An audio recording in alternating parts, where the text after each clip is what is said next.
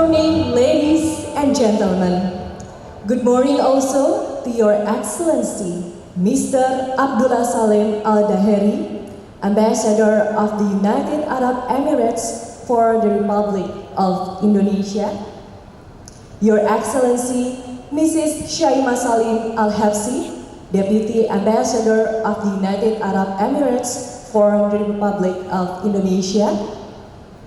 Mr. Pahala Mansuri, Deputy Minister 1, Ministry of State-Owned Enterprises of Indonesia. Mr. Ignatius Warsito, Acting Director General of Chemical, Pharmaceutical and Textile Industries, Ministry of Industry of Indonesia.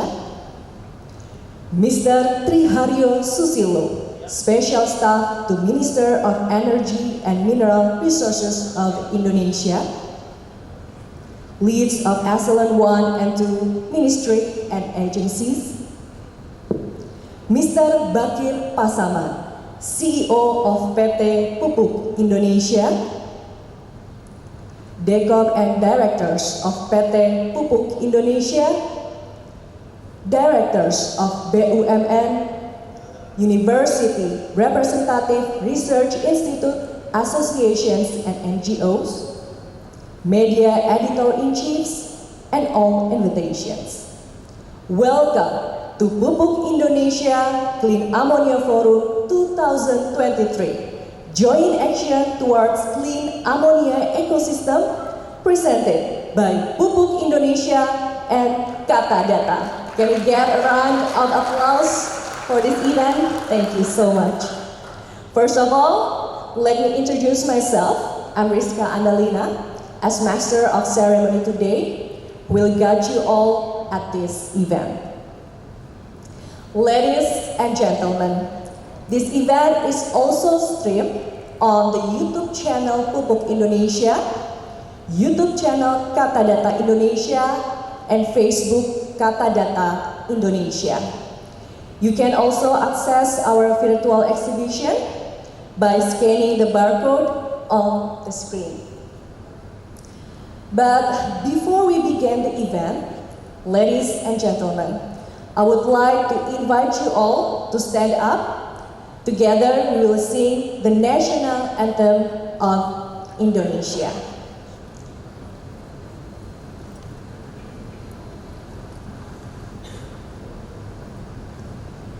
Indonesia Raya.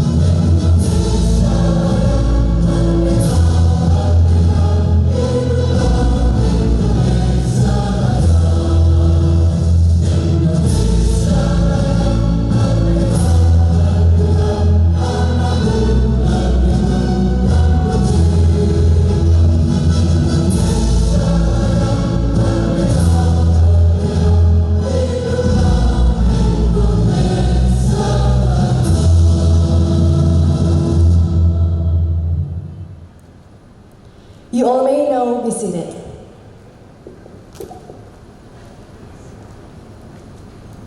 Ladies and gentlemen, PCAF 2023 is a strategic forum across the energy and petrochemical value chain in Indonesia, and the region to promote a low-carbon ammonia ecosystem, or clean ammonia, achieving Indonesia's commitment to Sustainable Development Goals, or SDGs, and NZE targets. Today, we will be presented with 4 panel sessions that will present a lot of competent speakers. To begin the event, we will listen to the opening speech that will be delivered by Mr. Bakir Pasaman, CEO of PT Pupuk Indonesia.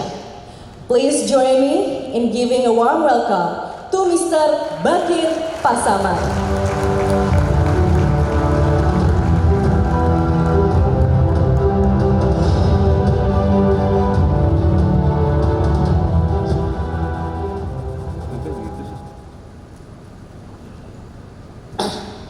Yang terhormat Bapak Wakil Menteri 1 BUMN Pak Pahala, Your Excellency Pak Abdullah Salim, Ambassador of Dubai with the Deputy, and then our seluruh jajaran eselon 1 dan eselon 2 dari kementerian, seperti Pak Hengki dan lain-lain, Pak Parsito, kemudian juga our partners from many esteemed companies all over the world, from Japan, from Abu Dhabi, and from Dubai, and from Europe, of course, Japan, and I think from America, from Kellogg, ya. And then also Dekom dan Direksi Pupuk Indonesia,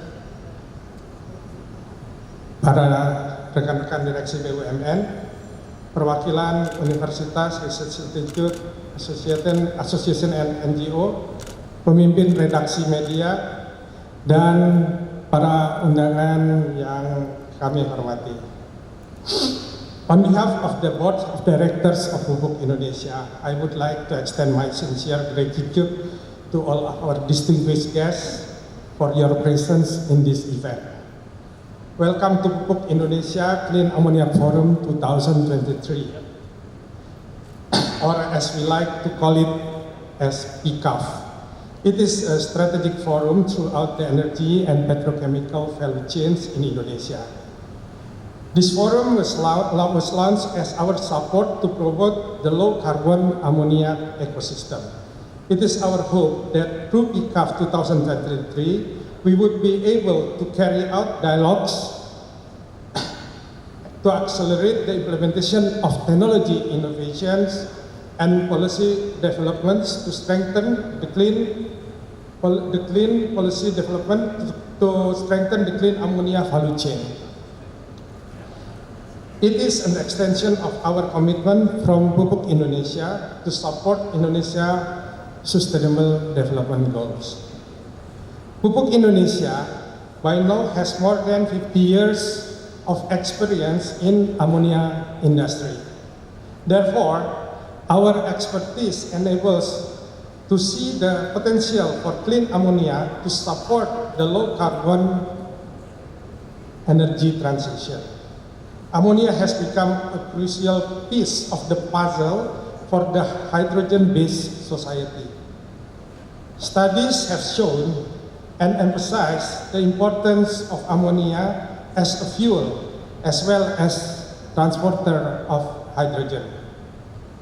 With the development of clean ammonia, Pupuk Indonesia commits to play an active role in supporting the achievement of net zero emissions, which target to reduce carbon emissions to the equivalent of 5 million tons of carbon dioxide by 2050. Pupuk Indonesia is initiating the PCAF 2023 to build a clean ammonia ecosystem in Indonesia as a step to become an essential player in Asia. We hope that this initiative will trigger a multiplier effect for Indonesian economy as we simultaneously support Indonesian commitment to achieving net zero emission. We hope the PICAF 2023 can become an active forum that provides update on the latest technology, business, and policy development. And through this forum, we will be able to increase collaboration and solution in the clean ammonia value chain. Once again, we would like to thank all the distinguished guests for your participation. We hope PICAF 2023 would benefit all participants and become a momentum for us to encourage the creation of clean ammonia ecosystem in Indonesia as well in the world. Thank you very much.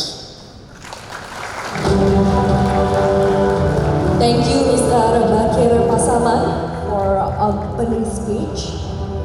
Next, we will listen to the keynote speech that will be delivered by Mr. Pahala Mansuri, Vice Minister, Ministry of State-Owned Enterprises of Indonesia. Please join me in giving a warm welcome to Mr. Pahala.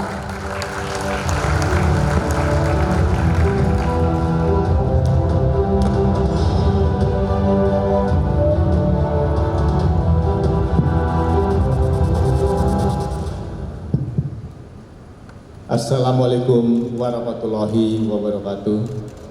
A very good morning, ladies and gentlemen, Your Excellency, the Ambassador of the United Arab Emirates for the Republic of Indonesia, Mr. Abdullah Salem Al-Dahiri. Thank you very much for attending today's conference, and also Mrs. Alepsi, Deputy Ambassador of the United Arab Emirates, Bapak-bapak dan Ibu Eselon 1, Eselon 2, Pak Dirjen, Pak Hengki, beserta Pak Darmin Nasution, Komisaris Utama dari Pupuk Indonesia, Pak Bakir Pasaman, Direktur Utama, beserta seluruh jajaran dari direksi dan juga komisaris, seluruh peserta dari Forum Pupuk Indonesia Clean Ammonia Forum 2023 yang kami hormati. First of all, I hope everyone is actually in good health today. It is actually a pleasure for me to be able to welcome you to the first Pupuk Indonesia Clean Ammonia Forum 2023. We believe this is actually a very good initiative by Pupuk Indonesia because, thank you.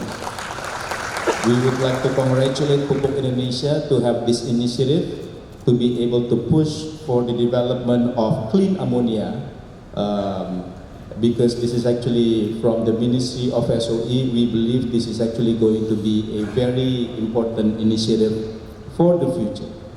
And also I hope everyone who's actually fasting today have a good fasting day. First of all, I would like to actually give you a little bit of background. The Ministry of State-Owned Enterprises is really focusing on 5 major priorities going forward. Number 1, obviously, is how are we going to be able to push our SOEs, including Pupuk Indonesia, to be able to develop value, not only in terms of the economic value, but also social and economic value. Because SOE, even though their main role is actually to be able to develop and generate profits, but they have a role that is actually more important, which is in the case of Pupuk Indonesia, is actually 2 things. Number 1 is not only to be able to develop, if you can go to my presentation, is not only to be able to develop food security, because Pupuk Indonesia right now has emerged to become one of the largest fertilizer company in the world. They are already the number 8 fertilizer company in the world, and they are emerging to be the number 1 or number 2 fertilizer company in Asia. So obviously, Pupuk Indonesia play a very, very important role in making sure that Indonesia are going to be able to achieve our goal, which is to be able to achieve food security. Indonesia has about 270 million, or maybe now 280 million population. Every year, we estimate that the growth of the population will increase by about 2%, and obviously, all of this population will need to be fed with all kinds of commodities for food.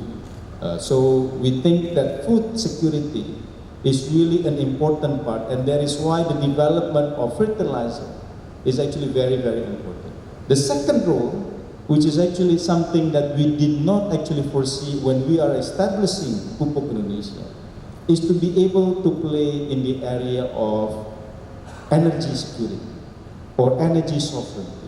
And later on we will see how that will actually be relevant in the case of Pupuk Indonesia. Next. And we all know that all of these two challenges, how are we going to be able to continue to develop the capacity of fertilizer in Indonesia? And also how are we going to be able to develop the capacity of energy in Indonesia is really now being challenged by what we call one of the most important trends that we see is in the area of decarbonization. Indonesia will need to achieve the target of decarbonization by trying to be able to reduce the emission of CO2 and also other types of emission by about 30% by the year of 2030. Imagine this, that right now, Indonesia, we are still in short of the supply of fertilizer, but by the amount of about 4 to 5 million tons of fertilizer to be produced only in Indonesia.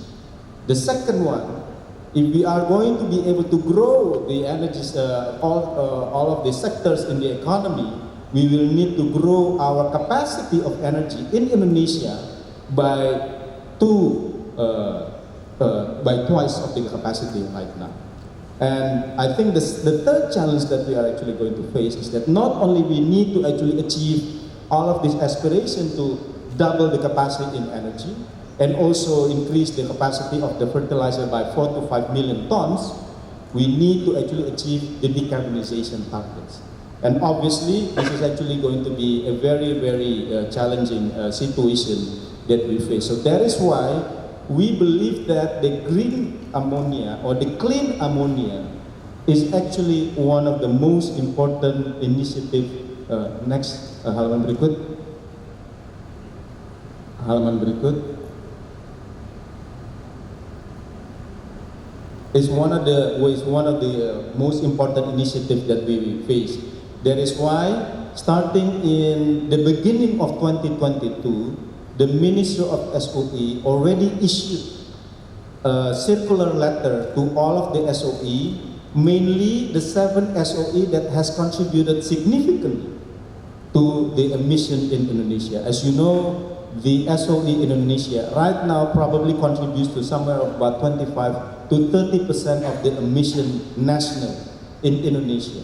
So therefore, the role of SOE also to make sure that Indonesia are going to be able to achieve the target of decarbonization by the year of 2030 and also achieve the net zero emission by the year of 2060 is absolutely critical. So that is why the Ministry of SOE put this as one of the key priority of the Ministry of SOE. How are we going to actually ensure that all of the 7 SOE in Indonesia that has contributed the most to the emission are going to be able to help Indonesia in achieving the national defined contribution to the emission? And that is why we push them right now to be able to develop a roadmap. If Indonesia and if all of the sectors, including Pupuk Indonesia, is going to achieve the emission reduction, and fertilizer, as we know, is one of the major emission sector in every part of the world, including that in Indonesia. So how Pupuk Indonesia going to be able to develop the roadmap and achieve the roadmap by executing certain initiatives is actually something that we have already lined out in the Minister of SOE, Pak Erick Thohir, has issued a circular letter. All of you, SOEs, particularly the 7-1, that is actually the major emitter, will need to develop a roadmap. Next. And I think As you can see here, whether it is actually the scope 1, scope 2, or scope 3 emission, it is actually a big challenge for us, particularly within the fertilizer, but not only within the fertilizer, it's also within the energy sector. Next. And that is why we believe within the Ministry of SOE is now pushing all of our SOE to, number one, as we have said, develop a roadmap. Each one of you will need to actually understand how are you going to be able to develop and be able to achieve the emission targets by making sure that you are actually using the right kind of energy, the right kind of efficiency in terms of energy, and other means to be able to reduce it. But the other thing that we are also pushing all of this SOE is to look at the decarbonization as an opportunity for us. So there are two ways for us to actually be able to look at the decarbonization. One, this is actually going to be a challenge because on one case we need to actually increase the capacity of the fertilizer production and also the energy production. But on the other hand, we are also encouraging all of the SOE to look at decarbonization as an opportunity. Look at all of the different assets that we have. What are the different assets that we have? What are the different production facilities that we have that will be able to contribute to not only your own company's ability to achieve the net zero emission targets or the reduction emission targets, but also to achieve other clients or the overall economy ability to achieve the net zero emission. That is why there are two initiatives that are directly linked with Pupuk Indonesia. And that is why we are very happy that Pupuk Indonesia is actually right now launching this initiative on developing the Clean Ammonia initiative, because we believe that there are two initiatives directly related with clean ammonia. Number one, satu halaman sebelumnya, balik lagi ya. Number one is development of the renewable molecule of energy. Ammonia, particularly green and blue ammonia, is actually going to be one of the key molecules that will be useful to be converted into hydrogen. And I think everyone in the world right now is very enthusiastic and very excited to look at how hydrogen, particularly blue and green hydrogen, is actually going to be able to use as a replacement of gas as well as other types of energy. I think a couple of months ago, we are actually launching also the second initiative within Pupuk Indonesia to be able to develop green industrial clusters. Because Pupuk Indonesia, for example, right now they have a facility in Aceh, Lok Semawe, that produces right now ammonia and urea as well as NPK fertilizer. And we believe that there are a lot of pieces within that green industry cluster that we think the Lok Semawe Center is actually going to be is actually going to be one of the hubs of the future hydrogen and ammonia, green ammonia in the future. Go back please to the previous page. Yang tadi lagi. Yang tadi lagi. Next. So we think the demand of the blue and the green ammonia will significantly and will continue to grow. I think depending on the different predictions made by think tank, including that is actually being issued by IRENA, predicts that 12% of the world's energy by the year of 2050 will be using hydrogen as the source of energy by the year of 2050. So I think one of the key homework that Pupuk Indonesia right now, obviously working with the different ecosystem, is that how Pupuk Indonesia will be able to develop these green molecules for the world, not only for producing that in Indonesia, and we are now working with multiple parties in Pupuk Indonesia. They have signed multiple agreements. We hope that a lot of these MOUs that has already been signed by Pupuk Indonesia will translate into a workable relationships, including that in developing the green industry cluster in Lok Sumawe. Next. And this is actually the details of the different initiative and the timeline that we see, that by the year of 2030, 2040 and 2050, these are the different kinds of initiatives that we are trying to push for Pupuk Indonesia to develop, whether it is actually blue ammonia. There are already 3 projects that we hope can actually be implemented by the year of 2030 with a total capacity of about 9 million tons. And by the year of 2040, we hope that Indonesia will be able to produce up to about 14 million tons. Next. And I think what Pupuk Indonesia is trying to do also going forward, and that is why it is very important for Pupuk Indonesia to really work with the ecosystem.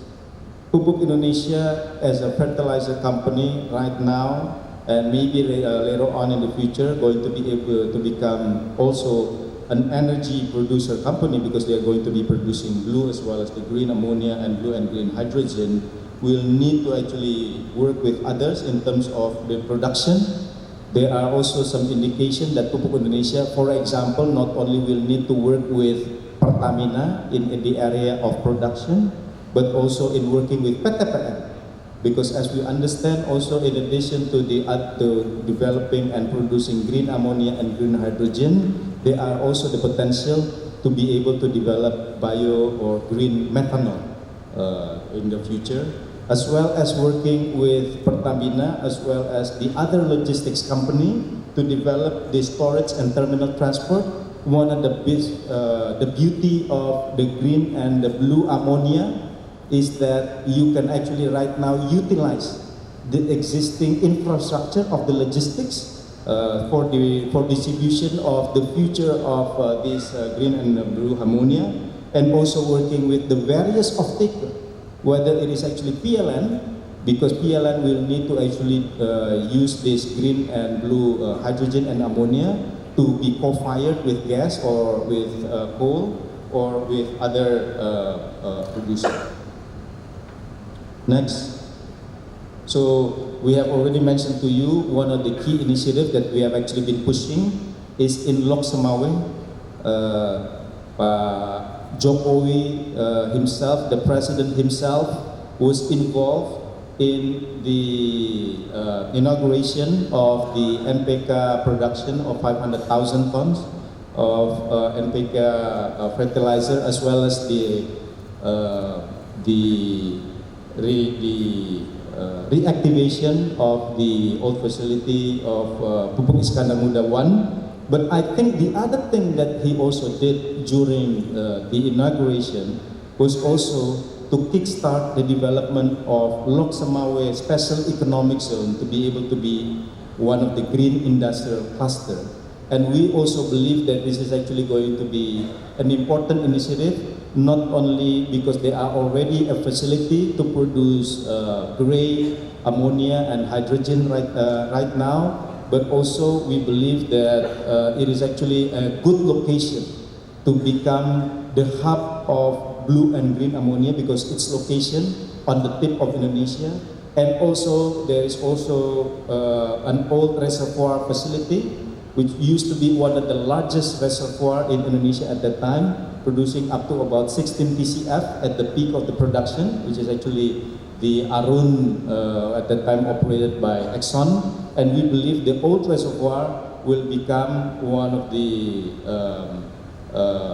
prerequisites to be able to develop and produce blue ammonia as the temporary solution, and then later on be able to develop green ammonia, because we also see that there are many potential to develop green energy around that area, including hydropower.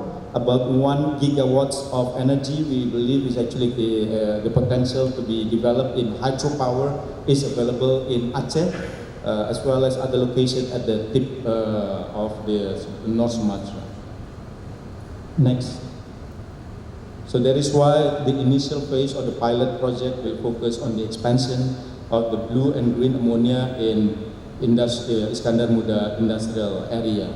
But there are many of the other locations that Pupuk Indonesia actually has right now, including that in Kalimantan Timur.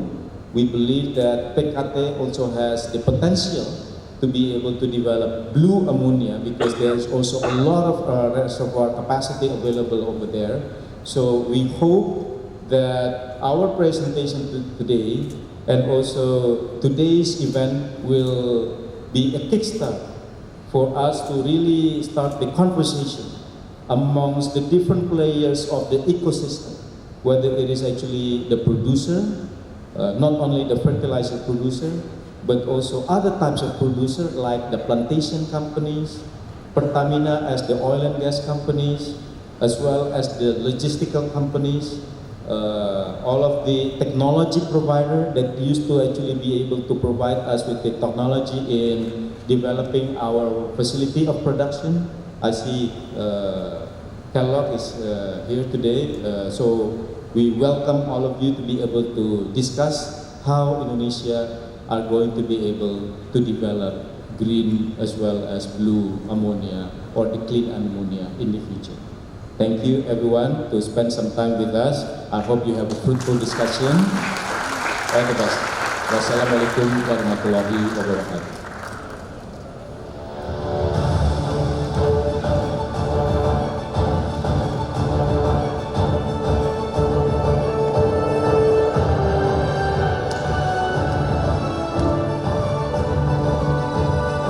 Thank you, Mr. Pahala, for the keynote speech. Now we move on to the next keynote speech. Ladies and gentlemen, we will listen to the keynote speech that will be delivered by Mr. Ignatius Warsito, Acting Director General of Chemical, Pharmaceutical and Textile Industries, Ministry of Industry as well. Please welcome Mr. Ignatius. The stage is yours.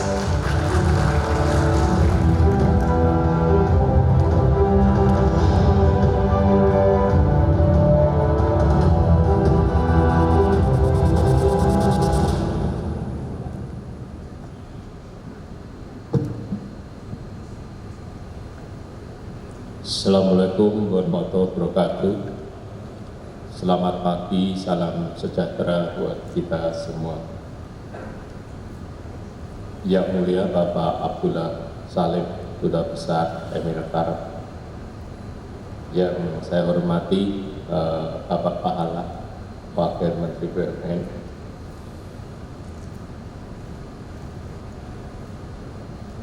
Juga yang saya hormati sahabat saya Pak Tri Hario, staf khusus Menteri SDM, kemudian sahabat saya juga Bapak Bagian Pasamanan, Direktur Utama PT Pupuk Indonesia beserta jajaran direksinya, para perwakilan universitas, lembaga riset, dan juga pimpinan redaksi yang di sini, dan Bapak Ibu saudara sekalian yang tidak bisa saya sebut satu persatu. Mohon izin kami sampaikan keynote ini dalam bahasa Indonesia. Pertama, kami menyampaikan permohonan maaf Bapak Menteri Perindustrian yang tidak bisa hadir di antara kita, dan pada kesempatan ini saya Warsito, Acting Direktur Jenderal Industri Kimia, Farmasi, Tekstil, ingin menyampaikan beberapa pesan yang terkait dengan acara dari PT Pupuk Indonesia Joint Action Toward Sustainability Ammonia Ekosistem. Alhamdulillah, puji syukur pada pagi hari ini kita bisa berkumpul dalam keadaan sehat, dan pada acara ini tadi diawali oleh Pak Pahala, Pak Wakil Menteri, saya dengar, saya catat, dan saya coba untuk menyelaraskan apa yang menjadi kebijakan Kementerian Perindustrian untuk mendukung daripada Pupuk Indonesia Clean Ammonia Forum ini. Jadi pada kesempatan ini izinkan kami ingin berbagi pada Clean Ammonia Forum ini terkait dengan kebijakan yang ada di kementerian kami.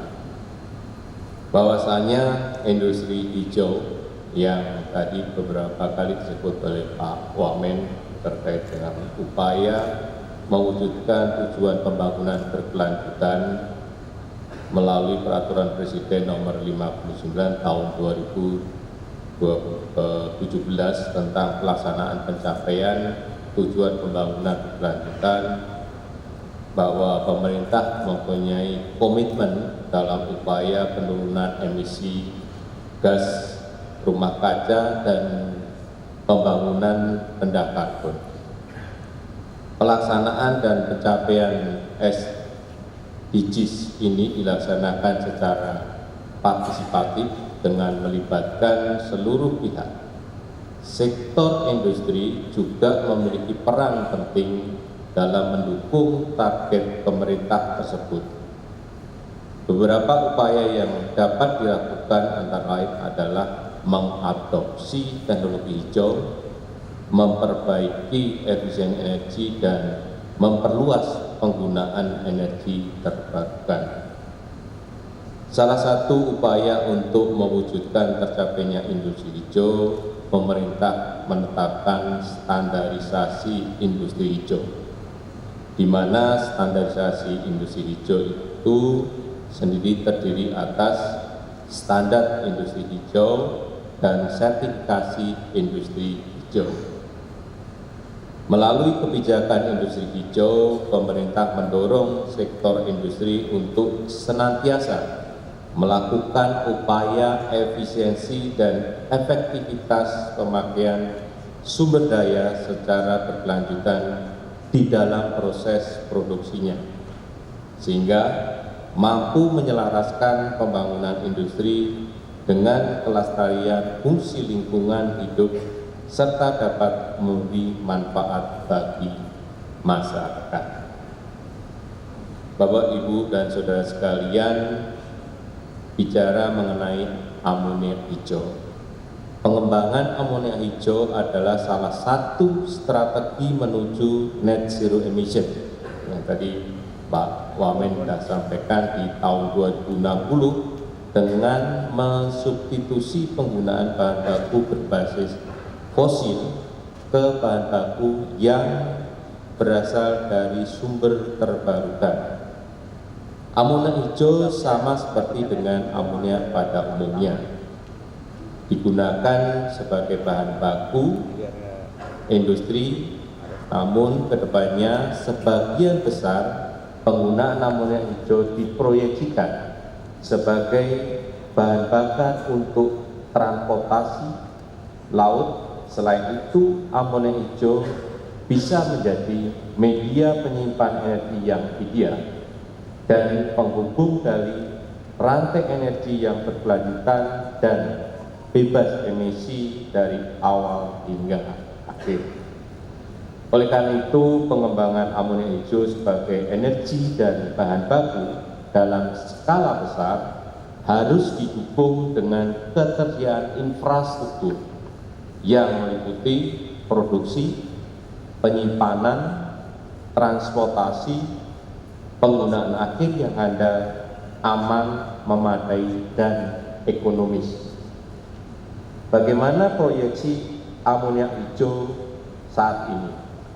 Bapak, Ibu, hadirin sekalian, mengutip data dari International Renewable Energy Agency (IRENA), saat ini sebagian besar amonia dihasilkan dari gas alam, jadi 72%, dan batu bara 22%. Pada tahun 2030, kapasitas gabungan semua proyek amonia terbarukan diproyeksikan mencapai 15 juta ton atau 8% dari produksi amonia global yang saat ini sebesar 187 juta ton.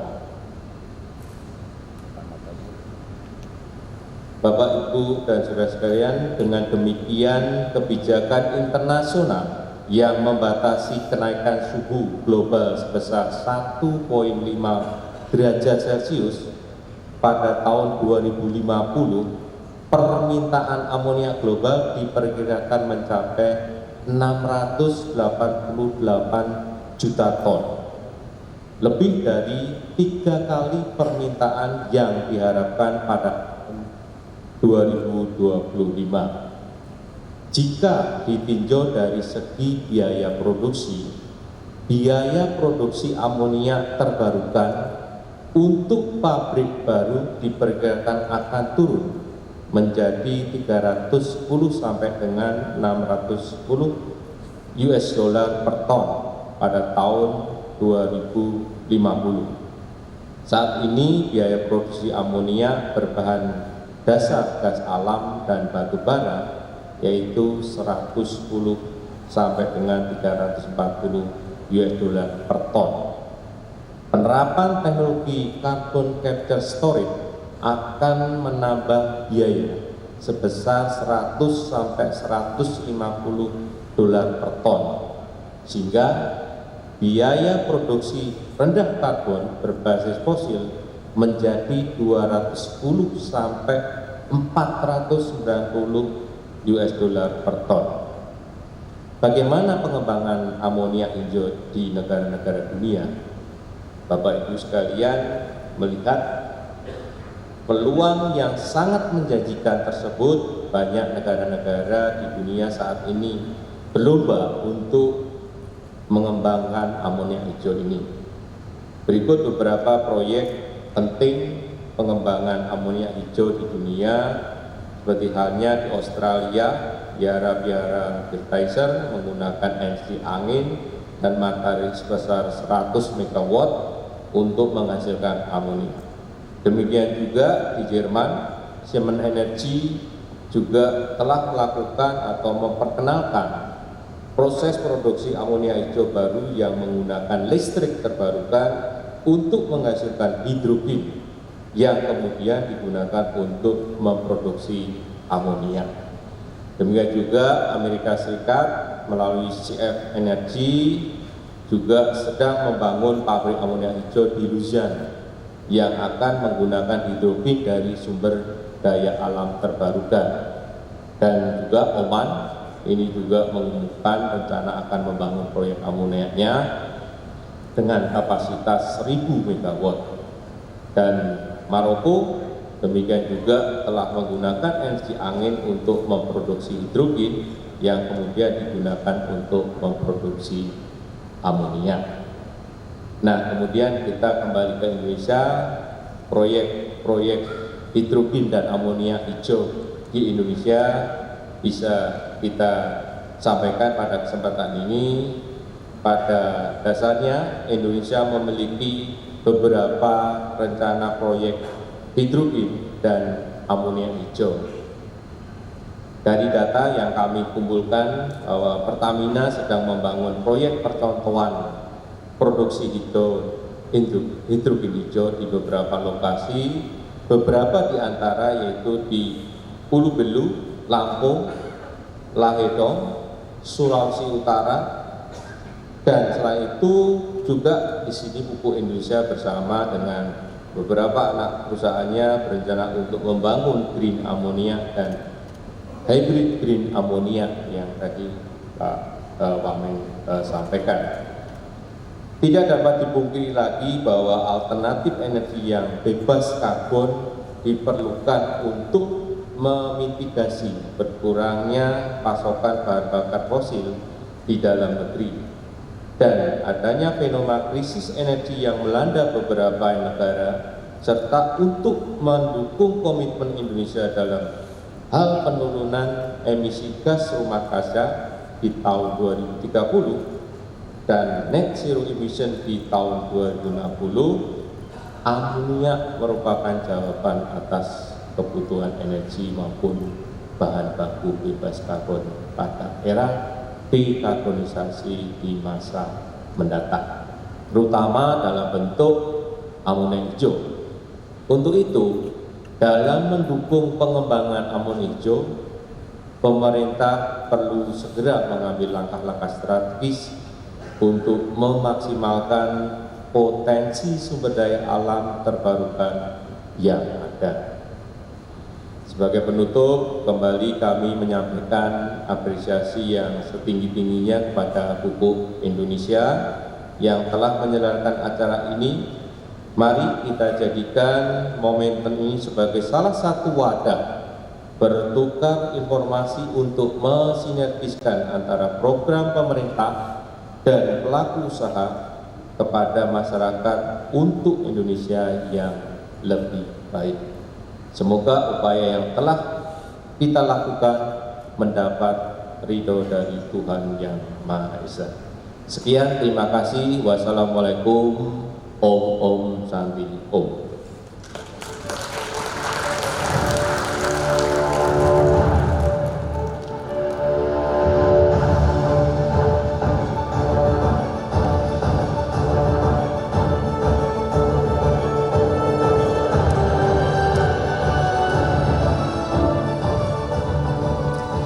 Thank you, Mr. Ignatius, for the keynote speech. Next, we move on to the keynote lecture. We will listen to the keynote lecture, which will be delivered by Mr. Tri Hario, Special Advisor to Minister for Acceleration of Infrastructure Development and Investment at Ministry of Energy and Mineral Resources. Please join me in giving a warm welcome to Mr. Tri Hario.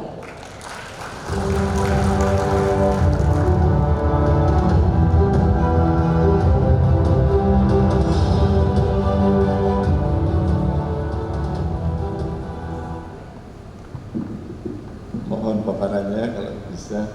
Pak Darmin Nasution, previous Ministry of Economy, and currently the President Commissioner of Pupuk Indonesia, and my old boss in the Econ Office. Thank you so much for your guidance and your supervision to me during my assignment there. Excellency Bapak Abdullah Salim Al-Daheri, Ambassador of UAE, Pak Pahala, Vice Minister of State and Enterprise, Pak Warsito, Director General of Chemical, Textile and Pharmaceutical in the Ministry of Industry, Commissioners of Pupuk Indonesia, Board of Directors of Pupuk Indonesia, particularly Pak Bakir, the CEO of Pupuk Indonesia, and the distinguished guests and speakers, and also guests online and offline. Assalamualaikum warahmatullahi wabarakatuh. Salam sejahtera bagi kita semua. So on behalf of the Ministry of Energy, thank you so much for inviting me and us. Also congratulations to Pak Bakir on this event. I think you are looking forward to the future. I would like to present to you today the blue ammonia and green ammonia from the perspective of Ministry of Energy. Next. So today I'd like to share with you what happened in the preparation of blue ammonia project, which is the cooperation between Indonesia and Japan on the first CCS project in Indonesia. And I'll explain to you the result of that project because it's very important for your blue ammonia project, and also the regulation that is related to blue ammonia project and carbon trading, because it's very important to find the economics of the project. And also at the later presentation, I'll inform you about our ministry watching the green ammonia or green hydrogen. Okay, next. In January 2021, Ministry of Energy, Ibu Arifin, and also Ministry of METI, this is the from Japan, Economic Trade and Industry, signed a cooperation agreement. We are the first country that signed this before Vietnam, Thailand, and others. Next. What is this memorandum of cooperation entails? It's consisted of the green ammonia, blue ammonia, green hydrogen, CCS, CCUS project. Next, with this funding, we started this scheme. The scheme is called Joint Crediting Mechanism, where Japan provides basically CAPEX and OPEX, and we could sell together the CO2 emission reduction credit to this mechanism. The Indonesian government prepared what we call the MRV regulation. MRV is measurement, reporting, and verification. I'll explain to you that later. Next. So this scheme, JCM scheme, is basically the studies funded by METI, so the government of Japan. So METI requires international investors from Japan works on the transition project, green transition project. So this is the first report. Next. I'd like to report to you the first CCUS project in Indonesia funded by METI, what happened today, and where are we going with that. So the project is called Gundi project. Next. Gundi is located in East Java. This project is producing 70 mmSCFD of natural gas, but 21% is CO2. So we would like to take the CO2 and inject it back to Gundi fields. So this is the first JCM scheme, Joint Crediting Mechanism scheme, which is utilizing the cooperation between METI and Myanmar. Next. So to Pupuk Indonesia, if you want to do a blue ammonia project, you have to partner with this type of companies, because you are all surface companies on the top of the earth, but the blue ammonia is subsurface.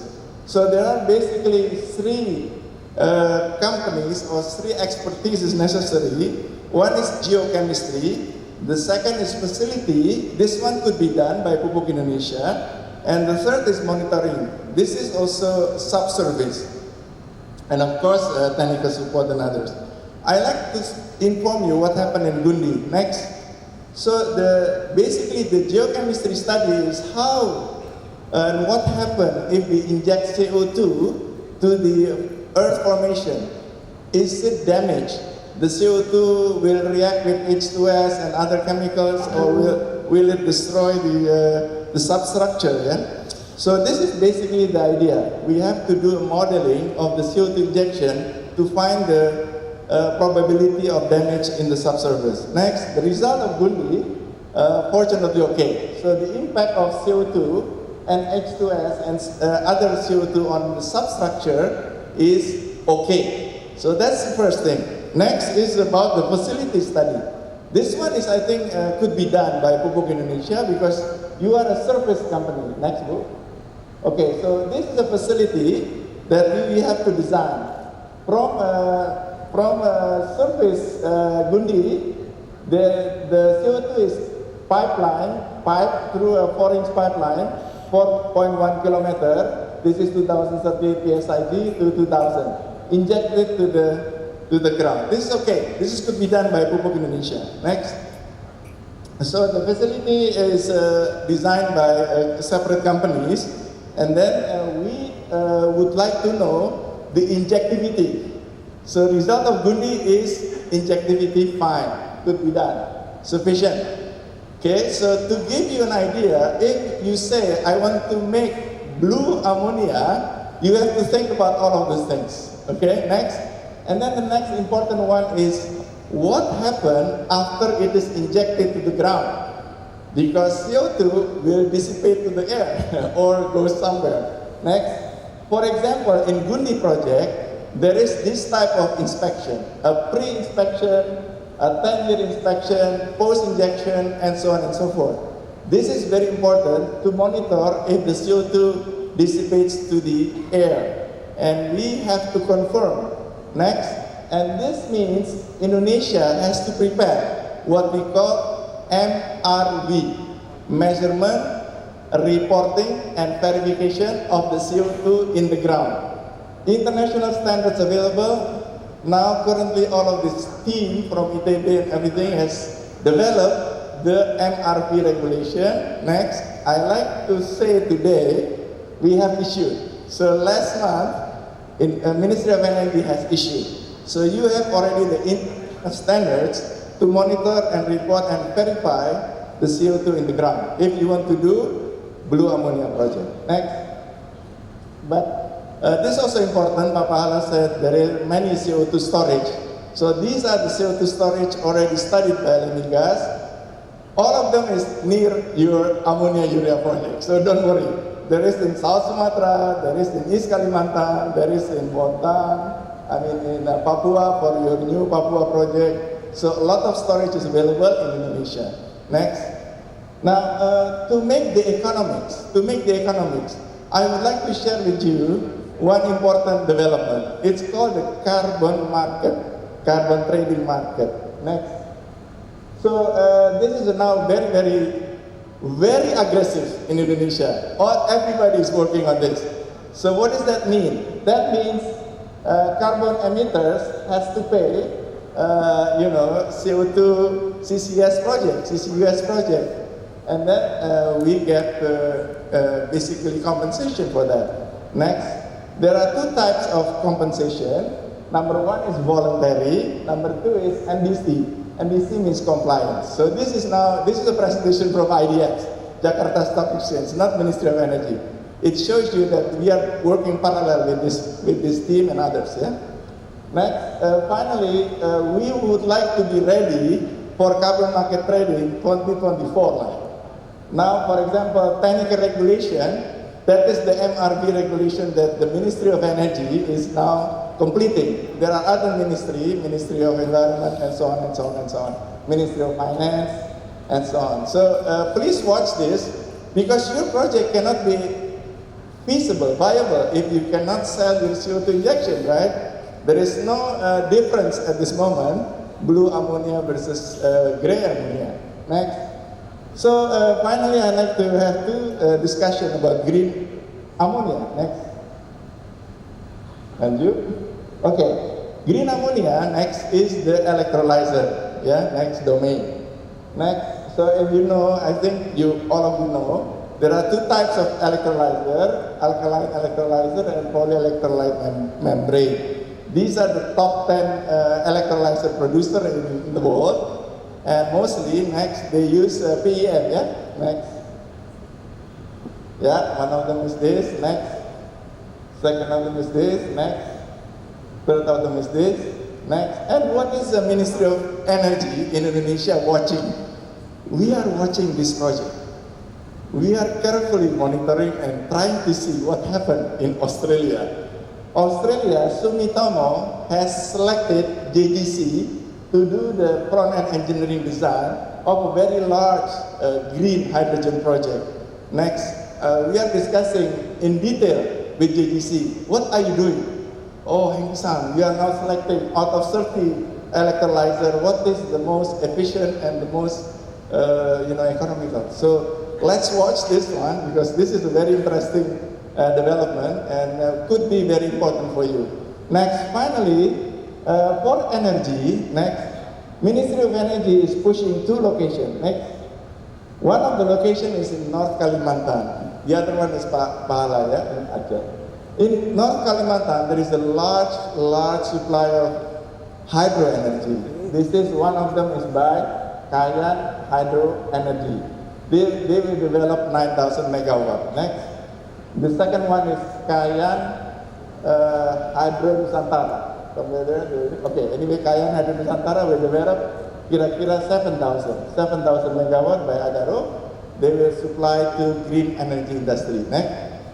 So Pak Jokowi also said we would like to have this green industrial park by 2026.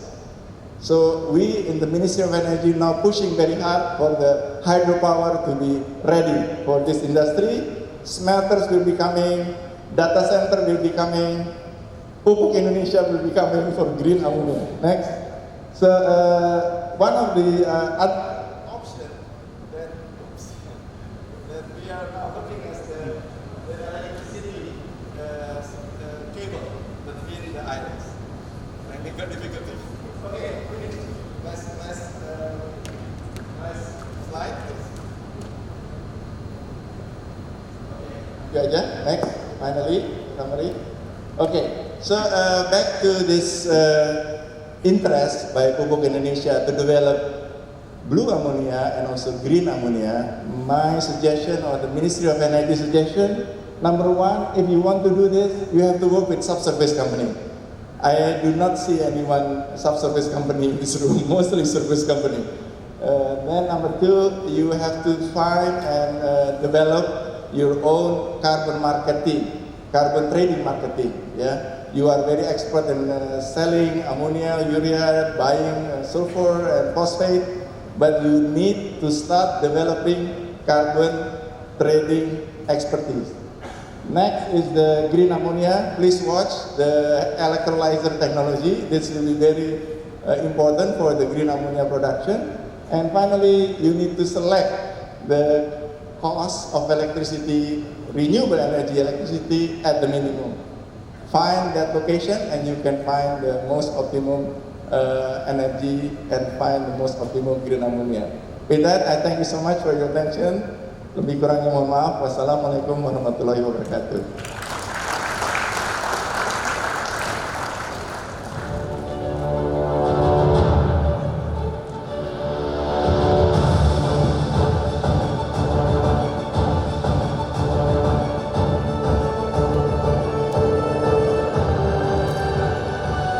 Thank you so much to Mr. Tri Hario for the message that you delivered.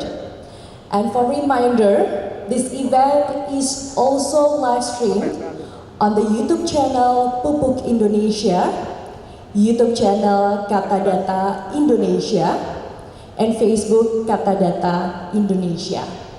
So ladies and gentlemen, a reminder again that PCAF 2023 is a strategic forum across the energy and petrochemical value chain in Indonesia and the region to promote a low carbon ammonia ecosystem or clean ammonia, achieving Indonesia's commitment to sustainable development goals or SDGs and NZE targets. So to explain today's topic, we will be presented with 4 panel sessions that will present a lot of competent speakers. So every sessions, there will be 3 until 5 speakers will talk about different topics. So for today, we will have 4 panel sessions. The first panel sessions will be about green energy transition through clean ammonia. And then for the second session, there will be policy landscape of clean ammonia for sustainable energy. And then for the third session, there will be market for the clean ammonia and fourth blue and green ammonia technology. But before that, let's listen first. We will now move to the next lecture, the keynote lecture that will be delivered by Mr. Aman Ahmed, Senior Vice President Global Sales and Marketing, KBR Inc. Please give a warm welcome to Mr. Aman. The stage is yours.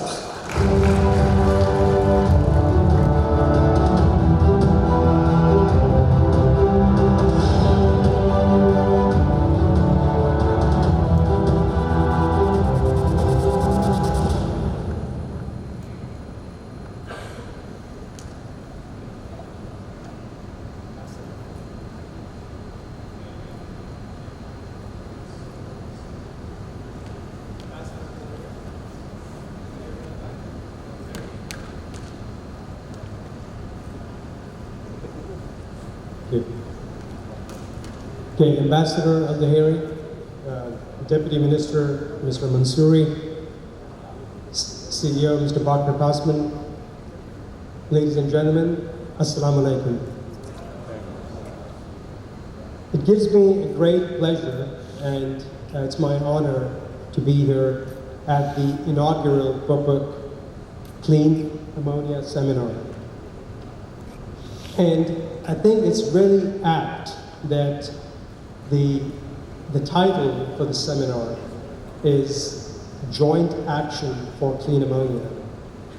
Because as we've heard from the previous speakers, and particularly as was stressed by Deputy Minister Mansuri, it really will take all of us working collectively to achieve our goals for net zero. In particular, if you look at the phase that the ammonia industry is currently in, and if you look at the multiple challenges that we have in front of us to address food security, the need to balance food security with sustainability will truly require innovation and joint action from all of us. I also want to recognize Pupuk for taking the initiative to bring all of us together. Because again, as was stressed by the Deputy Minister, we are all in a learning stage. None of us can claim to have done what we are aspiring to do before, because there really are no green or blue ammonia projects at scale currently in the world. So essentially, these discussions that we're having at forums like these spark those conversations that would really lead us to have innovative solutions and achieve the economy of scale that we need to achieve. Next, please. So I think some of you over here may be familiar with KBR, but for those of you who are not familiar with KBR, I'll just take 15 seconds to tell you some brief highlights. KBR is a company that is headquartered in Houston. We have roughly 30,000 employees all over the world, and we operate in 80.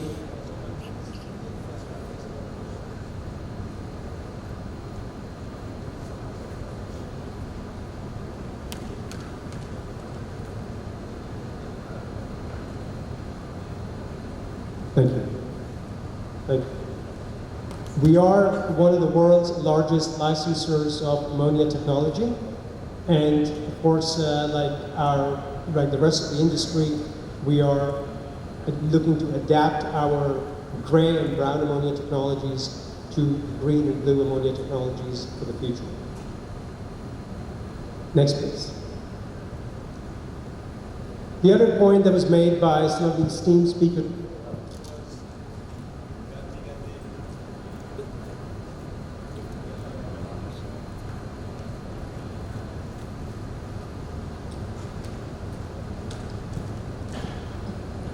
It's okay, I can hold this, it's fine.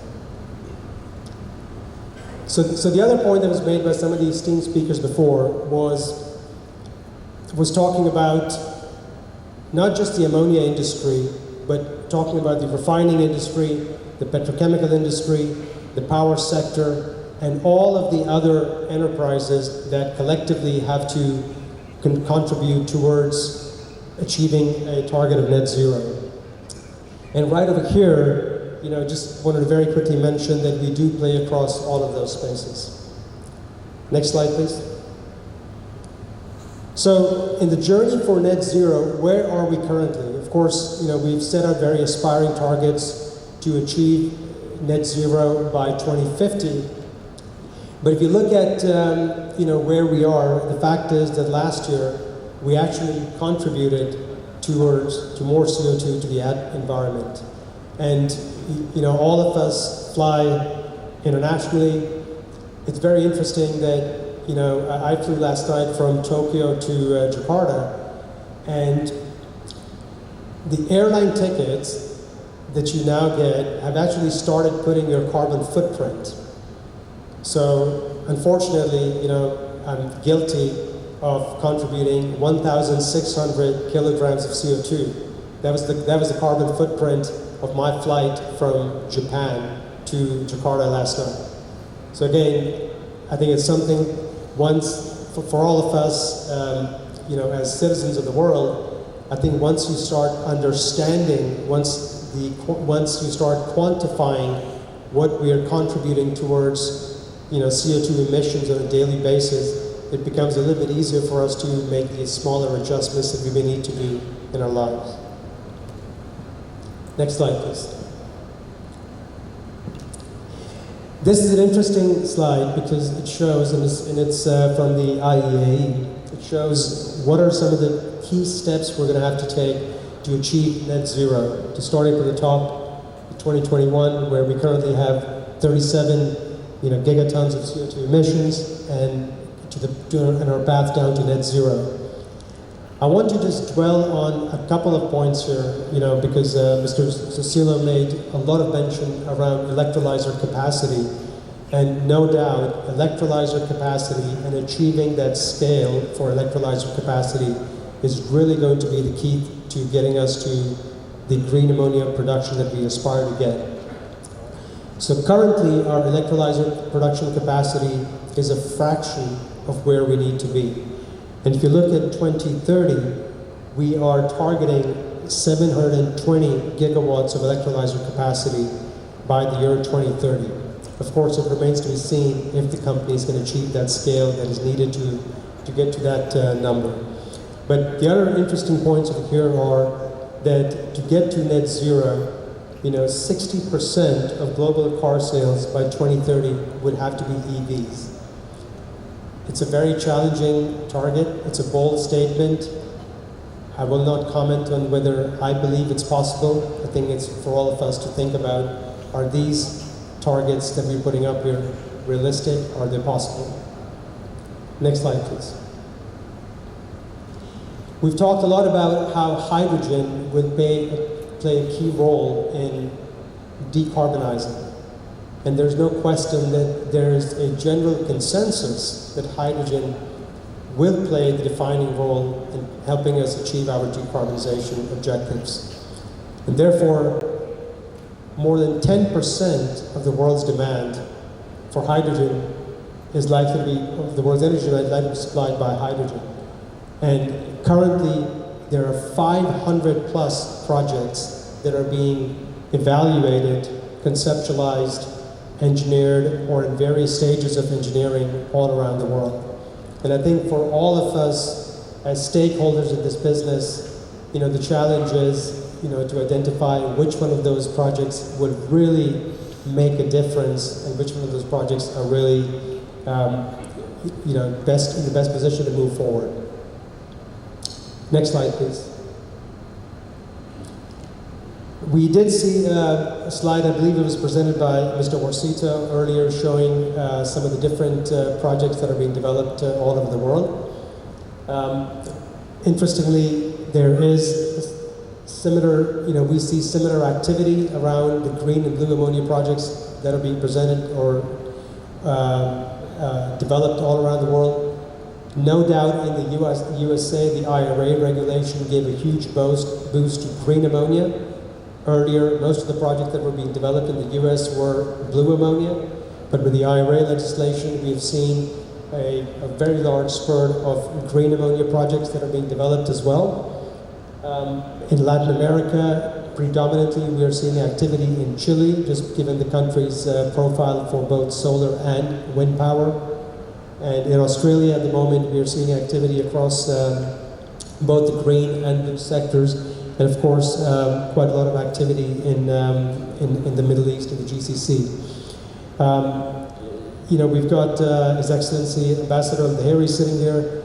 The UAE has always been, a country that has embraced transition, be it digital transition, be it infrastructure, be it, sustainability.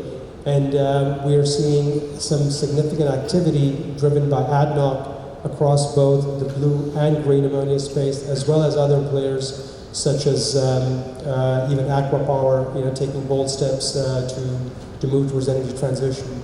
I also think that the GCC is obviously very well placed to take advantage in the very short term around blue ammonia.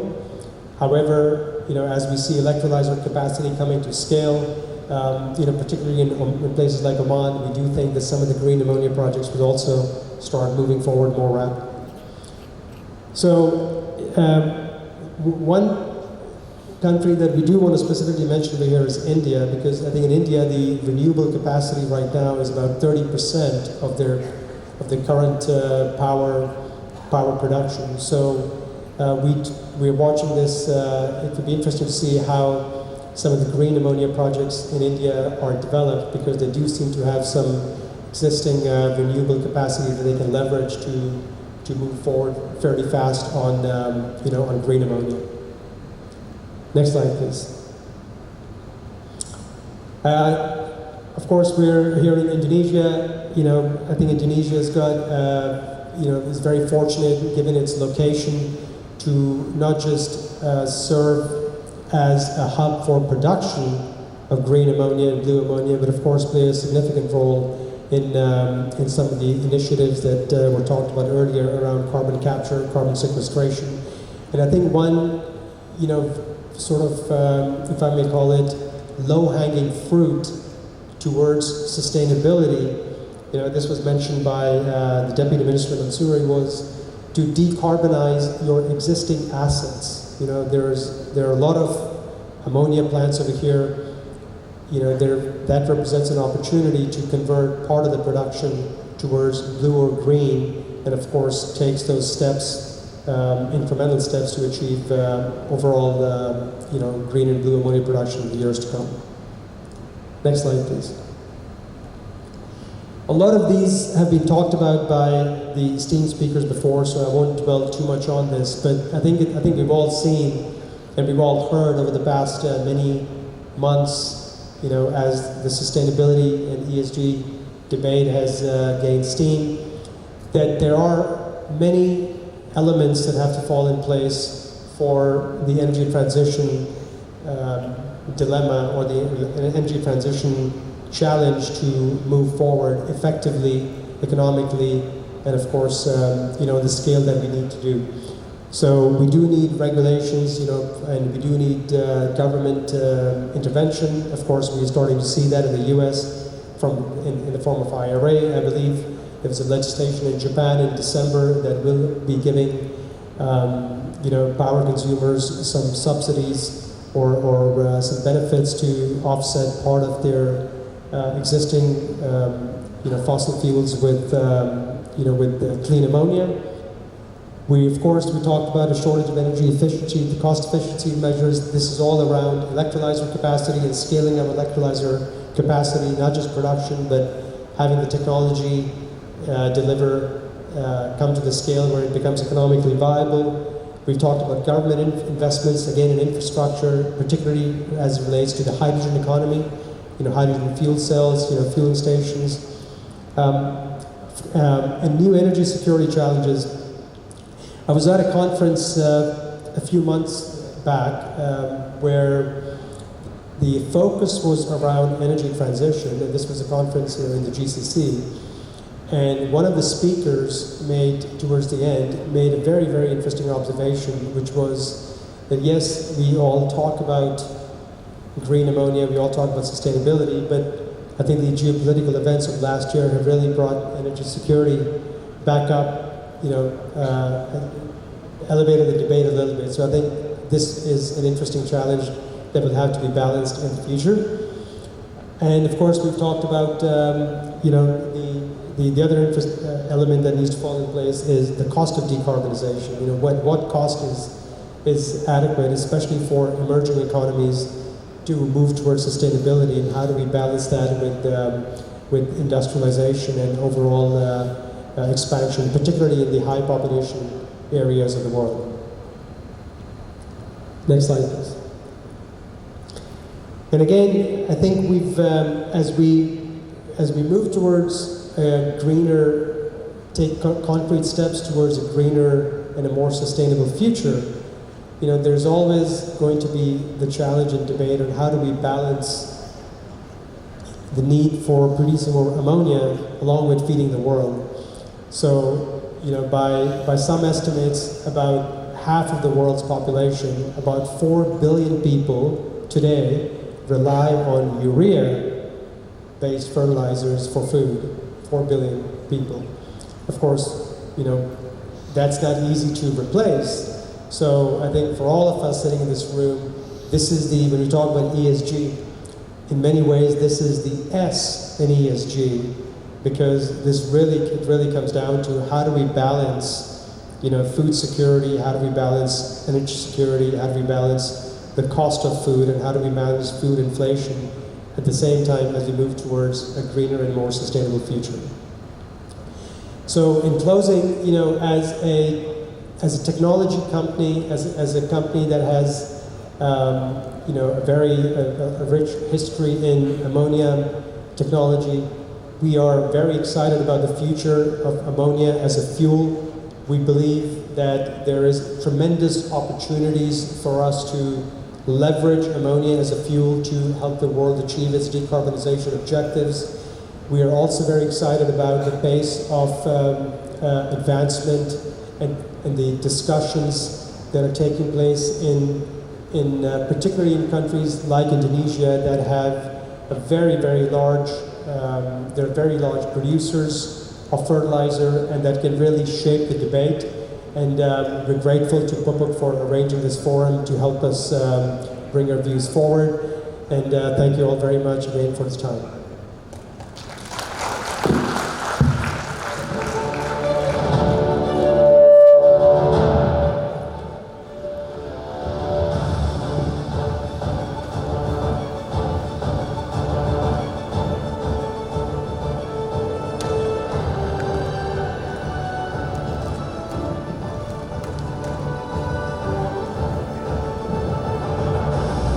Thank you, Mr. Aman, for the message that you delivered, sir.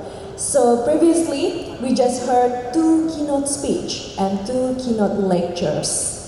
And next, we will move to discussion session, and I will explain again that today we will have 4 panel discussion.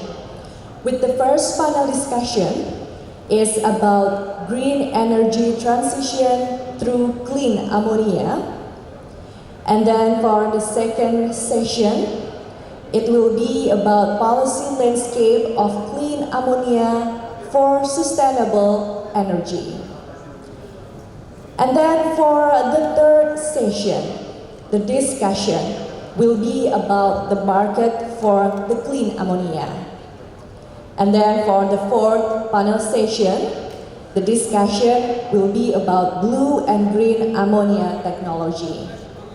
Every discussion will have 3 until 5 speakers, but not all of them can come to here, so some speakers will join us by online.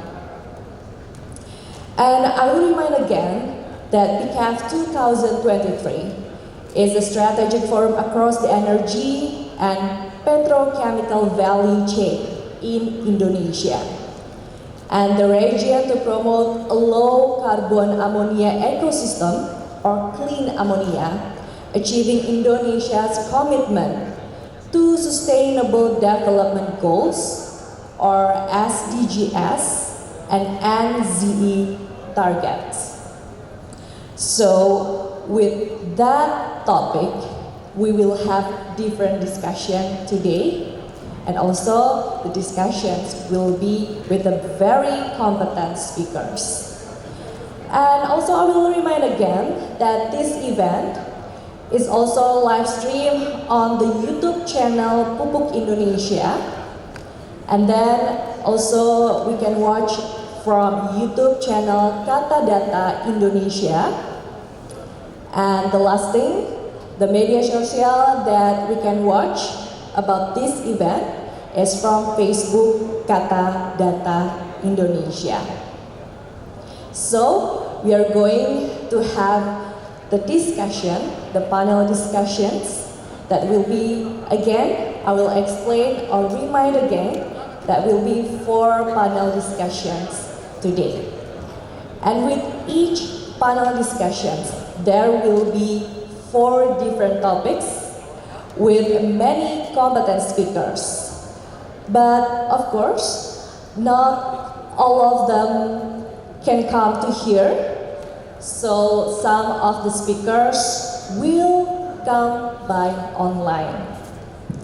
Okay, ladies and gentlemen, before we are going to the next discussion, we will have a break for 10 minutes, and we will come back later. Thank you.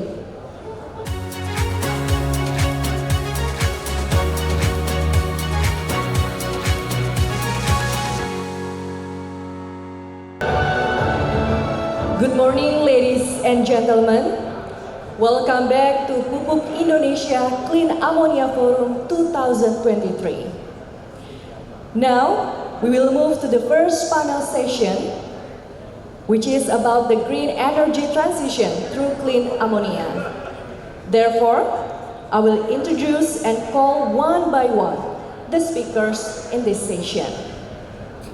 For the first speaker, please join me in giving a warm welcome to Mr. Bakir Pasaman, CEO Pupuk Indonesia. To Mr. Bakir Pasaman, please join us in the stage.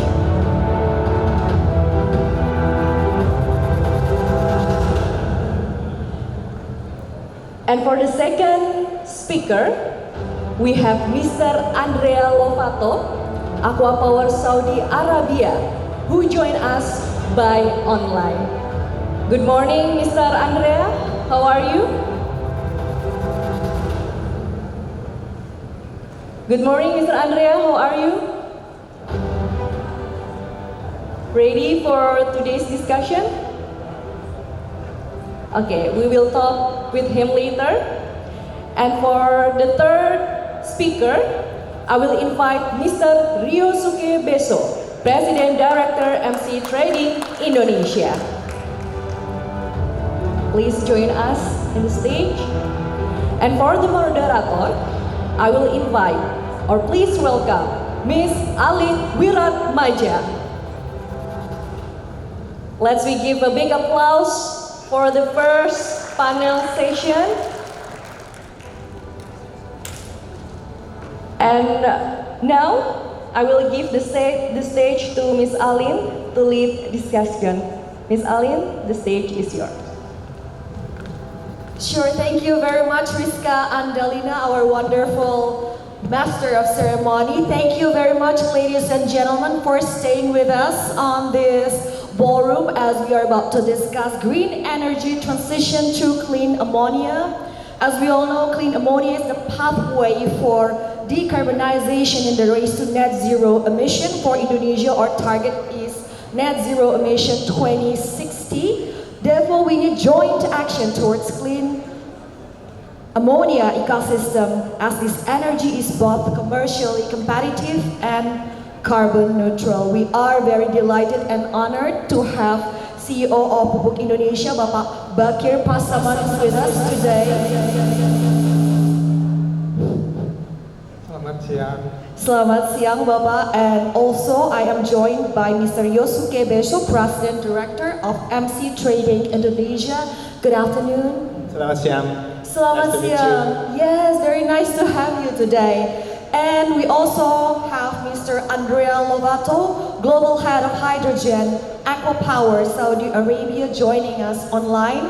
Can you hear my voice clearly on your side, Mr. Lovato? Yes, thank you very much. So we would like to start with a presentation from each panelist. I would like to know from you, Bakir Pasaman, what are your strategies and plans to foster clean ammonia development and utilization? But first of all, I would like to congratulate you on the development of clean ammonia plant in Lok Sumbawa. Congratulations on this initiative. Please feel free to share your presentation. Okay, I want to make a short presentation before the discussion, I think. Sure. Please, where is my slide? Can we display Mr. Bakir Pasaman's presentation on the screen? We will start. I think very short, but I think I have to explain a little bit about Pupuk Indonesia. Ada slide-nya nggak? Yes, we have it. Okay, I think we have to introduce about Pupuk Indonesia first before the talking about the green and blue ammonia. So Pupuk Indonesia currently have done the streamlining of the companies under Pupuk Indonesia. So we have actually 5 clusters. The cluster number 1 is cluster of the fertilizer industry. So all the fertilizer industry is in one cluster. And then on the second cluster, we have the trading company under subholding Niaga, under Pupuk Indonesia Niaga. And then the third cluster, we have the cluster of the chemicals and petrochemicals. And cluster number 4, we have the industrial support, where many companies also under this, including Rekayasa Industry.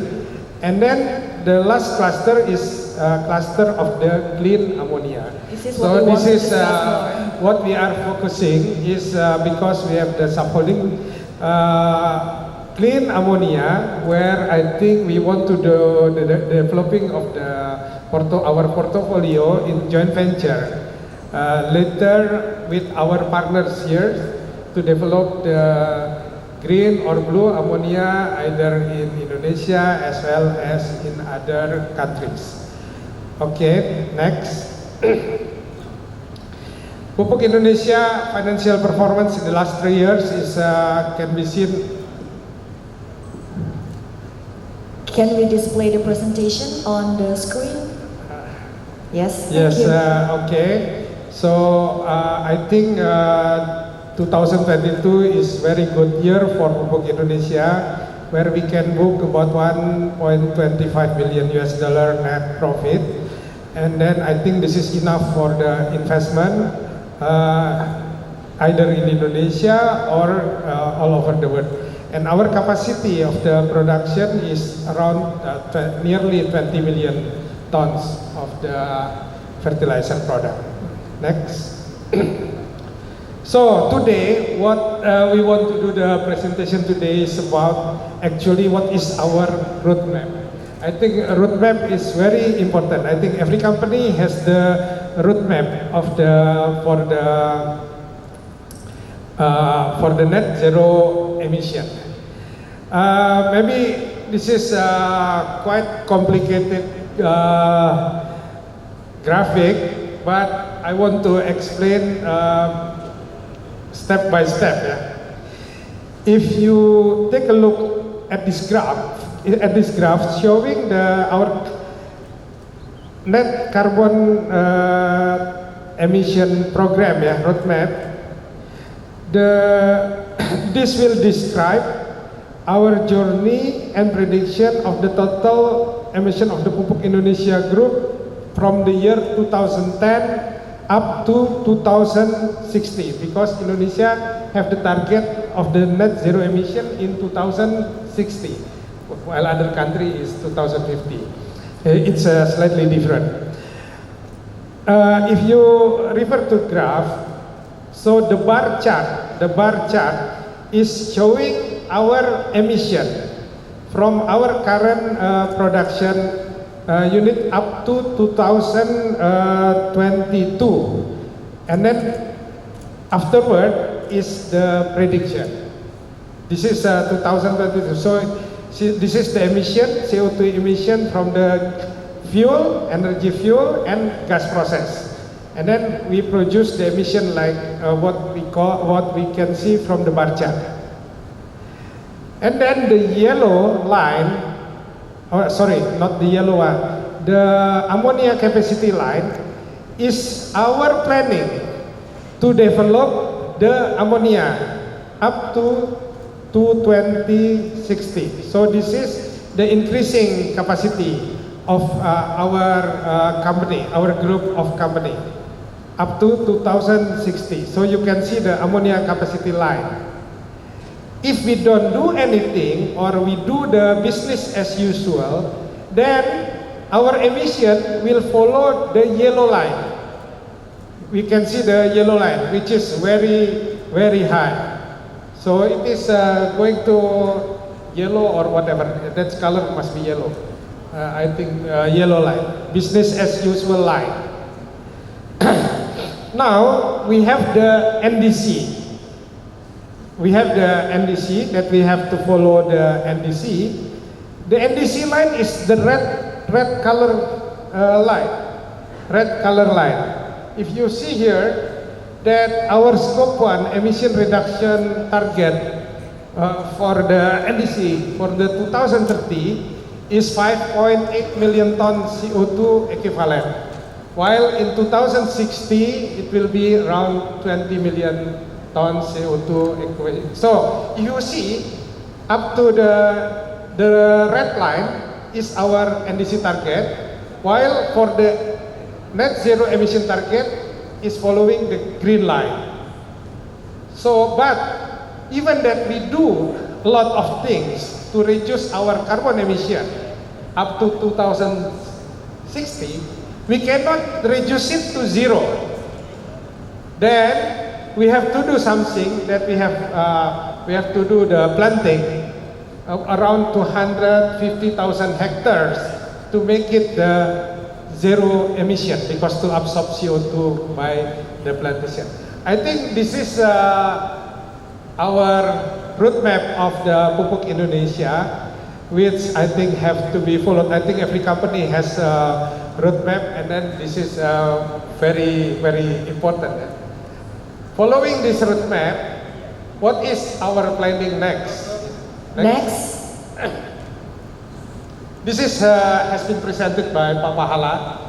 I think this is very clear that we will have the green energy, our green ammonia, which is colored green, and then blue ammonia.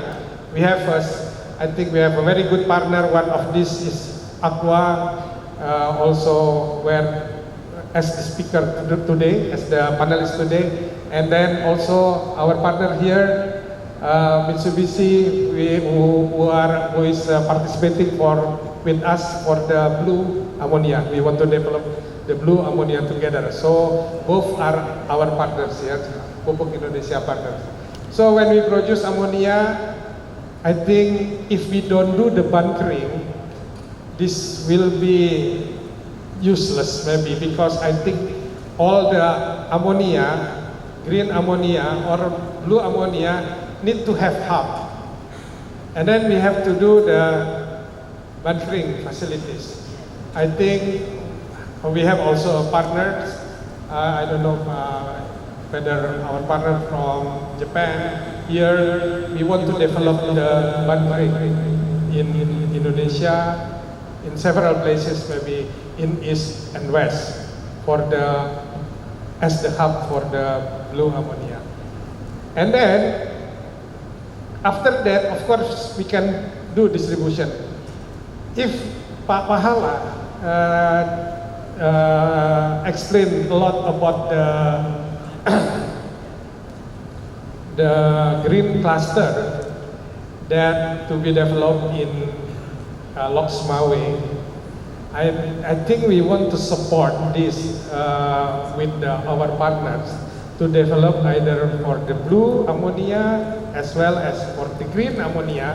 But the most important thing, with Pelindo, we want to develop the Loksmawe as our port, where the bunkering will be there.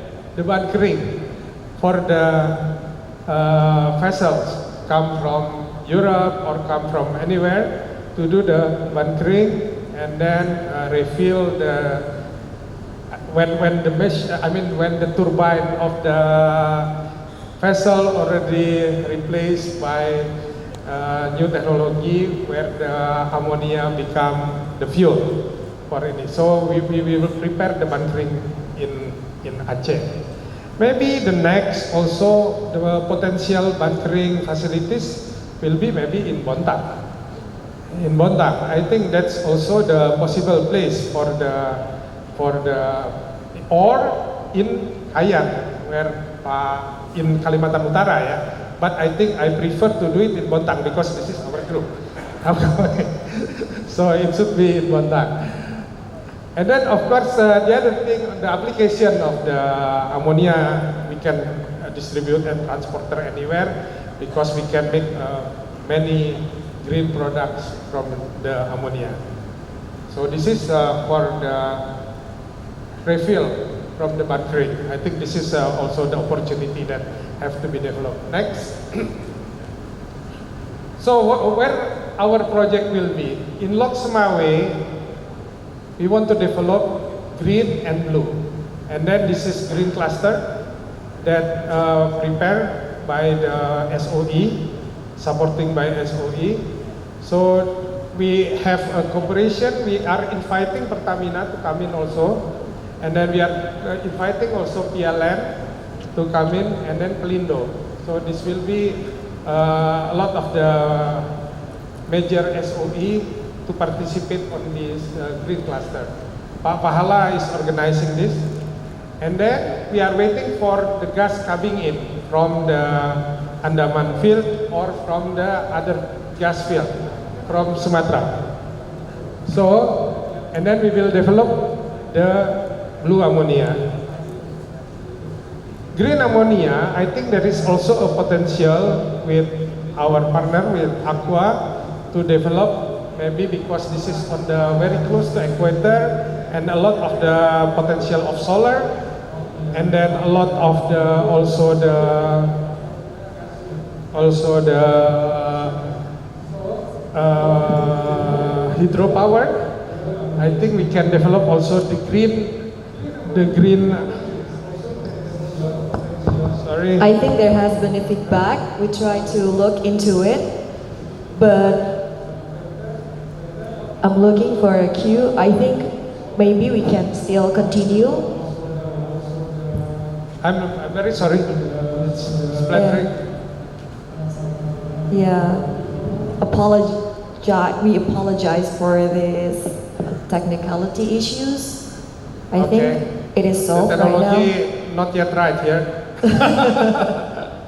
So you were talking about Andaman. Currently, we also developed a pilot plan for the green with Toyo Engineering. I think this is also the pilot plan for the green hydrogen. We do the study together with Toyo, funded by METI. Thank you. And then after this, we follow up maybe with the, of course, the implementation based on the FS. So the FS already completed. So if this pilot plant is successful, then we will do the implementation also in Pusri, Palembang. In Pusri, Palembang for the green. In blue, I think we also team up with one of our partner, Mitsui, to develop the blue ammonia here. While in South Sumatra and West Java, we want to develop the blue ammonia together with our partner, Mitsubishi. And in the green ammonia in Java, because I think this green ammonia will be developed for the co-firing of the boiler. Then I think we have a partner, our partner are here from EE, thank you very much. So I think maybe we can explore further, so with EE. And then in Yamdena Island, there is a potential of gas from INPEX. We have finalized the study with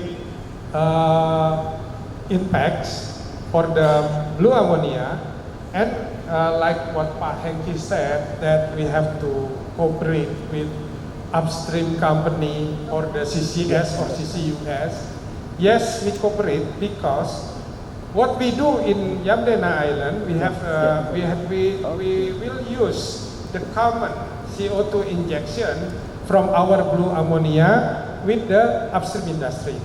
So this is the common facilities. So when they design the CO2 for the injection as the upstream, we are already including our CO2 requirement for the injection.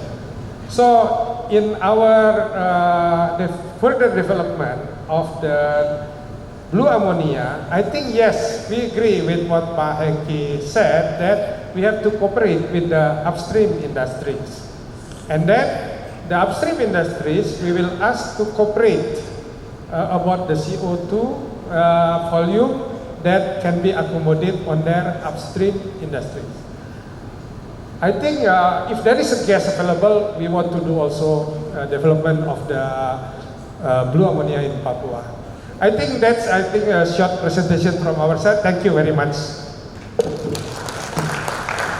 Amazing presentation, Pak Bakir Pasaman. Now we know your roadmap for the clean ammonia that we are about to witness in the future and is currently ongoing. And you mentioned that you work with several strategic partners to work on this, and we have them here joining us today. And we also have Mr. Andrea Lovato joining us online. He's Global Head of Hydrogen Aqua Power, Saudi Arabia. Are you still with us, Mr. Lovato? We would like to have a presentation from you as well to elaborate your perspective and also, yes. We cannot hear you. Maybe we can. Andrea, just a minute. It is no sound here. Okay, we're trying to get audio connectivity from Mr. Lovato, but we are sorry for this technicality issue regarding the audio. We try to help connect the audience with your audio as we are here gathering in Jakarta, ready to have your presentation. But in the meantime, I would like to find out perspectives from Mr. Yosuke Besho, President Director of MC Trading Indonesia. Mr. Pasaman already shared with us the plan that you will work together on the clean ammonia ecosystems that we're building right now. Can you share with us your perspective on the future of clean ammonia business, especially in Indonesia? Okay, thank you very much. Selamat siang. First, it is my great honor to participate as a panelist at the Clean Ammonia Forum today. And I'm also very grateful to PT Pupuk Indonesia, Pak Bakir, for giving me this opportunity. So today I'd like to talk about clean ammonia as a fuel and Mitsubishi's activity related to clean ammonia in Indonesia. Do you have your presentation? Can I move to the presentation? Can we display the presentation from Mr. Yosuke Besho on the screen? Please stay with us, Mr. Lovato. We try to connect with you. We have your visuals, but not yet your audio. We try to work on this. Okay. So I think we go on with Mr. Lovato. As we are connected right now, if you don't mind, Mr. Yosuke, yeah, because yes. Can we have Mr. Lovato on the screen? We have connected with him just now. We can hear his audio clearly. Oh, perfect. I would appreciate if it's possible to see the room instead of to see my slides. Yes. Would be good for the discussion. But first of all, good morning. I'm really thrilled to be here and present even from remote due to traveling. Good morning to my fellow panelists and excellencies. I've seen the presentation from Pupuk before, and I think it's very impressive and really it's a very good plan. I would say globally not many companies have this plan and this vision, so I think it's really to prize the fact of the vision of the net zero and the target to be very clearly like that. I have just a few slides of introductions. If you allow me, if you can please the slides so we can show those. Can we display the slide from Mr. Lovato? Kita tampilkan pada layar slide-nya.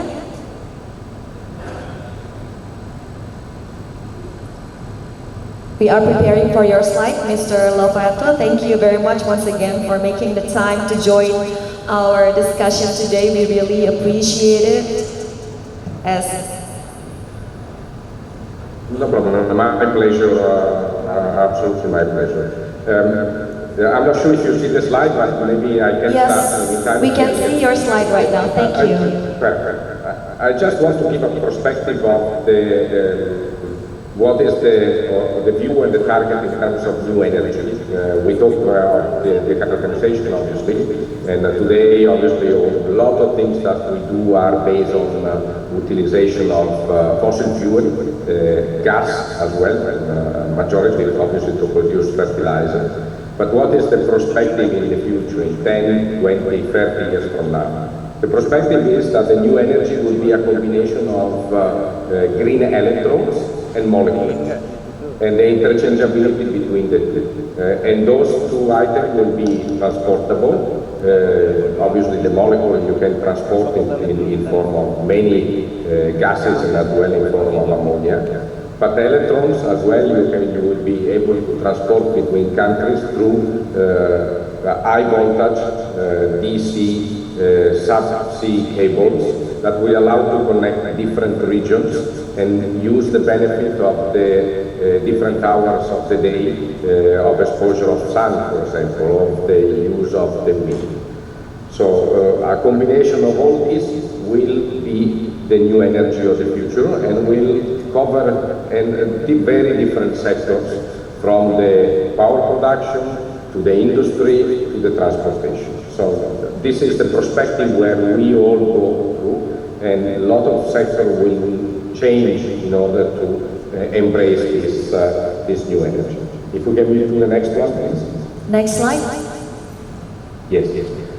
This is the first example of a new energy project, and it's a project that is now in construction, and it's called now Green Hydrogen Project. It's the first largest utility scale production project from full renewables, so bring wind and solar without the use of any additional form of fossil fuel electricity to produce green hydrogen and green ammonia. And this green means that it's completely green. There is no intervention of anything else that is not renewables.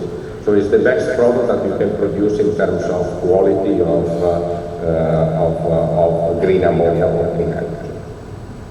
Today the project has reached financial close, so it's an important milestone for the industry. The project, as you can see there, is producing 1.25 million tons per year of green ammonia, and approximately 200,000 of green hydrogen. What is the utilization of this product today? The first line of production will be in operation by 2023, and then the complete project will be in operation by 2025. It's a huge project. It's $8.5 billion investment, and it's only one tiny drop in the ocean on this energy transition. So this will produce ammonia. The ammonia is here and specifically utilized as a carrier, and the carrier is brought back to Europe, where in Europe is cracked back in form of hydrogen and utilized for transportation. This project itself, $8.5 billion plus investment, is able to power 20,000 buses that operate continuously in using green hydrogen. So you see that the value of this in terms of utilization is a drop in the ocean with what we will do.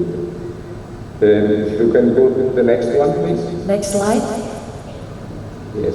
What is the relevance of this project and why we show this project? Obviously, it's a project that has been developed by us together with our Air Products and NEOM in this futuristic town in the Kingdom of Saudi Arabia that is called NEOM. But the relevance for the industry is that it's the first project that reached producing green hydrogen and green ammonia that reached full financial close, commercial financial close. So it means that it's a project finance project where in this specific 24 lenders from different countries and different continents, IFIs have been coming together and then have subscribed that the business model of this project is already competitive today. So we're able today to produce green ammonia competitive in the sense against fossil fuel, so at a price that is equal or lower than fossil fuel, in order that lenders, they can justify the fact that they lend money to this project and they are sure that their money will come back in terms of the repayment of the loan. So it's a very important step for all the industry to show that this project can happen. The technology is there, and as well the ability to build the infrastructure and then competitive product out of these systems exists. The other important aspect here is how these projects are built together in terms of structure. It shows that this business is not only a business of one company operating, but it's a business of cooperation, where you need an upstream, you need a downstream, that is the transportation, a midstream, that is the transportation, and you need a downstream, that is obviously the offtaker. They need to come together in order that this project, the infrastructure, is laboratory deployed. So the first Lego block is already in construction. We are busy now to replicate these Lego blocks in different regions, in different countries, in order that we all together move to the energy transition, and we all together are able to produce green ammonia and the specific utilization for fertilizer and bunkering in a way that is allow us to decarbonize our societies. We can move to the next one. Next slide, yes, thank you. This, I will not go into the detail of this, but this just shows a little bit where is the value chain of this new reality of new energy in relation to ammonia and in relation to hydrogen. Obviously, we talk about green specifically here, not blue. Blue is obviously a way that you can still produce ammonia utilizing gas, and then you capture what are the emissions. Here, the way is, let's say, different, and is the way in the medium and longer term to produce clean fuels using renewables, wind, solar, hydro, and all the combination of those. Electrolyzers that produce obviously hydrogen, and ammonia loop in order to produce ammonia.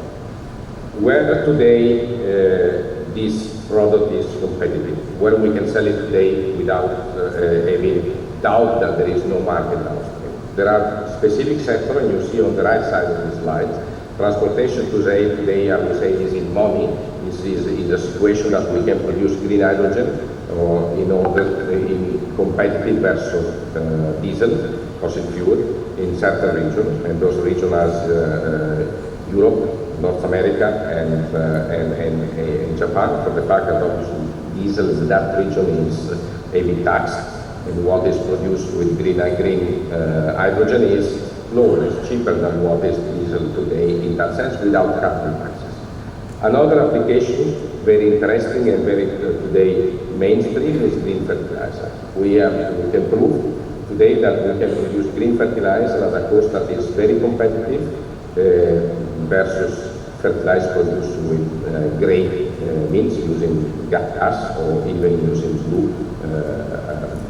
hydrogen or blue ammonia to produce fertilizer. In that sense, we can produce a fertilizer that is completely carbon-free. Being carbon-free has lower impact on the environment, and today calls for a smaller premium, but the smaller premium allows to say that we are already there. We need just to deploy capacity in order to capture this market that is already existing. We develop other projects in other regions, directly a defense of fertilizer producers, and where the fertilizer producers see themselves the ability to say, okay, I can have this product is already competitive, I can sell it in the market. So very good news, we are there, it's not just talk anymore, we are building projects. Other aspects, I will not go more into details of the steel and mining, but one important aspect is marine bunkering, specifically for Indonesia. Bunkering is obviously, we know that the marine industry needs to be decarbonized by 2026. in relation to certain groups. There are two routes for decarbonize the marine industry. One is methanol, using methanol as a fuel. There are two ways to receive methanol from fuel. One is using the biofuel, taken from the biosource, the methanol. The other is synthesize the biomethanol, the methanol with green hydrogen and biosource of carbon. That's the other way that methanol can be produced. And this is a way that is could be very interesting and remain very interesting for Indonesia. Because Indonesia obviously a very good resource of solar, very good resource of wind in certain regions, hydro, and also source of carbon.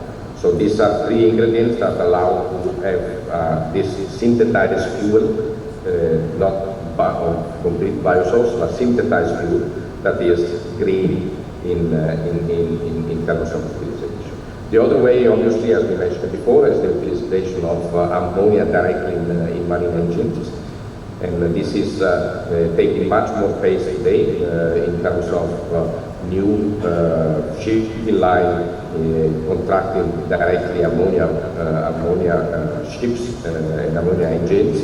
And that obviously is the enormous potential of the fact that the production of ammonia can happen directly in Indonesia at cost that is already competitive, producing fertilizer, but at the same time producing large quantities, competitive quantities of fuel for marine industry. And obviously we know the marine industry is marine shipping line are passing close by Indonesia. So it's an important aspect as well of what is the potential of the energy transition for Indonesia. So this is a little bit of an overview. Where we stand in terms of cost today, I would say three numbers. The target is to reach $1 per kilo. We know that in terms of target, we are not there yet. Why we say $1 per kilo of green hydrogen? Because that is the equivalent price of the gas when the gas was obviously at the level of $4 to $6 and MMBTU. If that level is, you can translate it in terms of approximately $1 per kilo is approximately $25 per megawatt hour. Where we are today between let's say 80 and 125 $1 per megawatt hour in terms of cost of green hydrogen. Depends by the regions, depends by the utilization, depends by the type of project that we are doing. But you see that we are not very far away to the level of equivalent cost of gas. Okay. Considering the fact that 10 years ago, the cost of green hydrogen was $1,000 per megawatt hour. So already reduced 10 times. And we are very confident that with the fact that in certain sectors, the utilization of green hydrogen and green ammonia is already competitive versus the fossil fuel. In the next 10 years, we will definitely be able to reduce, making the rest 10 times reduction and keep getting green hydrogen and ammonia to the level of cost of the gas, natural gas, and in that sense, green hydrogen utilized as the main source of energy for all societies and for our. Okay, Mr. Lovato, thank you very much for your very comprehensive overview. And now we would like to have an overview also from Mr. Ryosuke Basho, President Director of MC Trading Indonesia. We would like to know his perspectives on the future of clean ammonia business, especially in Indonesia. Thank you. So next page, please.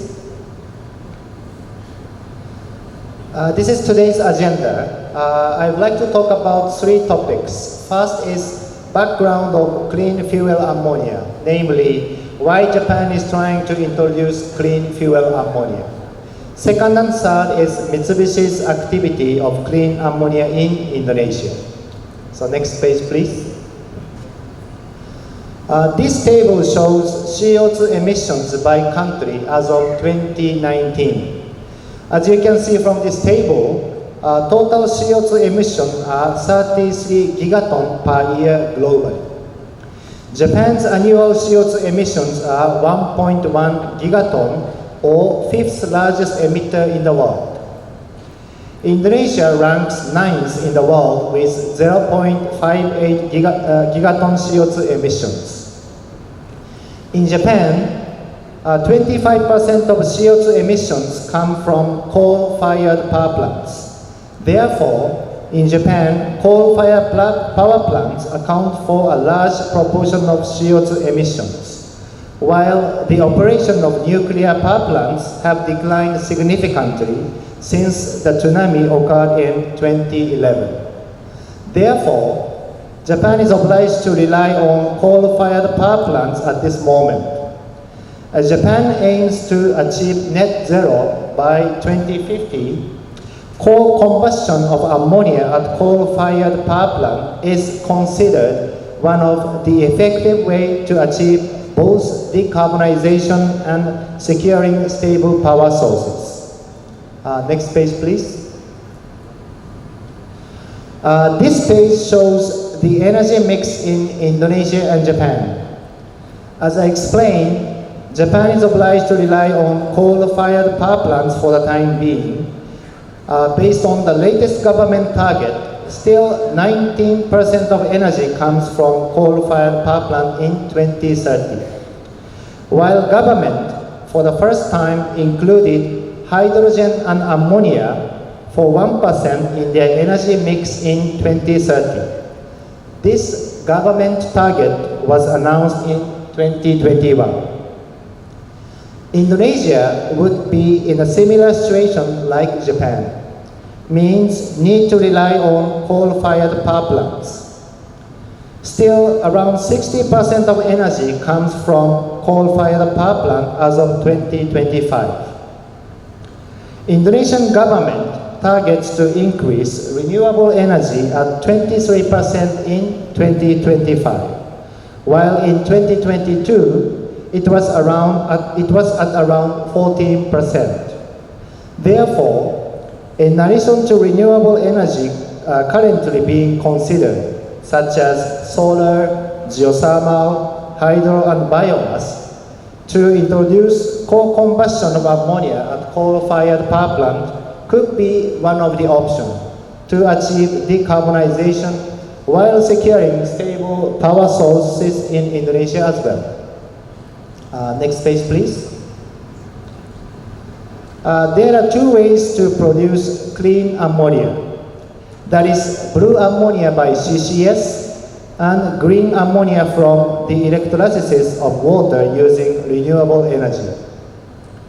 When clean ammonia is co-combusted at coal-fired power plant, CO2 emissions shall be reduced, since ammonia does not contain carbon. So the idea is to use clean ammonia as a partial replacement for coal, since ammonia has the similar calorific value as coal. This is what Japan is trying to introduce. Next page, please. This is the demand of clean ammonia, especially in Asia. The demand of clean ammonia is expected to grow, especially in Asian regions such as Japan, Korea, and Taiwan.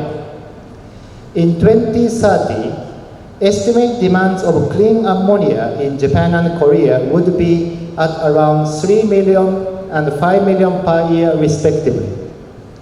In addition to that, we believe the other Asian countries such as Vietnam and Thailand, of course, and also Indonesia, that rely on coal-fired power plant could be candidates for using clean ammonia in the future. Next page, please. So after this, let me introduce Mitsubishi's activity for clean ammonia in Indonesia. Next, please. Mitsubishi Corporation, together with Mitsubishi Heavy Industry and Nippon Koei as a consultant, jointly applied to National Feasibility Study project sponsored by METI. And the scope of this study was to study low carbon ammonia value chain in Indonesia. As Henki-san explained this morning, Memorandum of Cooperation has been signed between ESDM and METI in January 2022 on the realization of energy transitions. Development and deployment of fuel ammonia is one of cooperation area of this MOC. This is the background of this study. So next page, please. We conducted a feasibility study from technological, economical, and environment point of view, assuming to create the value chain with domestic production of clean ammonia, transportation, storage, and consumption at coal-fired power plant in Indonesia. We did this study from July 2022 up to February 2023. Next page, please. Next is CCS joint study for clean ammonia production in Indonesia. Next, please. We Mitsubishi is one of the shareholder of PT Panca Amara Utama, PAU. This is ammonia production plant, whose production capacity is around 700,000 metric ton per year. Next, please. In March 2021, we concluded MOU to conduct joint study for CCS, CCUS between Mitsubishi, JOGMEC, PAU, and ITB. The consortium obtained support from Pertamina to get the necessary data and has been conducting the feasibility study to evaluate potential CO2 injection capacity near PAU ammonia plant. And we are still under feasibility study of this. In addition to this, as Mr. Bakil explained, we are studying to produce blue ammonia together with Pertamina.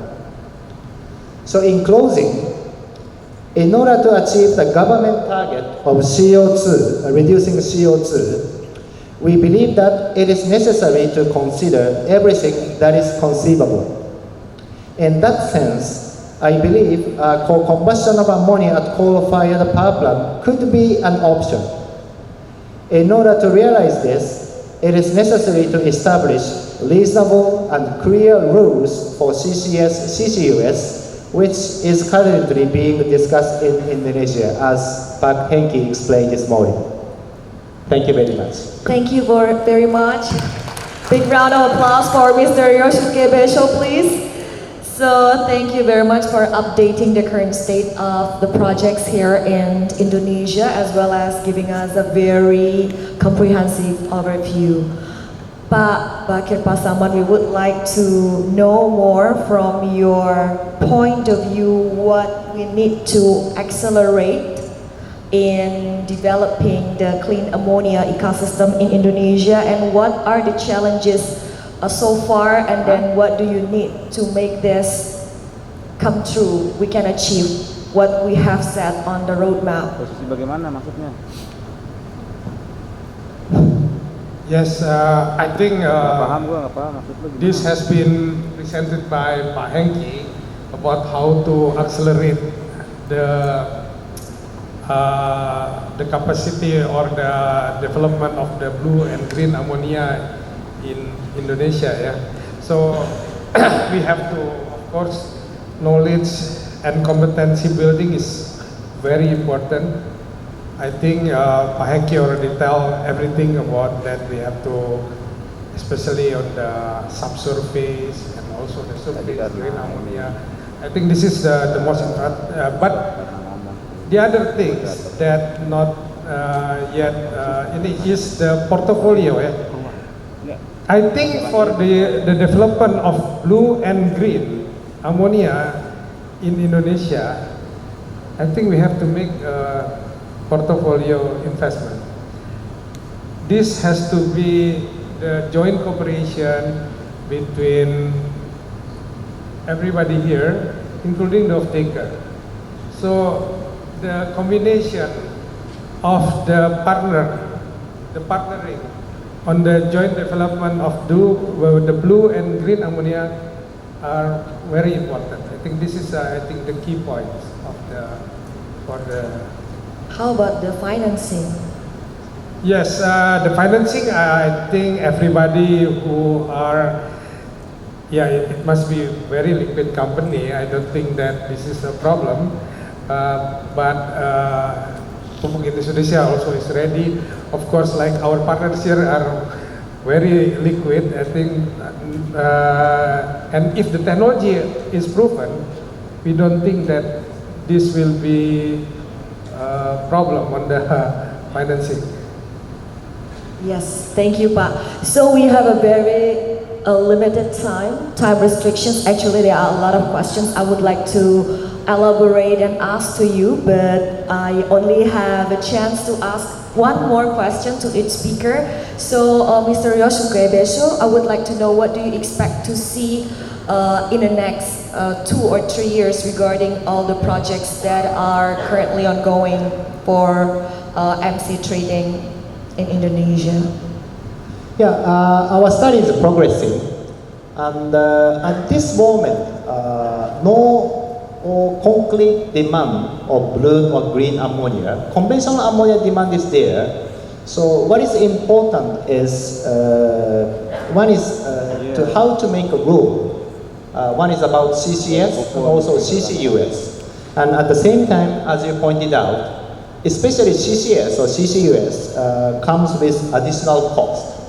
So it is very important to design a system that involves government as to who will bear the cost and how. So without having this kind of clear picture, first we need to have this kind of clear picture. So as Bakir-san explained, technology is here, so we are ready to move forward. But we need some clear rule to enter into this market. Regulation. Okay, so Yes. that's what we need to discuss more, Pak Bakir. Yeah, I think the regulation, like what has been discussed previously, that the development of the CCS and CCUS will be by upstream industries. And then for us, to accommodate the downstream industry can be injected, the CO2 produced by our plant have to be considered also in the regulation. If the upstream industry doesn't want to accommodate this, then of course the downstream project will not work. This is very, very important. And then also the standard to be used. How much the leaking allowable when we do the injection? How much the leaking available? And then this can be categorized, still categorized as blue. This is also a problem. I think for green it's more clear. Green is very straightforward, but for the blue ammonia, I think there are still many challenges. Okay, so all stakeholders need to sit down together to answer and discuss this issue. Mr. Lovato, are you still with us through Zoom? I would like to hear what's your take on this matter. Yeah, I would say that we see on our view that the market is there. Obviously, we have reached partial also on project one, last project, so we have the market there because obviously without the market, without the off-taker, that project would not have reached partial also. We see as well a lot of interest in terms of today purchase fertilizer and ammonia, green ammonia. I fully concur with the fact that this has to be, the green is much more clear than the blue, and the contents of carbon will be very important, and regulation in relation to the content of carbons will be very important. But we see frankly that the market is there, the off-taker are ready. We are closing with several off-taker agreements in terms of building capacity. So we are quite bullish in terms of the ability of the market to off-take. The other side, obviously, in the upstream, there is not enough capacity. We need to build more, and we need really to all put technologies and as well investment in order to build capacity. And this is what is we are busy to do, and we are happy to support with our partners and clients to build capacity and deploy capacity as soon as possible. Thank you for sharing your insights, Mr. Andrea Lovato. And as I mentioned before, time restrictions, I have to wrap up our discussion today here for the first panel. I would like to extend my deep gratitude and thank you to Mr. Bakir Pasaman, to Mr. Rio Sukebesho, as well as to Mr. Andrea Lovato. Thank you very much for sharing your insights on this auspicious event. We really appreciate it. Can we give big round of applause for our notable speakers today? Thank you, and I would like to return the stage to our beautiful Master of Ceremony, Rizka Andalina, who will help us with the family photo, I think. Yes, sure. Thank you, Ms. Aline, for getting the first panel station. To all speakers, please remain on the stage because I would like to ask Mr. Bakir Pasamanan, CEO Pupuk Indonesia, to give the token of appreciation for Mr. Rio Sukebeso as the President Director MC Trading Indonesia. Okay, can we get a round of applause for the speakers from the first panel station? And we would like to take a photo for the speakers and moderator. Okay, for all photographers, please be ready. Okay, we are done. Okay, so thank you very much to all speakers and moderator from the first panel session. You may all return to your seats. Okay, ladies and gentlemen, we are now heading to the second panel session, which is about policy landscape of clean ammonia for sustainable energy. Therefore, I will introduce and call one by one the speakers in this session. Please join me in giving a warm welcome to the first speaker is Mr. Jamsaton Nababan as Director of Portfolio and Business Development Pupuk Indonesia.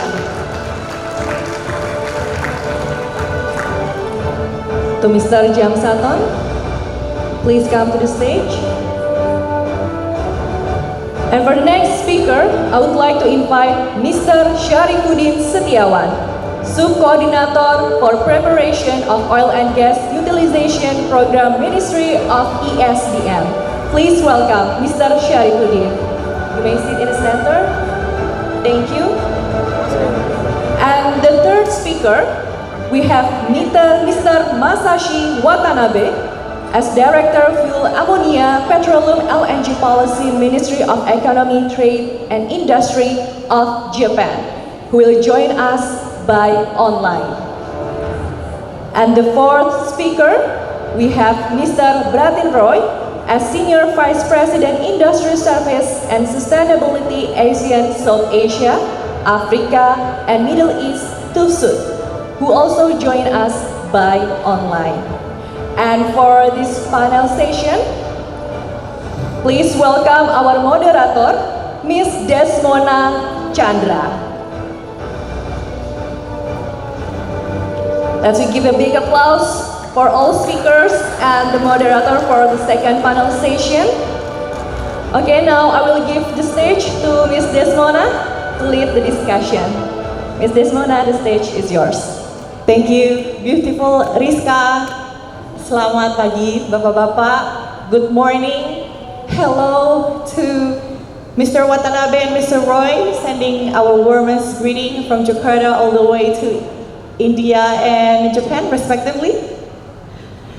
It's my absolute pleasure to be here sitting down with all four prominent speakers today as we're going to talk about the policy landscape for clean ammonia for sustainable energy. Well, when I was first asked to host this event, when I was thinking of the topic ammonia, first thing that's come in my mind is, my guess is, isn't that a distinctive smell that's coming out of the toilet? And my other guess is, probably it's a chemical that's incorporated in our daily cleaning products.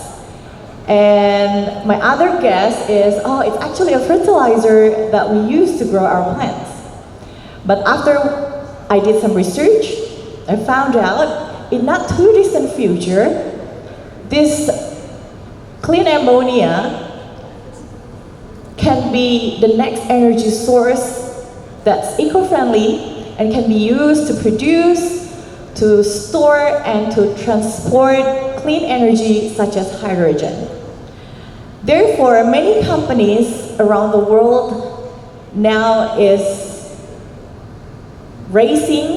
racing to take part in this green campaign, harnessing clean ammonia for sustainable energy. And one of them, of course, is Pupuk Indonesia, which has played a vital role in the ongoing wave of energy transition to a low carbon ecosystem. Pak Jamsaton, would you please tell us exactly what Pupuk Indonesia do to continue to strive to be a pioneer in the development of clean, new, and renewable energy, not just in our country, in Indonesia, but all across Asia? Thank you. Right now we have the carbonization roadmap initiative, and also we collaborate with many partners from Japan, from Dubai, and so on. And we have a joint study, and we will develop project scale project, small project for green ammonia and also for blue ammonia with Mitsubishi. Okay, so before I continue with Sharifuddin, as I said, we are very fortunate today. We have two speakers joining us online. One of them being Mr. Masashi Watanabe, a representative from METI, Ministry of Trade and Industry from Japan. In fact, he is actually the Director, Fuel, Ammonia, Petroleum, LNG Policy, METI Japan, who's going to share with us some information on clean ammonia. Mr. Watanabe, can you hear me clearly?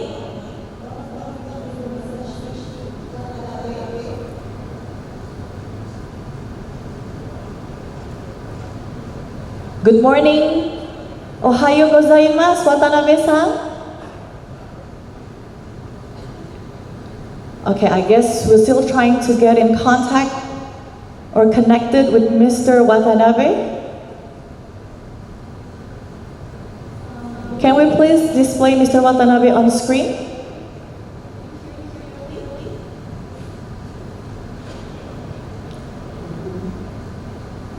Yes, we can see you. We can see your visual. We can see you on the screen. Can you hear me clearly?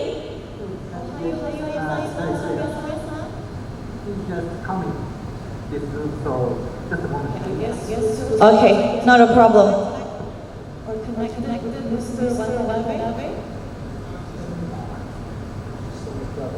Can we please display Watanabe on the screen?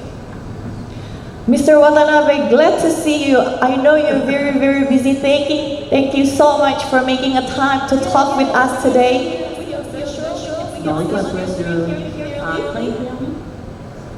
Mr. Watanabe, being one of the country, Japan is one of the countries that's very, very ambitious to work towards decarbonization.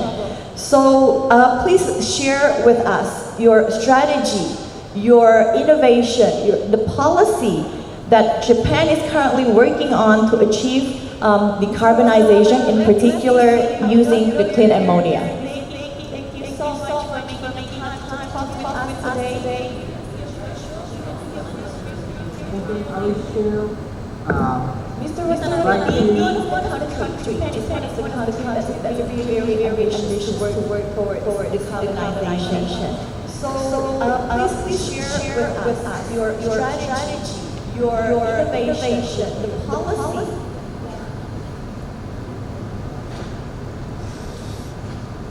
Okay, this is the presentation that's going to be presented by Mr. Watanabe. Okay, before we go on that, I would like to give some platform to Mr. Sharifuddin, who's present here in person. Pak Sharifuddin, before we talk more about the capacity that we have in Indonesia here, give us an overview, the prospect of clean ammonia for the future renewable energy source. Yes, thank you. If I may say that our government is fully committed to support this program toward net zero emission. So from the top management of the government, we also have already some direction to support this activity to all the stakeholders that involved. What kind of support that is? In terms of regulation. Regulation. Okay, thank you. We will talk more about the regulation later on because regarding the potential, this blue ammonia and renewable energy is very abundant in Indonesia. Okay. The regulation, in fact, is something that we will really need for everybody to move on to work. And Mr. CEO also mentioned earlier that the regulation is something that have to be in place so everybody can work together towards the net zero. So, Pak Jamsaton, please tell us, clean ammonia as a form of energy is still relatively a new thing, right, in Indonesia, right? There is no set policy or regulation that's currently govern the industry, what to do and not to do. So what do you think in your perspective, what should be in place? What kind of policy or even incentives that we need to support the development and also the investment in this clean ammonia? Like Pak Wakil said for the first presentation session, right now currently the regulation just to regulate the upstream for CCUS and CCS, but we need also for the downstream regulation for CCUS and CCS. Besides that, right now the expenses cost is very high for the renewable energy. So to develop the green ammonia, we need the economical cost for the renewable energy. So we need regulation also how to regulate the renewable energy. So to fix our economic scale to develop the green ammonia. Can you be more concrete in terms of the policy or the regulation that is required in order for these whole things to work? Sorry? Can you be more concrete to what kind of set policy or regulations that need to be in place for this whole things to work? Yeah, we need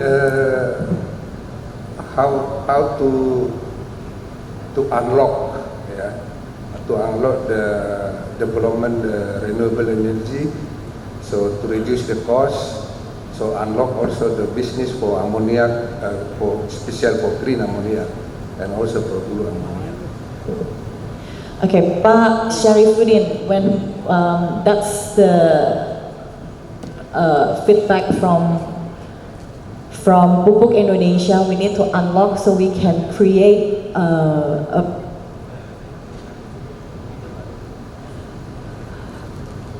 we need a set of policy that can actually work for everybody. But before we ask you what kind of regulations that needs to be in place for the development and also to attract investment into this whole clean ammonia industry.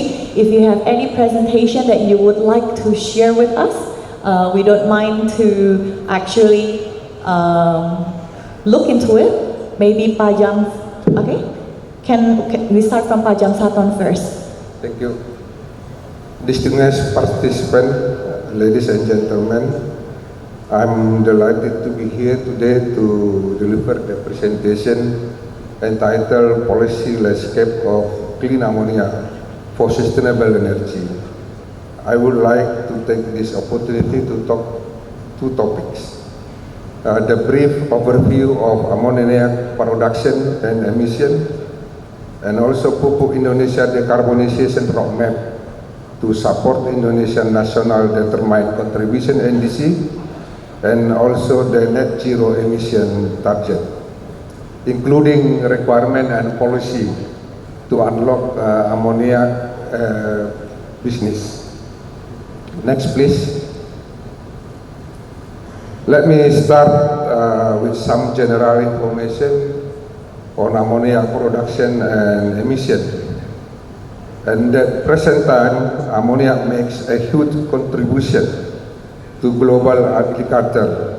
About 70% of ammonia is used for fertilizer. Increasing global population and increasing competition for land use will lead growth in ammonia demand for food production. Global ammonia demand will increase 19% by 2025. IEA predicted the ammonia production in Indonesia will increase by 200% in 2060. Pupuk Indonesia currently owns the production capacity of 7 million tons ammoniac and 9.3 million tons of urea. That makes us the largest fertilizer producer in Asia. From those production, total greenhouse gases around 10.5 million tons CO2 in 2022. It's coming from direct emission of process and energy generation. Next, please. As shown in the map on the slide, Indonesia was marked in the red. It's risky to climate change impact. Therefore, Indonesia has committed to accelerate zero emission and achieve in 2060 or sooner.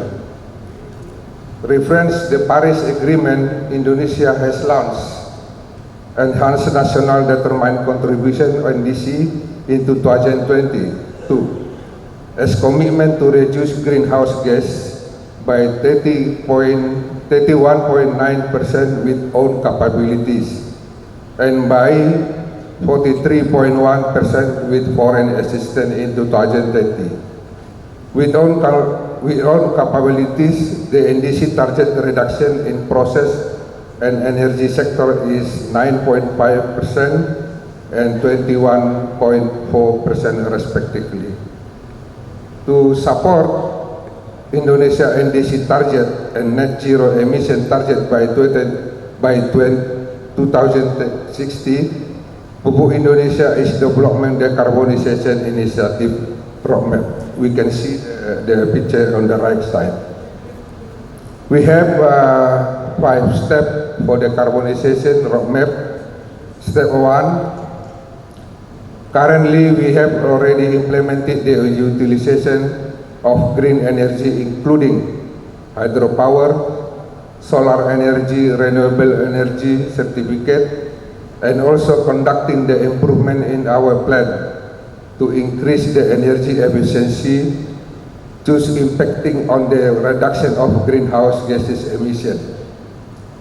Next step, our soda ash plant, which utilizes CO2 coming from our ammonia plant, is estimated to be commercially operated in 2025. Step 3, between 2026 to 2030, we will conduct revamping project, optimization, continuing and increasing the capacity of green energy, and also starting on development the small scale green ammonia or hybrid green ammonia. Next step, to reduce the more significant CO2 emission, we will develop the new large-scale blue ammonia plant, in which we have a target to have the first blue ammonia plant in 2030. Then development the new large-scale green ammonia between 2045 and 2060. Based on the carbonization initiative, we have the target to reduce emission by 5.8 million tons CO2 equivalent in 2030, which is in line with the NDC target. And the target to reduce the emission by 20 million tons CO2 equivalent in 2060, which is in line with net zero emission target. Next, please.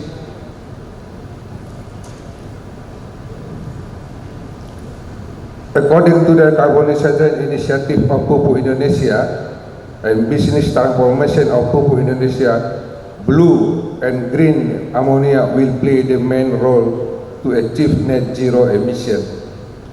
To unlock blue-green ammonia development, CCUS and renewable energy is the main requirement. The picture on the left side so the CCUS play important role as enabler for EOR, emission reduction, and also development oil and gas field with high CO2 content. The CO2 coming from emission reduction can be utilized for EOR in depleted oil and gas reservoir to increase production. Indonesia has a potential to reduce emission through CCUS.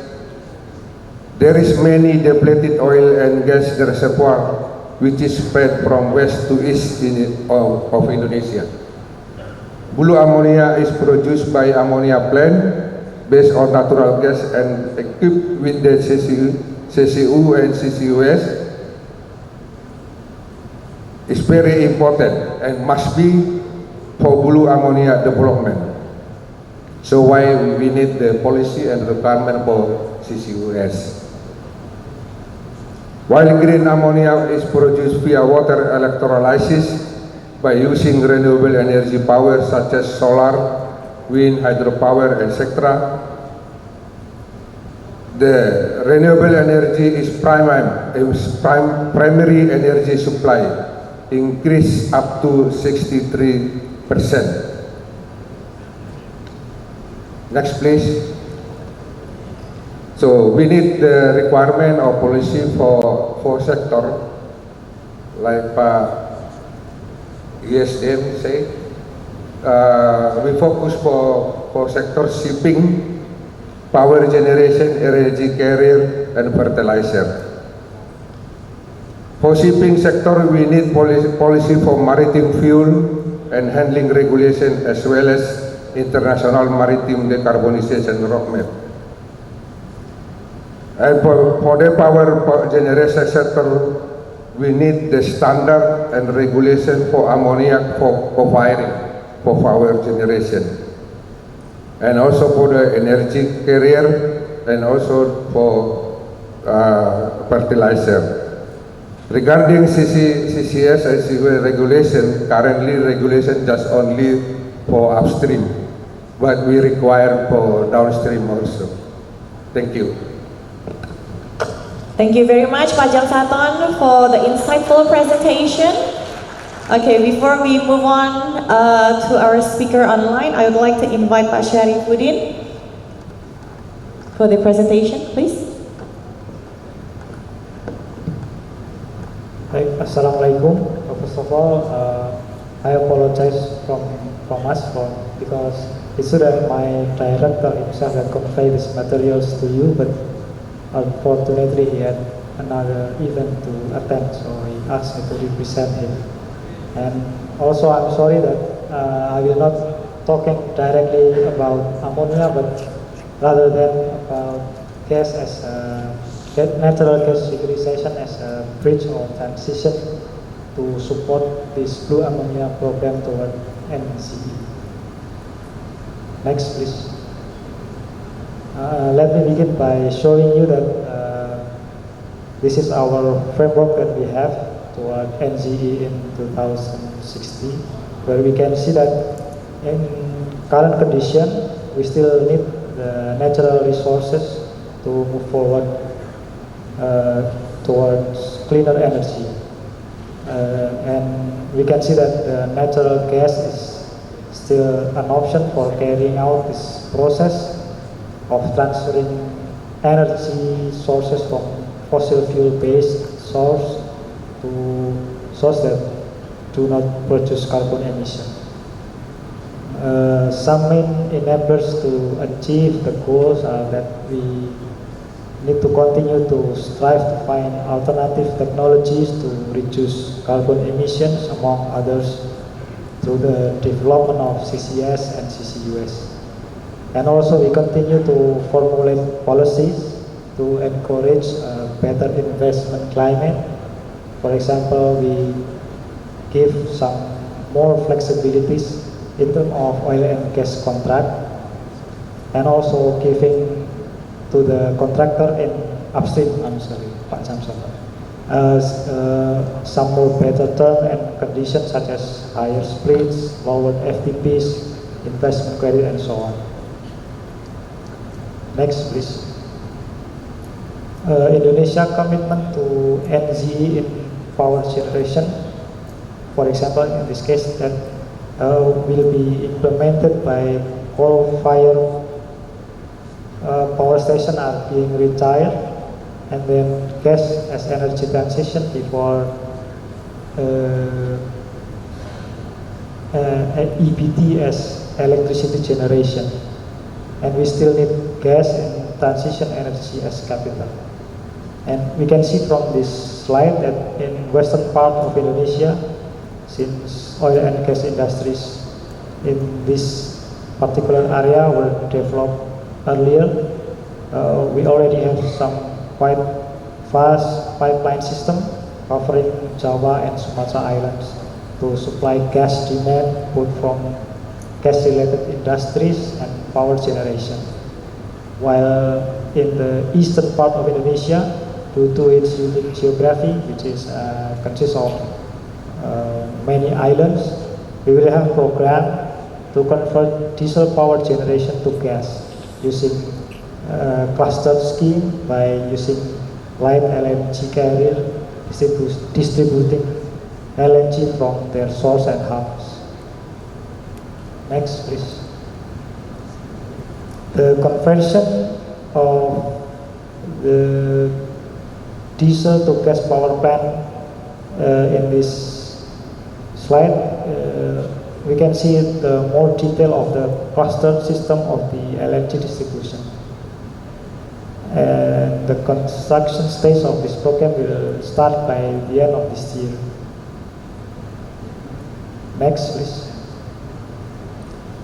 For city gas network, Indonesia also target 10 million house connection in 13 provinces. And in 2024, there are 2 projects are planned to be marketed to investors. First is in Batam, which is target connection up to 300,000 households, and then Palembang City with connection up to 350,000 households. Next,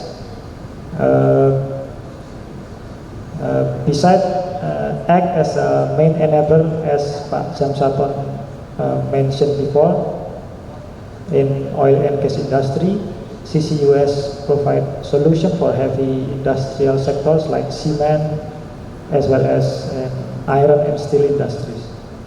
And in 2060, the capture of CCUS in the steel and cement industries is around 75 megaton of CO2, while for the chemical and ammonia industries is up to 20 and 5 megaton CO2.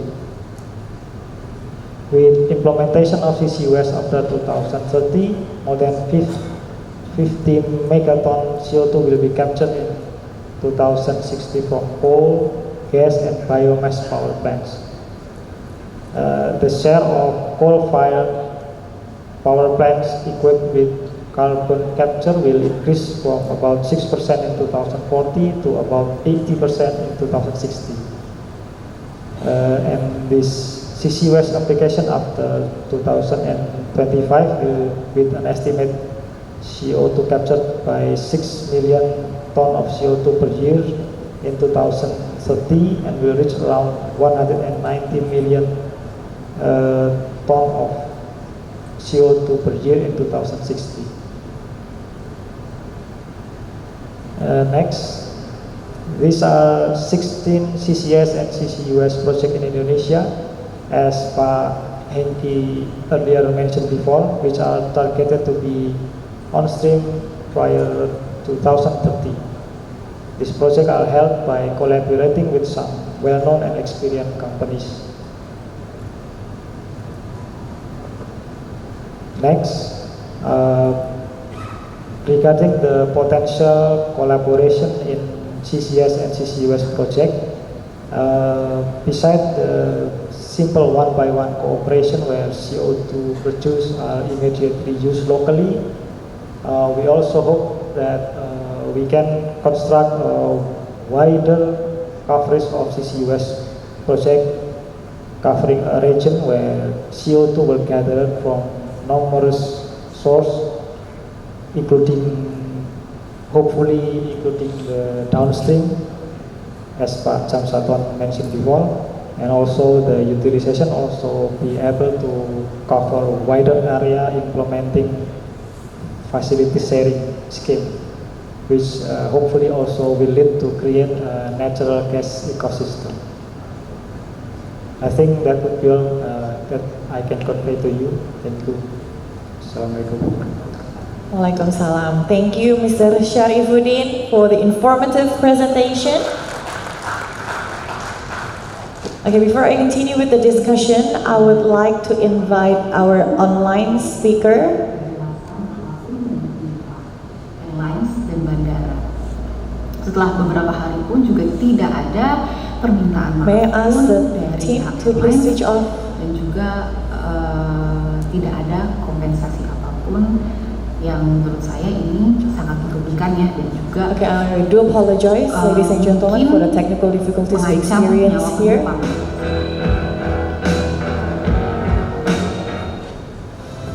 Okay, thank you. Saya Liviana Cherly, saksikan Okay, program Kompas TV. we have two speakers currently joining online. First opportunity, I would like to allow Mr. Watanabe to make his presentation.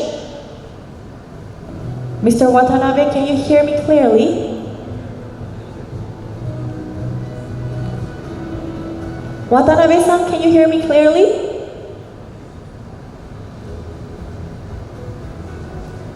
Can you please nod your head if you can hear me?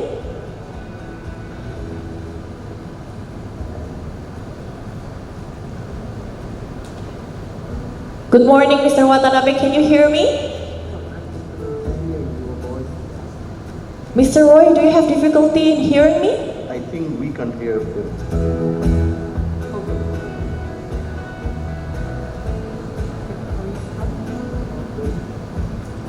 Mr. Watanabe, can you hear me? Or Mr. Roy? I don't think both our speakers who's joining online can hear me very well. Okay.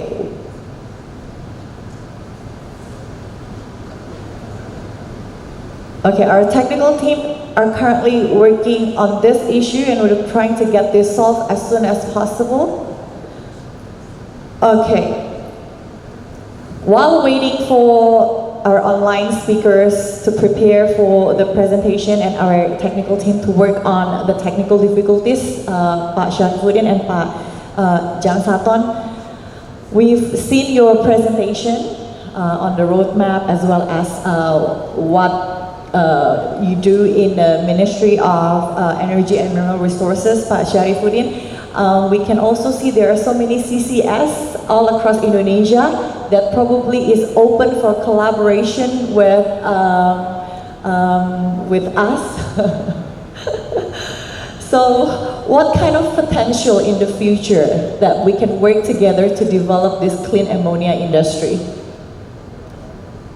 Yes, I think like what Pak Hengki already mentioned this morning, and also Pak Samsaton already said before, the potential of collaboration is widely open. For example, for people in fertilizer industries to join up to conduct this blue ammonia program. I'm talking about the blue ammonia person. They will need to collaborate with subsurface industry, subsurface companies that to do the technical job, about technical work about the injection and the capture first of the CO2 and then to inject back to the subsurface. Okay, Pak Jamsaton, do you have anything to add on?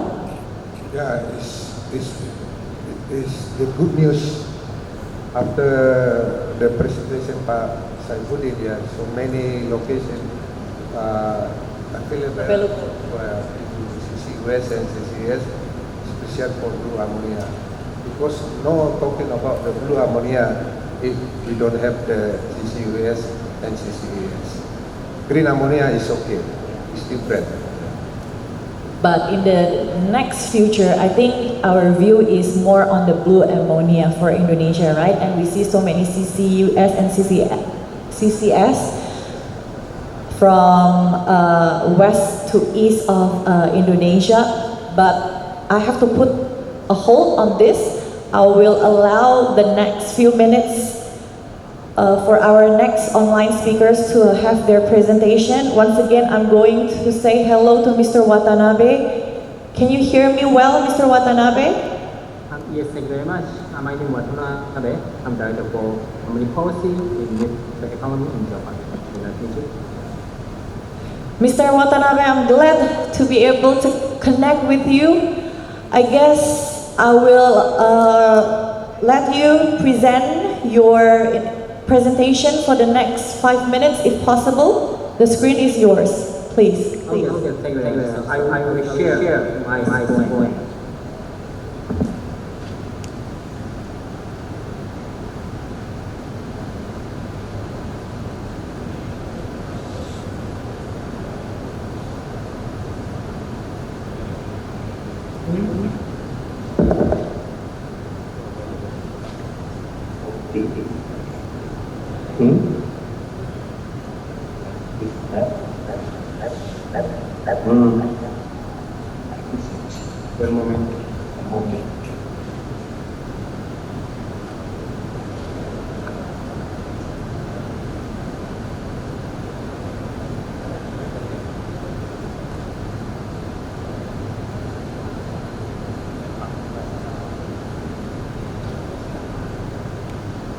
Okay, so yeah, let's start my presentation in 5 minutes.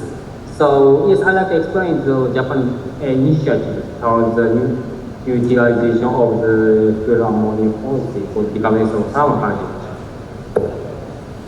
Yes, so this is a chart of the hydrogen ammonia for the production to the usage.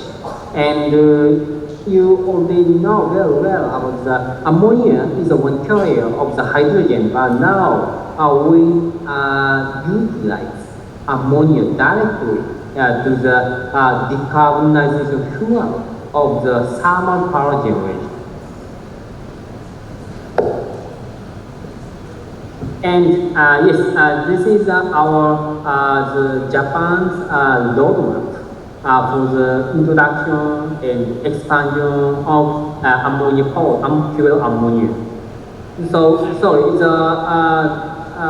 the demand side, in 2030, we estimate 3 million tons per year of ammonia demand, and for the 20% ammonia co-firing towards coal power generation, which will be commercialized operational by 2030. And in 2030, we will increase the ratio of the ammonia co-firing from 20% to 50% or 60% towards the coal power generation. And in 2040s, we will change the co-firing towards ammonia single fuel fire. It means 100% ammonia firing in 2040s. So we estimate, Japan estimate the ammonia demand like 30 million tons per year in 2050. It's very big. So that's why we will the new supply chain of fuel ammonia with the energy-rich countries, including Indonesia. And this is a situation of the technical development of the ammonia co-firing. Now we have been demonstrating the ammonia 20% of ammonia co-firing to the 1 gigawatt coal power generation in Penang, Aichi Prefecture, operated by GEL. And it will finish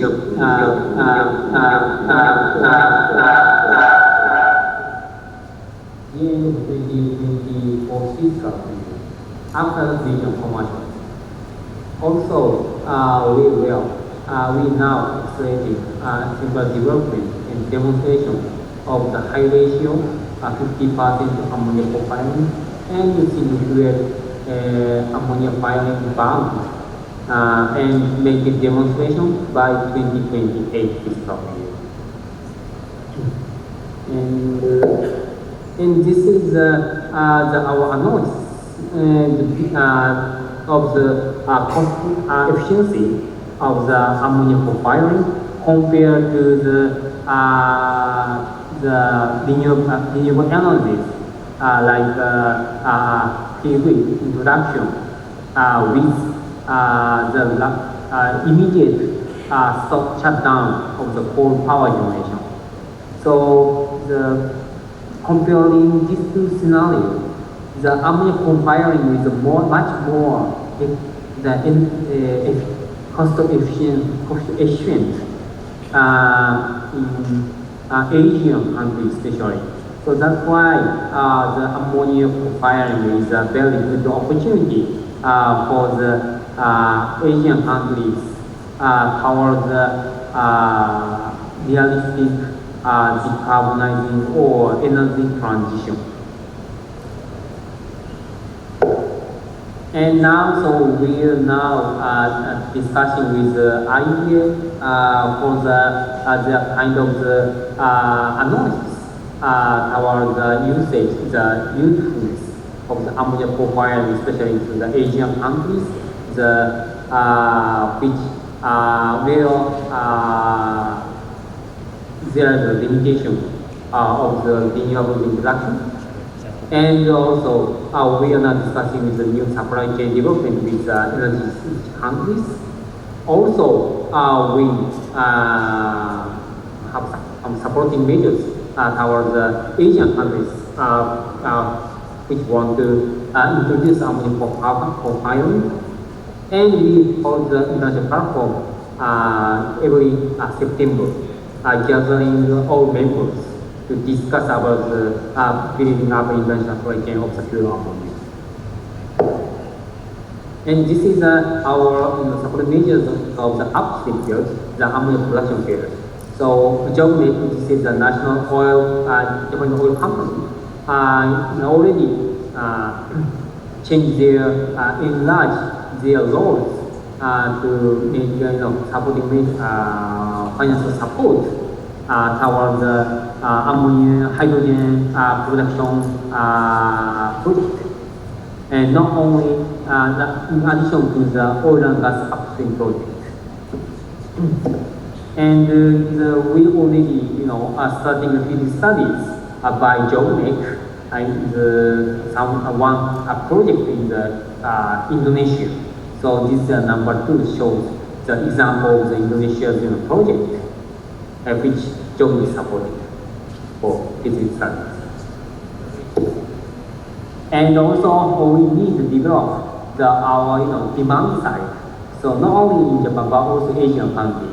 That's why we are now making some supporting the field studies or demonstration of the ammonia profiling in the Southeast Asian countries, including Indonesia. So once such kind of the ammonia demand increase, of course the cost of the ammonia will decrease.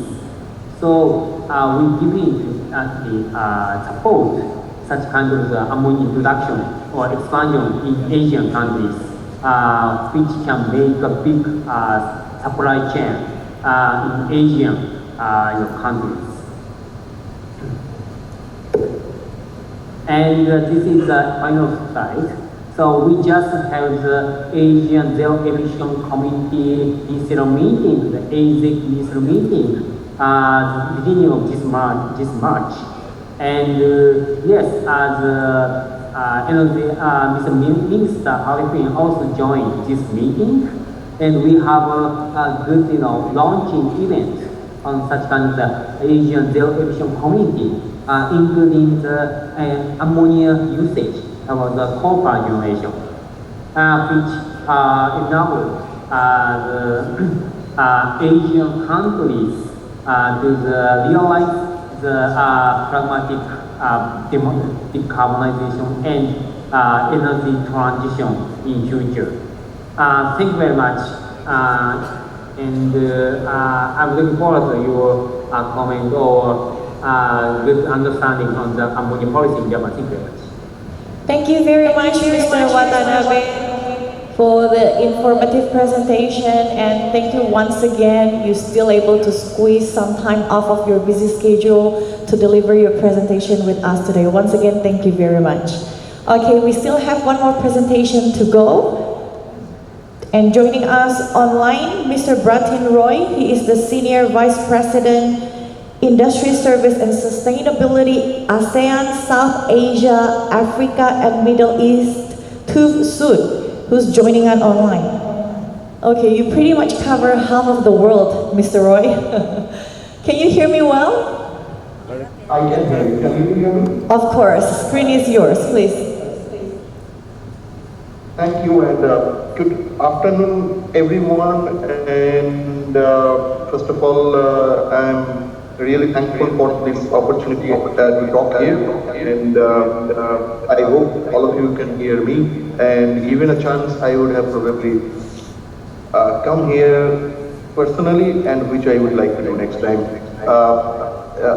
Maybe I share my screen, and this should be different. Okay. Can you see my screen? Of course, yes.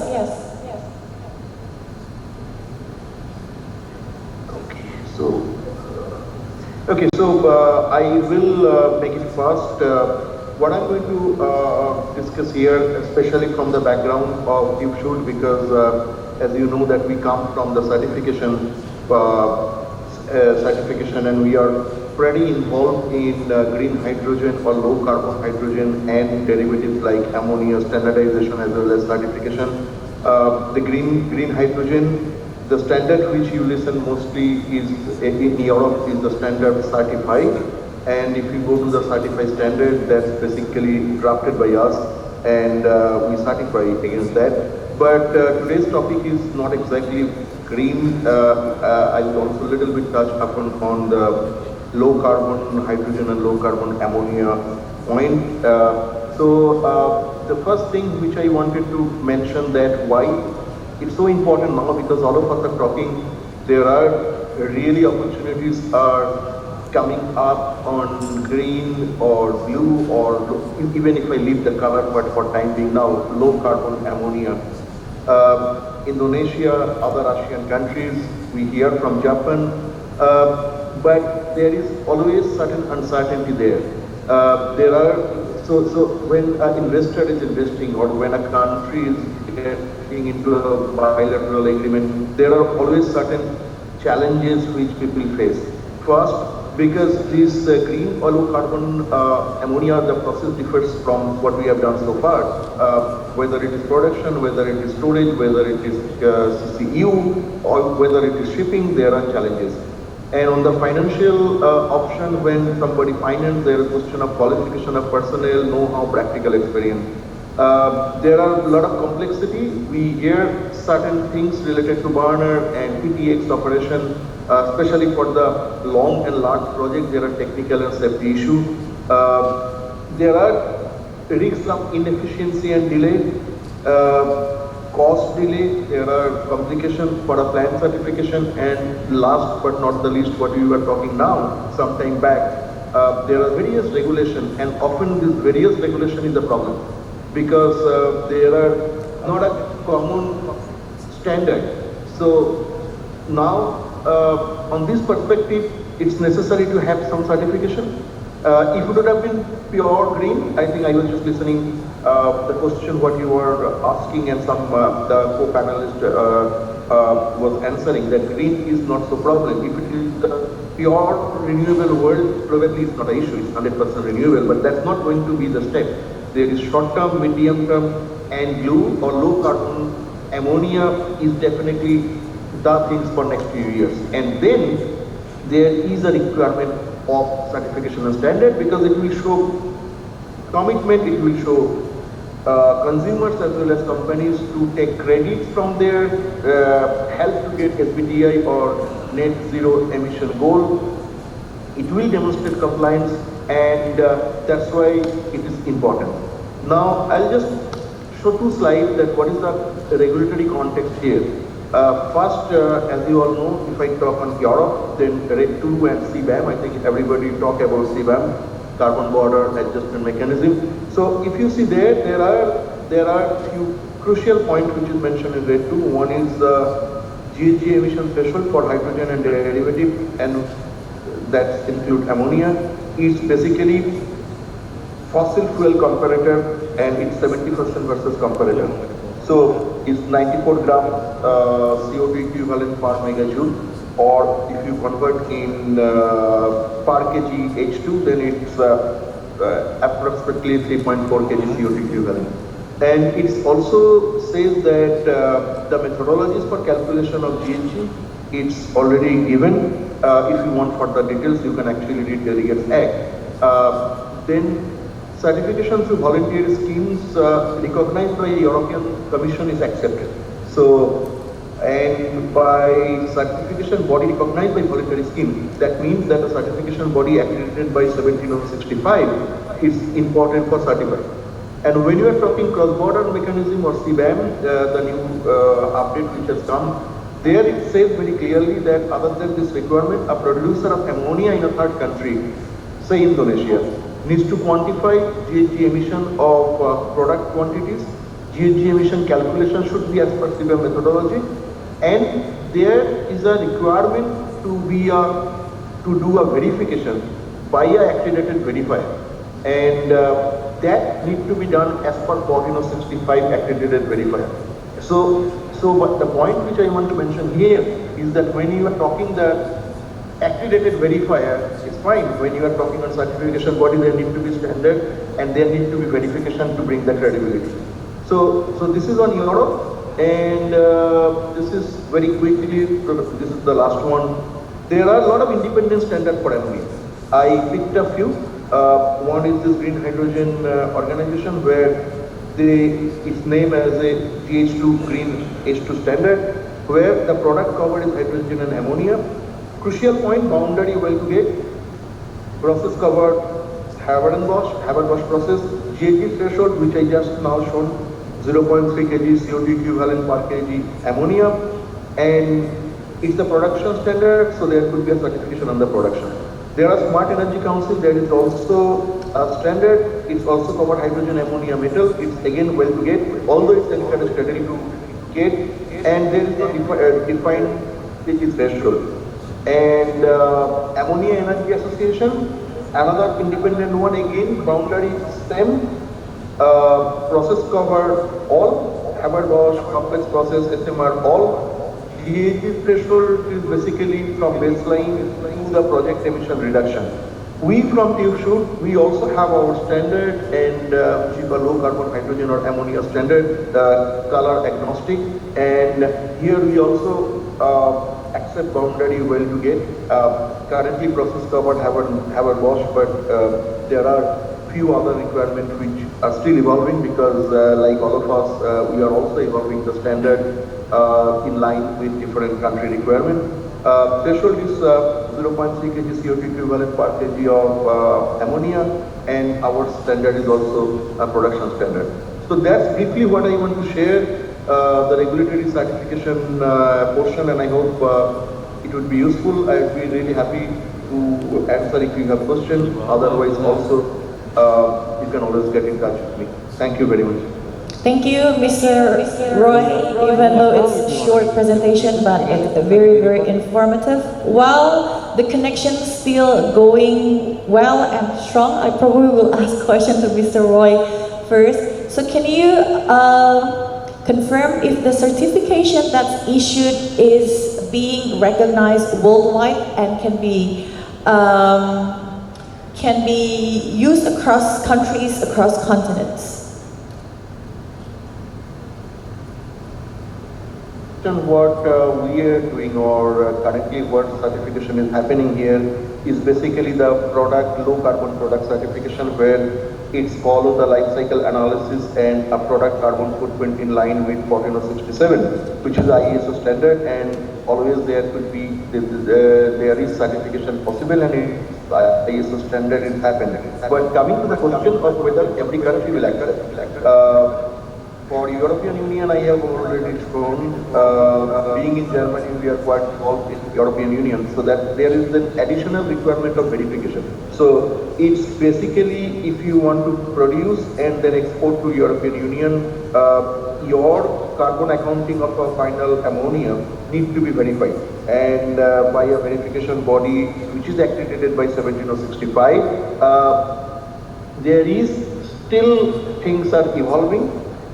There is still a big complexity that some country may come up with special requirement, but I think in general, which I was explaining, the boundary, threshold, allocation, this will remain same, but it's still evolving process. So maybe some country may come with certain additional requirement.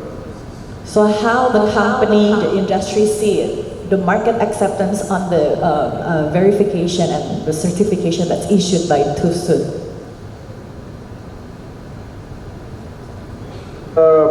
Currently, because there are no uniform standard and not every country has come out, so then an international TIC company, technical inspection and certification company like you should, people are relying on us, because we also drafted and developed the green hydrogen policy, which is there in certified, which is used in Europe.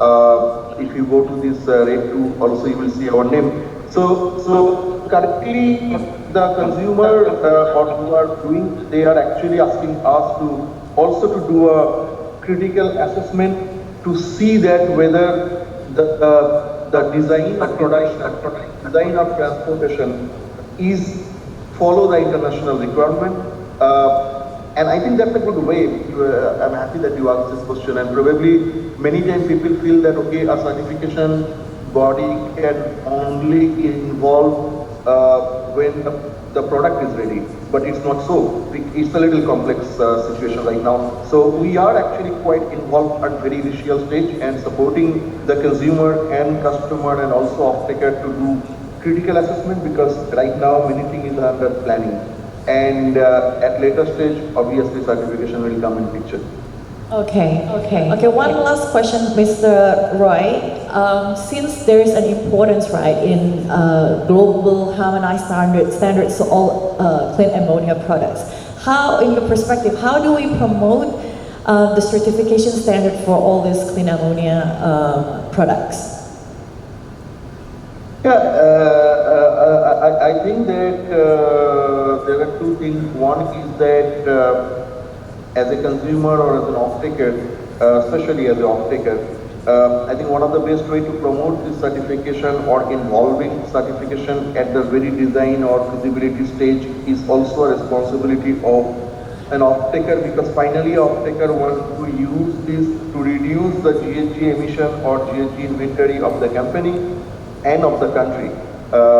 So if it gets asked or requested by the off-taker to involve certification at the very beginning stage, I think that's the best promotion. And the second is, I hope, and there are a lot of discussion happening, that many of the countries will come out with more or less, they will come their guidelines, but at least the verification requirement will follow 1765 accredited verifier.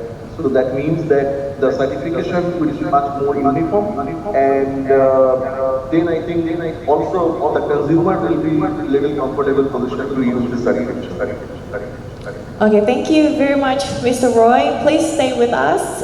When time allows, I would like to ask a few more questions. Okay, back to our speakers here with us today. Pak Jamsaton, what's your view on this standardization that's being recognized across continents and countries, basically the worldwide? Will this needed for clean ammonia products in your perspective? We still need,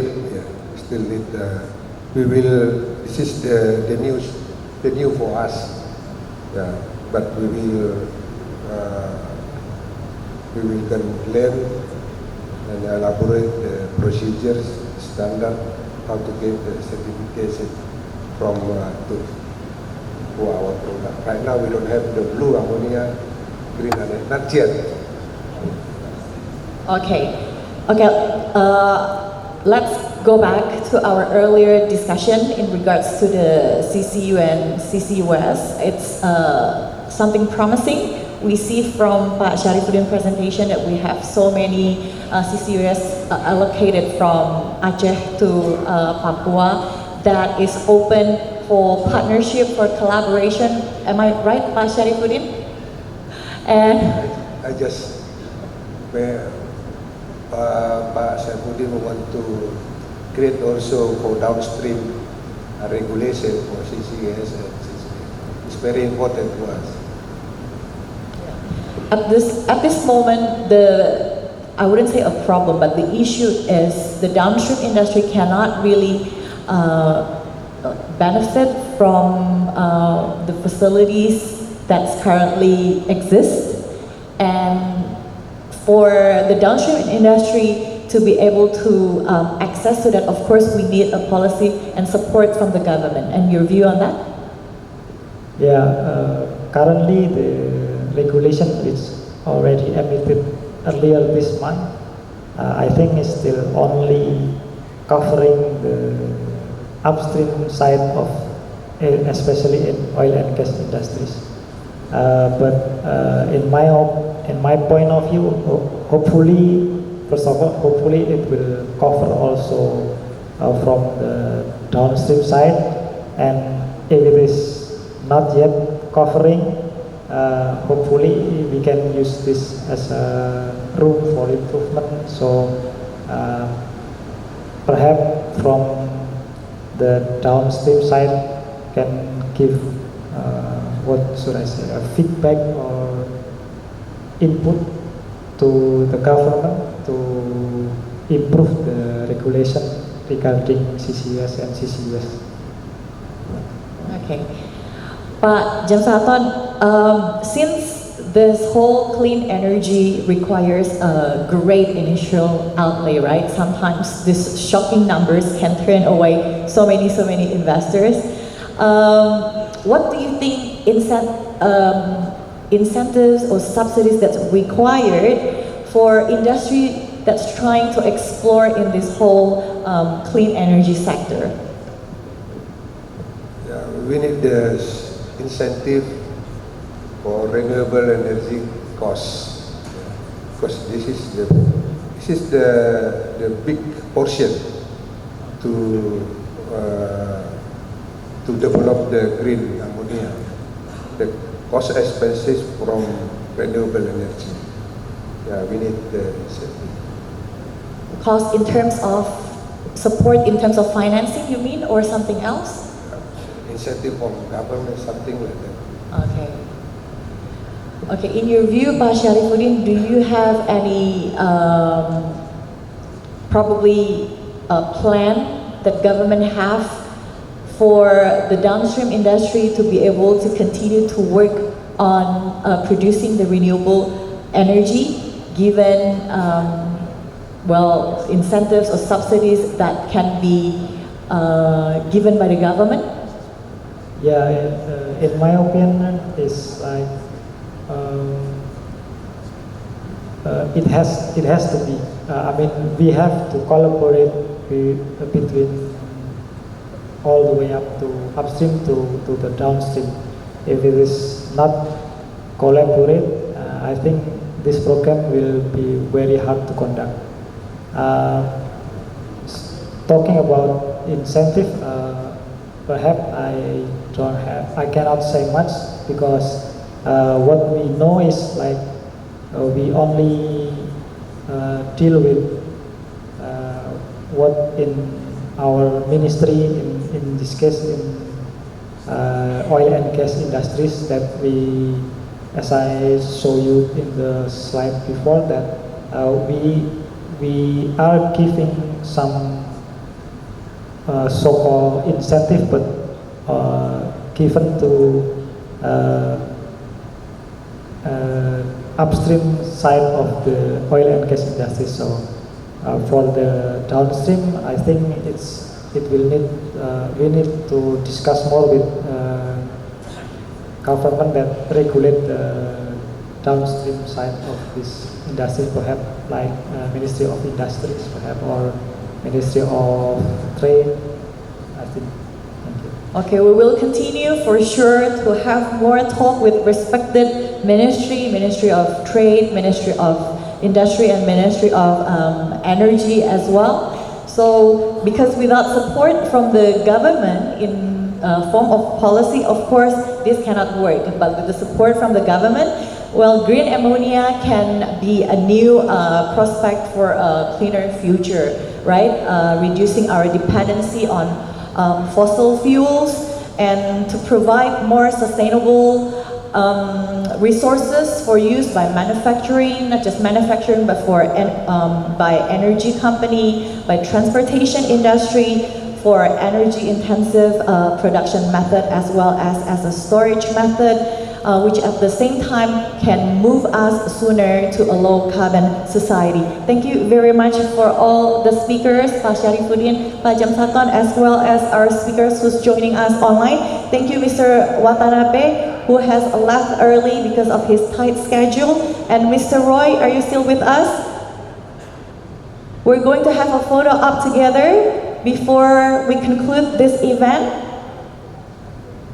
I would like to invite all the speakers to please stand up. We're going to have a family picture together. And for that, I will have our beloved MC, Rizka. Thank you. Over to you. Thank you. Thank you so much to our beautiful moderator for the second panel session, Miss Mona. Thank you for getting the second panel session. But before the photo session, I would like to ask Mr. Jamsato Nababan to give the token of appreciation for Mr. Syarifuddin Setiawan as the speaker of the second panel session. Can we get a round of applause for the speakers of the second panel session? And we would like to take a picture with the moderator and all speakers. Okay, please be ready. To all the photographers. 1, 2, 3. Okay, one more time. 1, 2, 3. Okay, done. Thank you so much to all speakers and moderator. You may all return to your seats. Thank you. Okay, ladies and gentlemen, we just had 2 panel discussion, and after this, we will take a break time, but we will return at 1:40 p.m. for the third panel session about market for the clean ammonia. So please take advantage of this break for rest, prayer, or lunch for those who are not fasting. We will be back for you later. Thank you and good afternoon.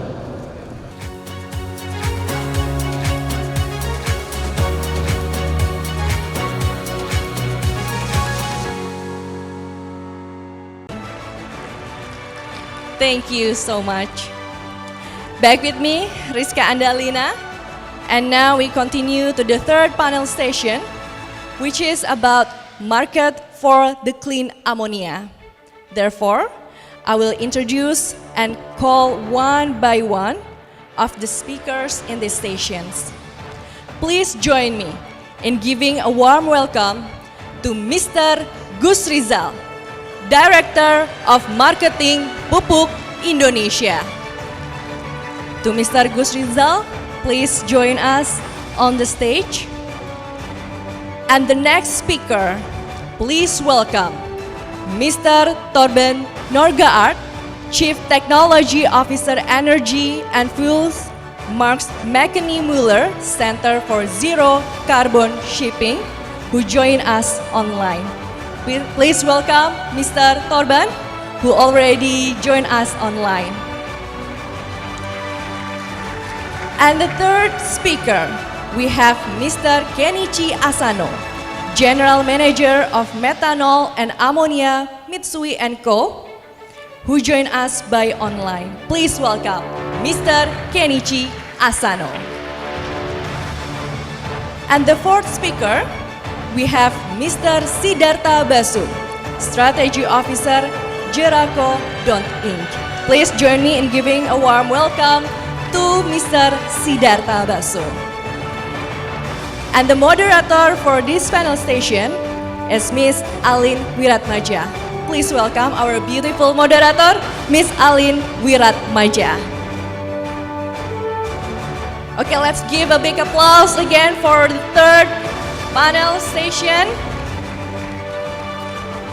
And all right, now I will give the stage to Miss Alin to lead the discussion. The stage is yours. Thank you. Thank you very much for the introduction. Good afternoon and welcome back to the third panel.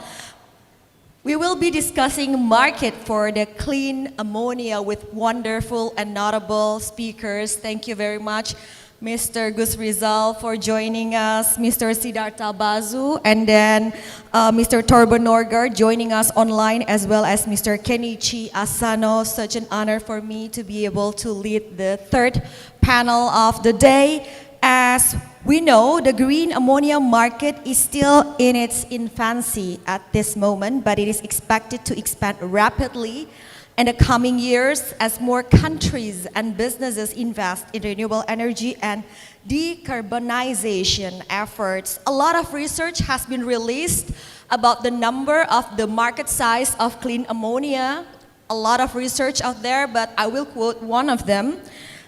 Green ammonia market for the 2020 to 2032 in 10 years' time is expected to grow by 73.15% compound annual growth rate, the CAGR, with forecast market size to as big as $41.97 billion USD by 2032. This is one of the research from Spur Research. We will discuss this more on the third panel. But before that, I will start from you, Mr. Gus Rizal. I heard that you also bring your presentation slides to begin today's session. Can you share your views on the importance, how important it is for us to develop the market for clean ammonia, and how Pupuk Indonesia could play its role in this emerging market? Thank you. I don't know how to say. Let me start by saying we are Pupuk Indonesia already has a long experience in this. Can you make your phone, yes, Yeah, microphone okay. closer? Thank you. I would like to start by saying that we are Pupuk Indonesia already has long experience in this ammonia business. Back in 1950 or 60, when we built the first ammonia plant in Palembang, South Sumatra. Currently, we produce around 7 million ton per annum, mostly for our feedstock for urea and NPK. But we still have around 1 million ton per annum, ton per year for our direct selling, yeah, to our end user or our end buyers. Yeah. So I have to say that we are a strong player in this ammonia market. Yeah. Even you may say it's a conventional ammonia, it's a gray ammonia. Now we are talking about clean ammonia. But let's start with the conventional first. If you see from this, our selling is around 700 million to 700,000 ton to about 1 million ton per annum. But we are present globally. Yeah. So again, I can say we are also a global company. Yeah. We are present in South Asia, Europe. We have less in Europe. We also Southeast Asia. We have in Oceania. Yeah. So we are a strong player in this ammonia.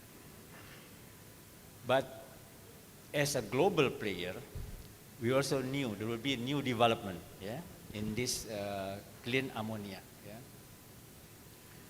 There is a policy driven, yeah, in the next 10 years to come. Yeah. There will be technology development. We already discussed half day this morning. Yeah. There will be also demand driven, yeah, for this clean ammonia or clean energy. Yeah. That's why, as a global player, Pupuk Indonesia has to enter into this business. Yeah. Yeah. We see, yeah, there is a big opportunity, yeah, in this new market. Yeah. We see there is an opportunity in marine fuel. Yeah.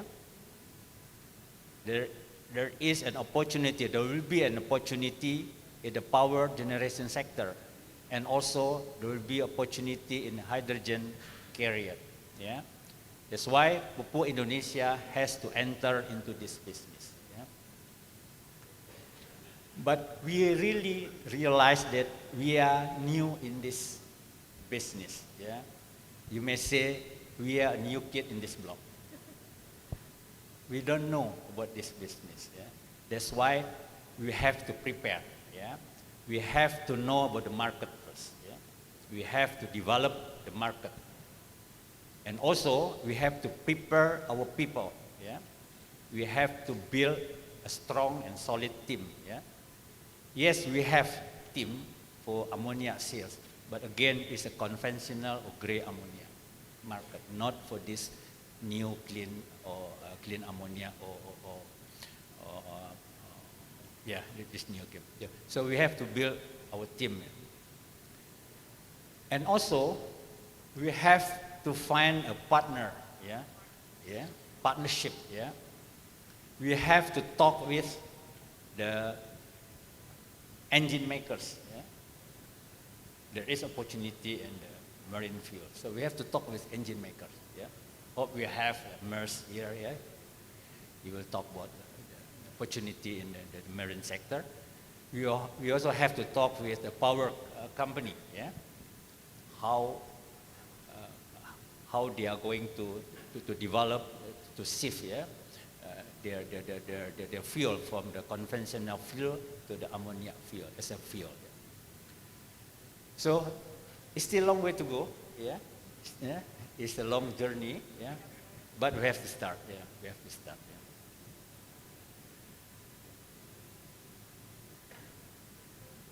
I would like to close my statement, a short presentation. Yeah. As a state-owned company, we still have a mandate to fulfill our domestic demand for fertilizer across the country. So we have to balance. Yeah. We have to balance between demand for conventional ammonia, yeah, for fertilizer, and also the new demand for the clean ammonia. So that's all, and thank you. It's about balance, ya Pak. Thank you, Pak Gus Rizal. Can we give big round of applause for his presentation? And we are also delighted to be joined by Mr. Siddhartha Basus from JERA Co. He's the strategy officer. Maybe you can share with us JERA's roadmap for the implementation of clean ammonia as fuel for power generation. This is one of the opportunity being mentioned by Pak Gus Rizal in his presentation. Would you like to have your presentation as well? Sure. Yes, we can display the presentation from Mr. Siddhartha Basu on the screen. And good afternoon, ladies and gentlemen. Thank you so much for your time and for joining today for this landmark event, which provides an opportunity for us to gather here and talk about the opportunities that are present and the future roadmaps that exist for all of us in the ammonia sector. Next slide, please. So many people here may not be familiar with JERA, and JERA is Japan's largest power generation company, accounting for over 30% of the electricity generated in the country. And our activities span the entire energy value chain, from upstream fuels to transportation, storage, LNG receiving terminals, power generation, and also gas sales, downstream gas sales. And if you look at our global portfolio, we're sitting on roughly 80 gigawatts of power generation capacity. And we're also the largest, or at least, if not the largest, second largest LNG buyer globally, with over 37 million tons. To go to the next slide. Next slide, please. So here you can see an overview of our global operations. And as mentioned, besides looking at not only thermal power generation, renewables, on the LNG side, we have a strong optimization business, and we're looking at this around the world. Not only, of course, in Japan, but expanding throughout Southeast Asia and also the Americas. So what we see here is actually, given our role as a power gen player, we have a significant responsibility that sits in the provision of stable and also an affordable energy source and electricity in the markets where we're operating. And what we'll see and what we'll discuss today as well is how to marry that with decarbonization needs, which is something that we're all facing and working against. Next slide, please. So as a company, we're working towards providing cutting-edge solutions to the world's energy challenges. And as I just alluded to, a key part of this is not only how we can address decarbonization while at the same time providing affordable energy, because it's impossible to expect developing countries to actually continue their growth while at the same time being faced with the costs of decarbonization. And if anything, the activities of the last year and what we've seen happening in Europe and in other parts of the world has just gone to show that actually going too quickly down one path without the right speed brakes involved, it can lead to a lot of unintended consequences. So what we're looking to do is to scale up our clean energy platform that actually balances renewables with at the same time low carbon or low emission thermal power. And as you've seen in multiple presentations already today, that can be done by leveraging green fuels like hydrogen and ammonia. And specifically for this, what we see is that the story in Asia, and Southeast Asia specifically, that ammonia will play a very important part in the decarbonization story. Simply because if we look at the existing natural resources, the existing thermal footprint, the relatively young age of a lot of the generation assets here, it's impossible to expect that these are just going to be taken offline. And not only that, renewables cannot, even when scaled up to the extent possible, cannot replace the thermal footprint. So in this case, ammonia will play a very important role in the ability to decarbonize those assets, while at the same time allowing for a just and smooth and affordable energy transition. Next slide, please. So when we look at our roadmap, especially when we're looking at how we'll address this in Japan, you can see there's a couple main parts to this. Simply put, of course, we'll need to look at how we can shut down inefficient coal-powered thermal stations in a timely manner. At the same time, we are continuing to look at how to ramp up co-firing with ammonia and also with hydrogen, while we simultaneously scale up renewables. Basically, our roadmap is broken into two phases: the activities leading up to 2030 and those from 2030 up to 2050. So we are actively looking at how to ramp up co-firing to 20% across assets, and then from the 2030s onward, this will bump up even more, 50% and also up to 100% where possible. At the same time, what we see is that depending on how things progress, there will be some shift in, let's say, ammonia to hydrogen, and this will also depend on which assets we're looking at. But these types of activities will also be addressed on a country-by-country and region-by-region basis. Next slide, please. Now, Watanabe-san from METI in the previous presentation was kind enough to highlight our project that we're doing at the Ekinan Thermal Power Station in Aichi Prefecture in Japan with our partner IHI-san. And for this, we're looking to co-fire, or first do a demonstration of co-firing up to 20% fuel, which is replaced with ammonia. And this is for a 1 gigawatt unit. Now, while the initial ammonia consumption for the test, previous slide, please. Yeah, so while the initial test is only 30 to 40,000 tons of ammonia, we expect this to be using 500,000 tons per year once this goes operational at 20%. And now keep in mind that's only 20% for one unit, okay? Now that 500,000 tons, we ran a tender process in the last year for procuring that, where we reached out to 30, 40 leading companies around the world to see who is able to provide this sort of supply. And this is looking for what we would consider blue or green ammonia. What we definitely see is this is a blue to green story, so we must walk before we run, and it's important to scale up the infrastructure first. But I'd just like to point out here, to put things in context, right? The traded volumes in Japan are a little over 1 million tons a year at this time. So looking at a tender for 500,000 tons is a significant jump up. Next slide, please. Now, as many of you know, of course, one of the benefits with ammonia is that there is existing infrastructure, right? So of course there's the benefits as a hydrogen carrier, but the fact is that there is existing infrastructure, there is the familiarity, the frameworks, policies for the handling and safe usage of ammonia. But when we look at how this will evolve towards power generation and other use cases, which we'll, I'm sure, talk about today with maritime sector, what we'll see is that the infrastructure today is not sufficient to manage the volumes that we expect to come as these use cases progress. So we're looking actively across this, from the upstream side to the transportation, storage, and also on the generation side, to actively play a role in helping to define this and scale up. Next slide, please.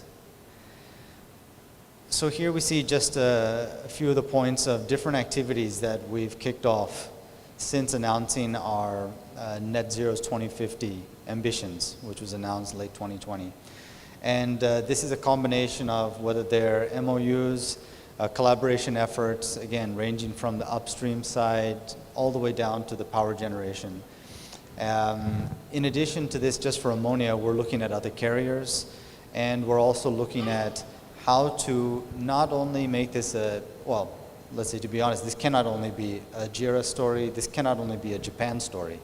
So we need to find other markets where progressive thinking companies and governments are willing to also take a step forward in their own decarbonization, and doing that to create demand as well for ammonia in these markets. So to that extent, which I'm sure we'll talk about more today, we've also entered into various partnerships to try and move this story forward. Thank you. Yes, thank you very much for your comprehensive presentations. Looking forward to having more discussion with you after we have the presentation from other panelists. And please joining me in welcoming Mr. Torben Norgaard, Chief Technology Officer, Energy and Fuels, Maersk Mckinney Moller Center for Zero Carbon Shipping. Mr. Torben, are you joining us on Zoom right now? Yes, indeed. Pleasure to be here. Yes, our pleasure to meet you. So we're looking forward to having your presentations, as we would like to know more from you. What are the impacts of clean ammonia technology in transforming global maritime transportation of supply chain? Yes, thank you very much. And first and foremost, thank you very much for being granted the opportunity to be part of this significant event taking place now in Indonesia and Jakarta. Thank you very much. I am privileged to be allowed to speak and contribute here. Bringing up the slides here, I will give you a brief introduction to what the Maersk Mckinney Moller Center for Zero Carbon Shipping is, and how we seek to establish cross-value chain collaboration to unlock some of the important changes that the business, the value chain, the actors in the value chain, but also very much the regulatory authorities setting the scene, creating the framework for how this may be done. If I can have the next slide, please. We are an independent, not-for-profit organization established just over 2.5 years ago. We are vision-driven towards providing insights and know-how on how we can drive the maritime industry, the global maritime industry, towards decarbonization by 2050.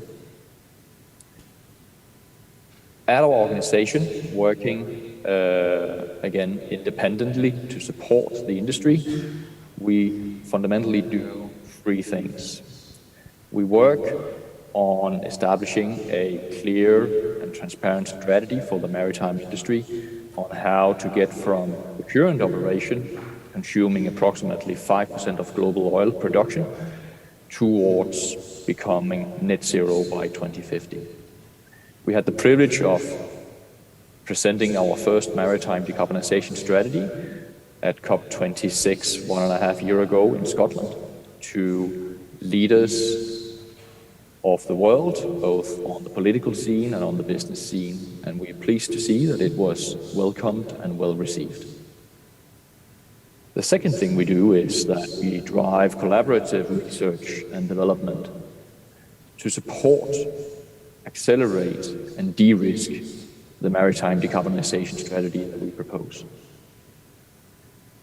We differ a little bit from other not-for-profit organizations in the sense that we have available own finance and own expertise and own resource to actually execute targeted research projects that look to eliminate safety barriers, illustrate how we may capture economies of scale, but also work towards creating the appropriate regulatory framework and understanding of how business needs to be re-engineered across the value chain. Hence, we can deploy resources as a not-for-profit center to illustrate the strategy and accelerate in implementation. The third thing we do is that we turn the output of our targeted research work into impact. So we provide advocacy to governments and leaders on a local, national, regional, but also international level, and also advocacy to the key actors in the value chain that need to invest and support the transition. If I can have the next slide, please. The basis of how we do this is, on one hand, a donation received from the A.P. Møller Foundation, allowing us to create our organization of approximately 70 people, now in place in Copenhagen, but also through the establishment of a strong partner network. We have brought in 24 strategic partners, listed here in alphabetic order. Each and every one of these may be regarded as leading entities within their respective part of the value chain. And if we rearrange these companies in accordance with their position in the value chain instead of alphabetic, you will see that we cover everything from primary energy, conversion, logistics, ports, ship owners, cargo owners, classification societies, and OEMs. Since we are financed, these partners are not members financing our operation. Also, we prefer not to be financed to preserve our independence. Instead, these are true partners to the vision. So each and every one of the strategic partners, they second, bring 3 of their subject matter experts to our office in Copenhagen to collaborate with our own resources, thereby generating an expertise pool that allows us to develop insights across the value chain and enable new ways of doing business and pursue the new way that we need to embark upon on the journey towards net zero. Next slide, please. Now, the theme of this conference is ammonia, and that is also going to be the focus of our discussions onwards. However, as also illustrated by my colleagues on the panel, then the challenge we have in front of us to scale the production to what is required is so significant that we must consider a lot of alternative fuel pathways to supplement ammonia. The question I'm asked most often is which energy pathway will eventually prevail and sort of win the race to be dominant for the maritime decarbonization. The story around that is that there will be no clear winner, in the sense that no fuel will have the ability to scale and substitute the current 300 million tons a year of fuel oil that the global fleet consumes today. However, we do see 4 alternative energy carriers that holds the potential to be brought to a scale that makes them relevant in the global transition towards net zero for the maritime industry. And they are biooils stemming from biomass. They are methanol, either from biomass or from electricity. It's methane to substitute the growing part of the fleet that is operating on LNG, again, either from biomass or through electricity. And then, of course, ammonia, as is the theme today. It is also clear that ammonia will play a significant role in the transition. Ammonia is by far the energy carrier of the ones mentioned that has the best opportunity to scale and really make a difference in terms of volume that can be brought to markets. Just 1 or 2 words on the other components before we turn our attention towards ammonia. They have in common that they carry a carbon atom, and the carbon atom becomes a limiting factor in their ability to scale for 2 reasons. The first reason is competition from other segments, where other segments need the quality of these molecules with high energy density and similar characteristics as the fuels we are using today. The obvious example is aviation. Hence, whatever limited capacity we will have, probably eventually will have to be directed towards those, but it doesn't mean that through a transition and also maybe later on, they have a role to play also to the maritime industry. The other factor I would like to bring forward is the sourcing of that carbon atom, which needs to come from either biogenic sources or direct air capture for these molecules to qualify as net zero and therefore sustainable fuels. And the availability of biogenic and sustainable mass and carbon atoms is fairly limited on a global scale when we look at, again, the magnitude of the transition, which then brings us back to ammonia as a fantastic solution that, again, has the ability to be produced at large scale, capture economies of scale, and also have manageable emissions since it doesn't contain this carbon atom. With the next slide, then I will round off my short introductory presentation and hand the word back to our moderator and look forward to the debate after the final presentation. Thank you very much. Yes, please big round of applause for Mr. Torben Norgaard. Thank you for your insights and overview on this. And now we will go to another speaker. Next one, Mr. Kenichi Asano, General Manager of Methanol and Ammonia, Mitsui & Co. Ltd. is joining us online as well. Mr. Kenichi Asano, yes?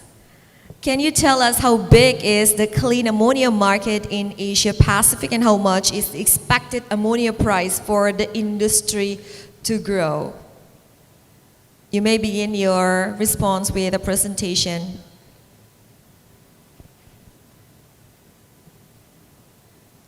Can you clear our audio from here clearly, Mr. Kenichi Asano? Okay, so, yeah. Okay. So my presentation is there now? Yes, it is being displayed on the screen right Okay, now. We all can right. see your presentation. Thank Sure, you. thank you, thanks so much. Hi everyone, I'm Ken Asano, so GM of Methanol and Ammonia Division of Mitsui & Co. headquarters. I really appreciate the invitation to the Honorable Ammonia Global Summit, and I'd like to express my sincere appreciation to the sponsor, Pupuk Indonesia, Mr. Bakiu, and Mr. Guzu Rizal. Thank you. I'm really happy to talk about our activities, Mitsui's activities. All right.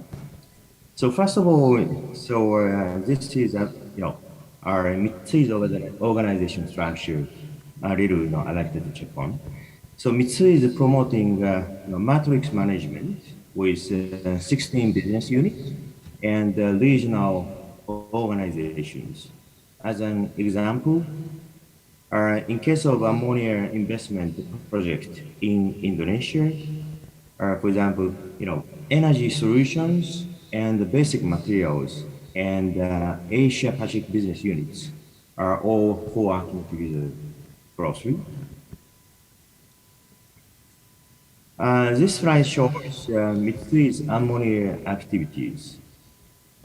We have more than 50 years experience handling ammonia based on our strong expertise in trading and logistics management. And we also have ammonia manufacturing experience in Indonesia and Canada. So right now, our share of import sales to Japanese market is consistently over 60 to 80%. This is relationship between PI and Mitsui, broadly speaking. So we have a long-standing, more than 50 years relationship with Pupuk Indonesia in the fertilizer industry, including the joint operation of ammonia production in Bontang, Kalimantan. カリマンタン。 This is a relationship between PI and Mitsui, broadly speaking. So we have a long-standing, more than 50 years relationship with Pupuk Indonesia in the fertilizer industry, including the joint operation of ammonia production in Bontang, Kalimantan. And this is the market for Asia Pacific market. So towards 2030, Japan and Korea will act as early movers in Asian Pacific region to start utilizing ammonia at its coal-fired power generation. Both countries are expected to grow to 30 million tons each of ammonia demand by 2050, as Meti Watanabe-san explained. And furthermore, other Asian countries such as Taiwan, Malaysia, Indonesia, and India, who are heavily dependent on thermal power generation, will follow Japan, Korea, and its expected demand will be quite huge. This is global market. The clean ammonia is expected to be consumed not only for both power generation and raw materials of chemical and fertilizer sectors, but also for marine fuel and hydrogen carrier in global markets such as Europe.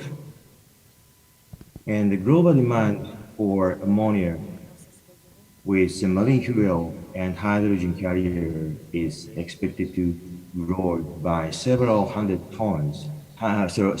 million tons by 2050.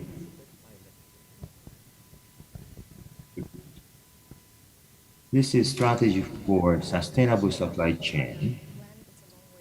So this is Mitsui's strategy for clean ammonia. So building on our expertise in both ammonia and energy businesses, so we are working together with strong partners to develop highly feasible clean ammonia production project in a number of regions. So we have several blue ammonia manufacturing projects where it's moving forward, such as Indonesia, US, and Middle East. And today, I'd like to talk a little bit more about our project with Pupuk Indonesia in the next slide.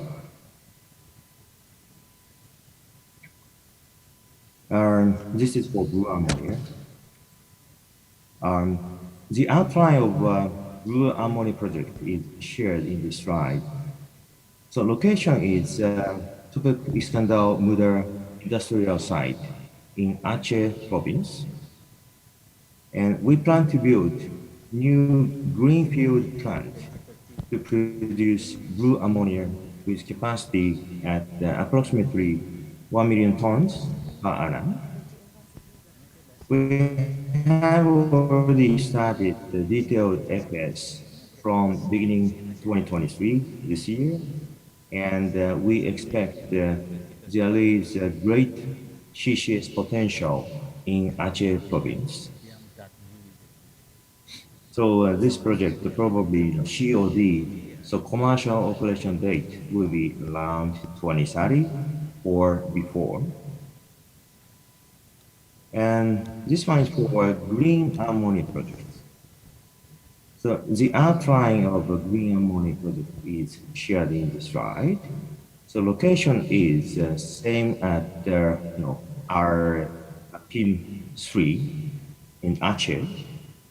And we plan to renovate existing PIM 2 plant by integrating with a new electrolyzer plant and to produce green ammonia by mass balance basis production together with total engineering.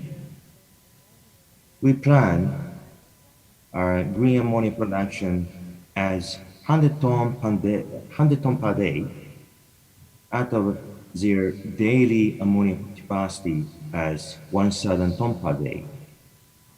More details will be explained later by Toyo Engineering Sakata-san.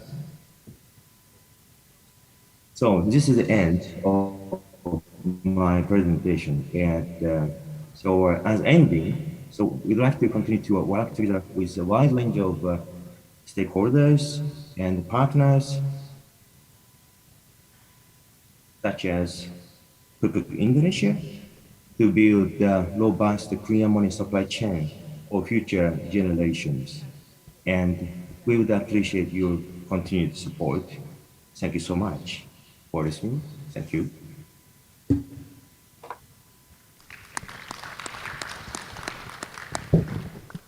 Thank you very much, Mr. Asano, for your presentation. We will be discussing more on that, especially your projects in Indonesia. As we have here with us Mr.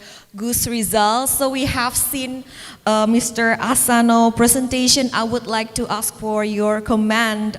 He wrote that Indonesia has major potential in the future to be blue and green ammonia supplier, but as we can see the roadmap, it's a long way to go.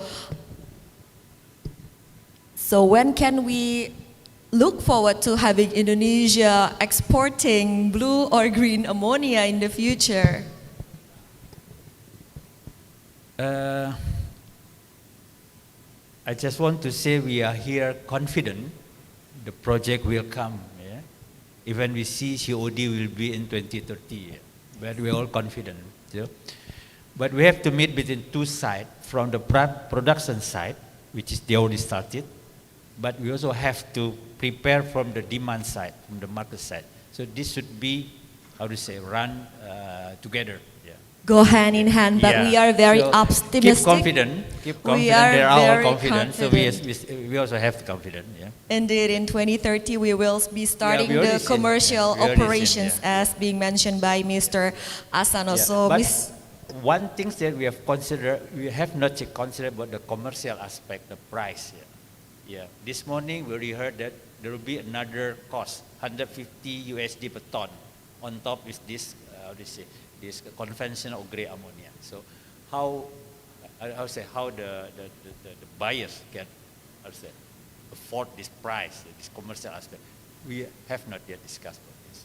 So we will be discussing about the pricing as well, maybe in this forum. No, I just want to say we have to work together, production side, supply side, and also from demand side, from the market side. Yes, noted, Mr. Gus Rizal. As you mentioned, so aside from the production, we should go hand in hand to prepare for the demand, creating and accelerating a demand for the clean ammonia. From your side, what are your ideas or suggestions for marketing strategies for Pupuk Indonesia, so we can be preparing when the production is ready, we can have the market also ready to absorb the production, Pak? Yeah, we see at least 7 years from now, yeah. So we can do a lot to meet the target in 2030. Yeah. You see, FID will be 2026 probably, yeah? So we still have time to discuss the commercial aspect or the demand side. Yes, we still have time to discuss the commercial side, indeed. So, Mr. Basu, you have explained to us the technology, especially in co-firing in Japan. Japan, as we know, is one of the country advanced in this technology. How can you replicate this to other economies, especially in emerging market? And maybe you can share us about that. Sure. So outside what we're doing in Japan, as mentioned, we're looking to create and foster the greater adoption of ammonia in power generation. And just to touch on and highlight a couple of the activities that we have underway. In Thailand, for example, we're working with the BLCP. So this is in Maptafut in Thailand, to actually look at kicking off as well another 20% ammonia co-firing at their large thermal power station there. And that's working with a consortium of Japanese and Thai parties, so that we can actually show through this collaborative effort and with support from Japanese government and the Thai government, how we can actually move this initiative forward. On top of that, we also had signed an MOU under the witness of President Marcos from the Philippines along with our partner company, Aboitiz Power, which is one of the leading power players in the Philippines, to also consider how they can showcase an initial project of a similar sort in the Philippines.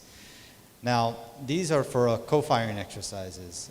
Now, separately, we're also pursuing a project which we had announced back in August last year to pursue a 100% ammonia-fired power generation option in Singapore. And this will be for a 50 to 60 megawatt unit, along with our partners MHI, so Mitsubishi Heavy, and also Jurong Port. And interestingly enough, this project would be to showcase not only the power generation side, but how this can actually work in conjunction with ammonia bunkering. So very timely, given the conversation today. Yes, very timely, and I think this is pretty ambitious, we can say. Yeah, well, of course, I think the reality here is that everyone can put the idea on paper, but you can keep studying it, ad nauseum. It's going to need some players to take a foot forward and to try and develop this and showcase that this end-to-end model works. Not only from the upstream development for a low carbon fuel or lower carbon ammonia, but also to the actual usage side. So to Pak Guzriel's point, it's about also showing that there is an offtake, that there is actually the other side of this equation, and someone's going to be buying these large quantities of blue or green ammonia and putting them to use. Yes. In your presentation, you mentioned about a study for power sector decarbonization roadmap in Indonesia, and also you have an IPP operating in Cirebon. Can you elaborate more on this? Probably the initial results for the study. Yeah, so what I can say is that this roadmap exercise, I think this touches on some of the points discussed in the previous panels, which is the importance of policy.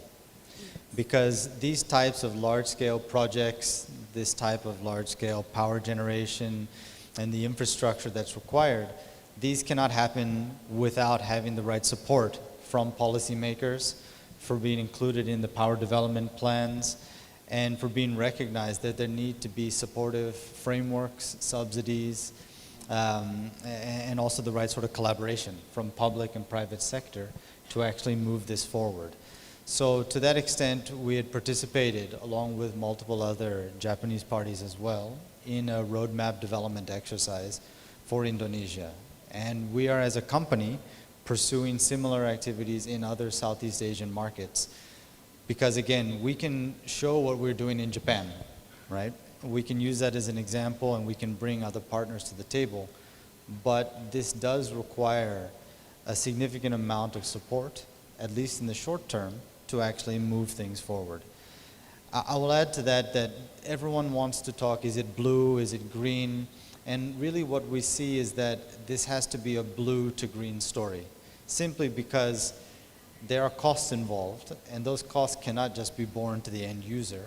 In any ways, we need to first get the right infrastructure in place, and that will probably and most likely come from adopting a lower cost alternative.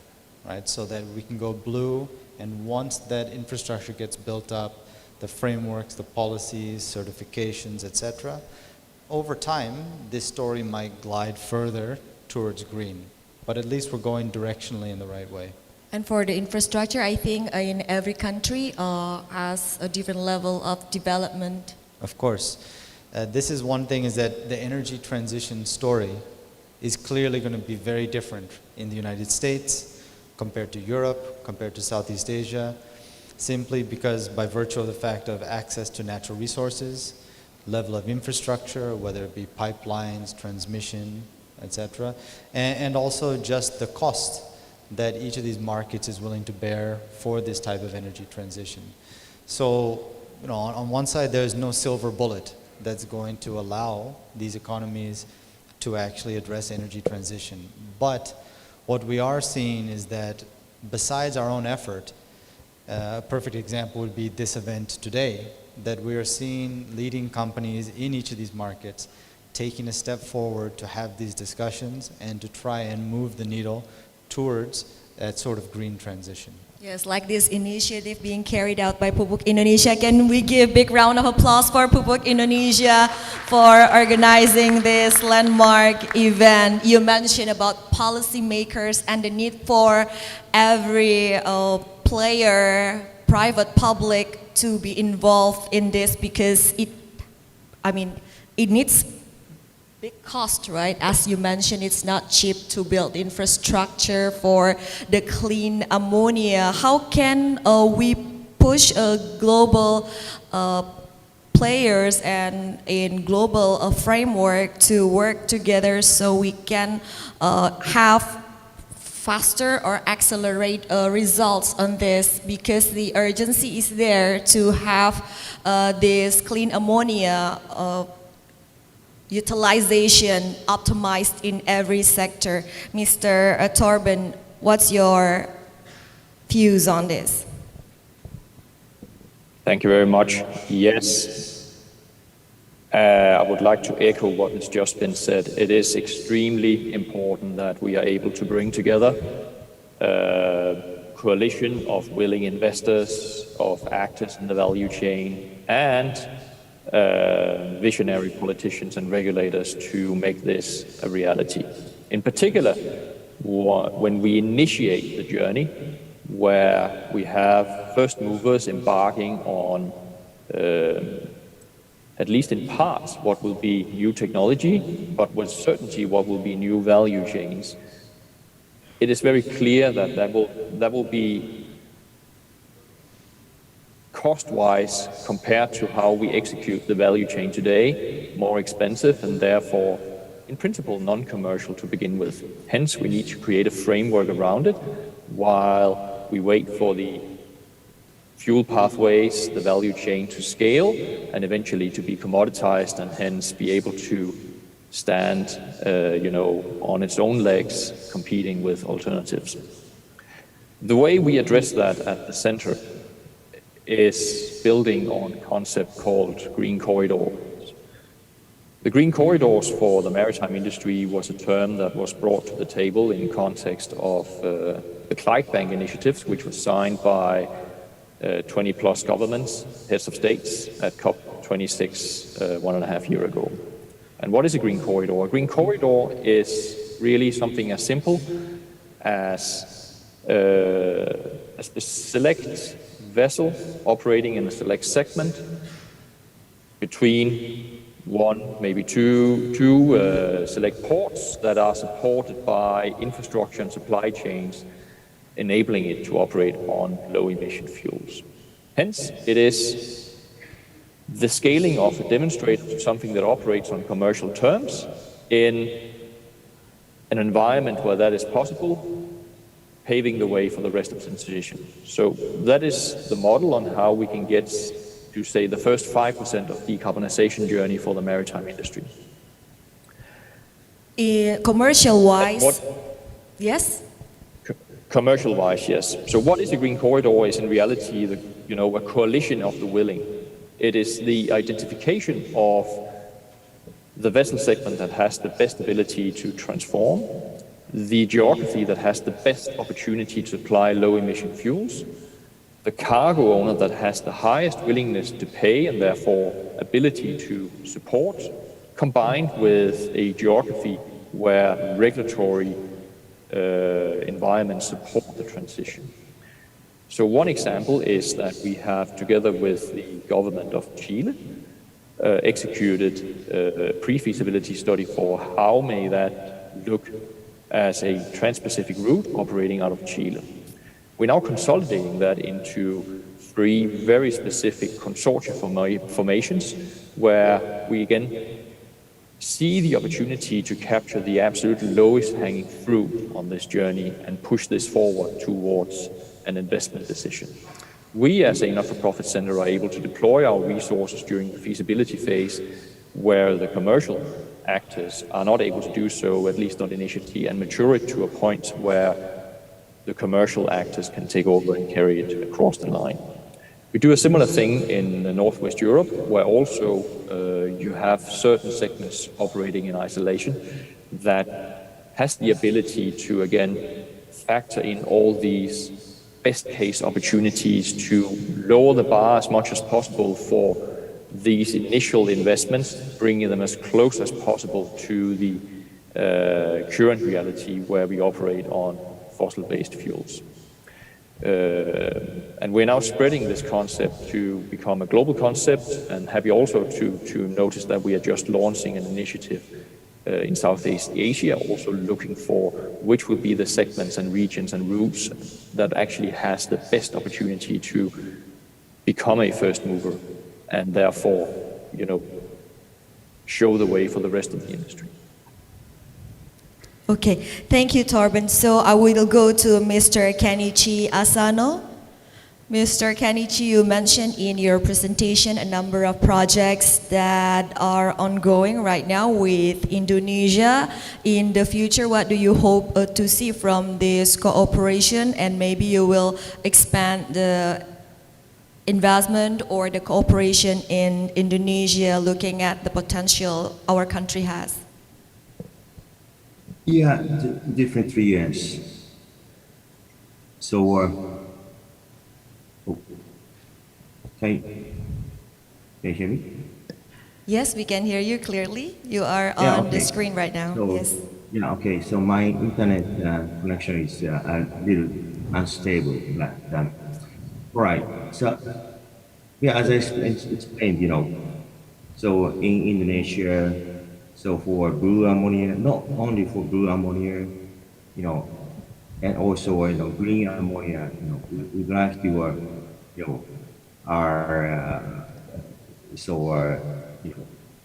increase, our definitely, our opportunities of investment will be increased, and I think, as I explained, the demand itself of blue ammonia, green ammonia boys will be increasing, in the center of Asia, and of course globally.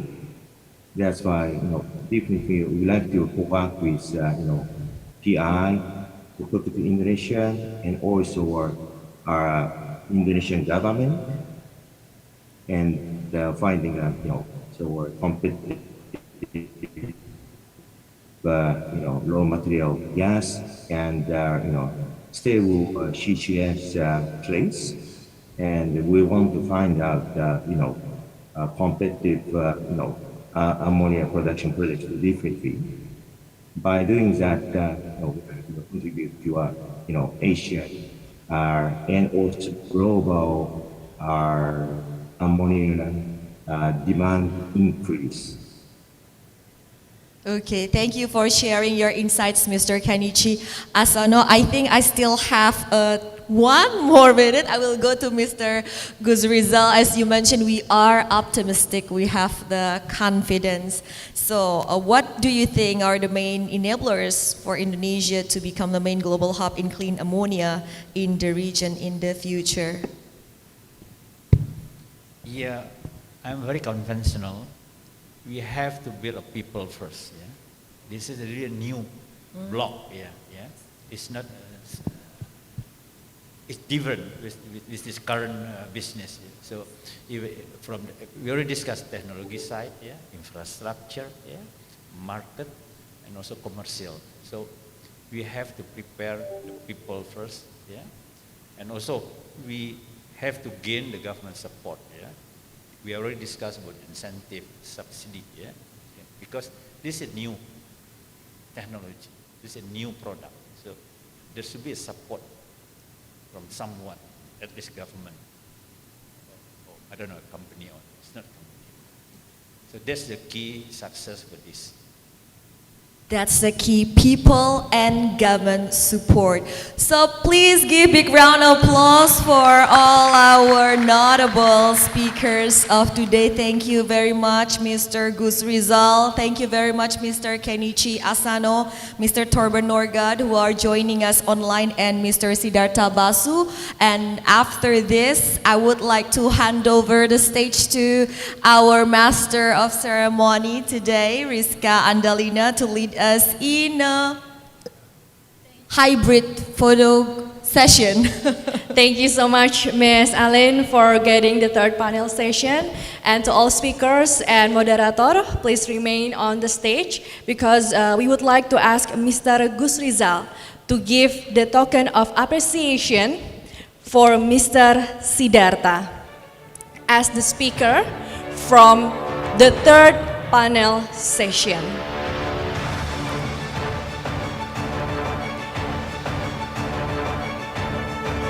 Okay, can we get a round of applause for the third panel session? And we would like to take a photo. So please be ready for the photographer. And we can get started to take a photo with all speakers and moderator from the third panel session. Okay, thank you so much to all speakers and moderator. You may all return to your seats. Thank you. So, ladies and gentlemen, we just had the third panel session about market for the clean ammonia. And I will inform you again that the event is also live streamed on the YouTube channel Pupuk Indonesia, YouTube channel Katadata Indonesia, and Facebook Katadata Indonesia. And I will also remind again that today we will have 4 panel sessions. We just have 3 panel sessions, where the first panel session is about the green energy transition through clean ammonia, and the second panel session is about policy landscape of clean ammonia for sustainable energy, and the third panel session is about market for the clean ammonia. So, as we know, some speakers couldn't come or couldn't make it to here. So, some of speakers join us by online. But by the third discussion, and I mean for the fourth discussion, all speakers will be here with us. Okay? And I will remind again that PCAF 2023 is a strategic forum across the energy and petrochemical value chain in Indonesia and the region to promote a low carbon ammonia ecosystem or clean ammonia, achieving Indonesia's commitment to Sustainable Development Goals or SDGs and NZE targets. So today, as we know, we will be presented with 4 panel sessions that will present a lot of competent speakers. And ladies and gentlemen, now we move into the last or the 4th panel session, and the discussion is about blue and green ammonia technology. Therefore, I will introduce and call one by one the speakers in this session. Please join me in giving a warm welcome to Mr. Nugroho Kristianto, Vice President Director Pupuk Indonesia. Please join us, Mr. Nugroho Kristianto, on the stage. And the next speaker, we have Mr. Eji Sakata, Executive Officer, Division Director of Solution Business, Toyo Engineering Corp. And the third speaker, please welcome Mr. Nobuhiko Kubota, Managing Executive Officer, GM Technology and Intelligence Integration, IHI Corporation. And the fourth speaker, please welcome Mr. Roy Daroini, Business Development Director, Southeast Asia and Australia, KBR Inc. Thank you to all speakers. And for the moderator for this panel, please welcome Ms. Desmona Chandra. Please give a big applause for the last panel discussion. And now I will give the stage to Ms. Desmona to lead the discussion. The stage is yours, Ms. Desmona. Thank you, Rizka, for the kind introduction. Good day, everyone. Like Rizka mentioned, this session is my lucky session because all my speakers are here in person, so I can talk to them face to face. Hopefully there is no technical glitch like what we experienced earlier. So yeah, although this is the last session, but I think this is the most interesting topic to cover because it's all about technology. And I'm very delighted to sit here with 4 technology-savvy individuals as we are going to talk about the technology for green and blue ammonia for sustainable energy. Like we all know, ammonia is very crucial in the manufacturing industry for producing fertilizer to feed the global population, as well as to store and transport energy for power plants, industrial furnaces, and perhaps one day can be used as fuel for mobility. As we all know as well that the number of population is growing, which lead to growth in ammonia demand, during which time the governments all around the world are committed to reduce emissions from energy system and possibly head towards the net zero in the near future. So to achieve that, of course, the right technology, innovation, and infrastructure have to be in place, and at the same time, keeping the company's operations competitive. So, before we start with the discussion, I will let all the speakers to have their presentation first. Being the first one, I would like to invite Pak Nu as the Deputy CEO of Pupuk Indonesia to have his presentation. Silakan Pak Nu. Thank you, Mona. Good afternoon, distinguished guests, ladies and gentlemen. I'd like to present from Pupuk Indonesia side regarding how Pupuk Indonesia try to adopt in the energy transition and especially in the decarbonization effort in our company. Like Pak Bakir already mentioned and also previous speaker from Pupuk Indonesia, definitely we already have the roadmap for the decarbonization. And for Pupuk Indonesia, the journey in the decarbonization is started with what we already have. So we try to reduce or to decarbonize what we already have from our ammonia plant, from our power plant, and the others plant that maybe emitted the greenhouse gas. So in Pupuk Indonesia, we call it that the roadmap, we will start with the low-hanging fruit, like the Aman said also, for the energy transition is very easy because why Pupuk Indonesia is not the technology owner actually, but we are using all of the technology from all over the world, especially in ammonia and urea also.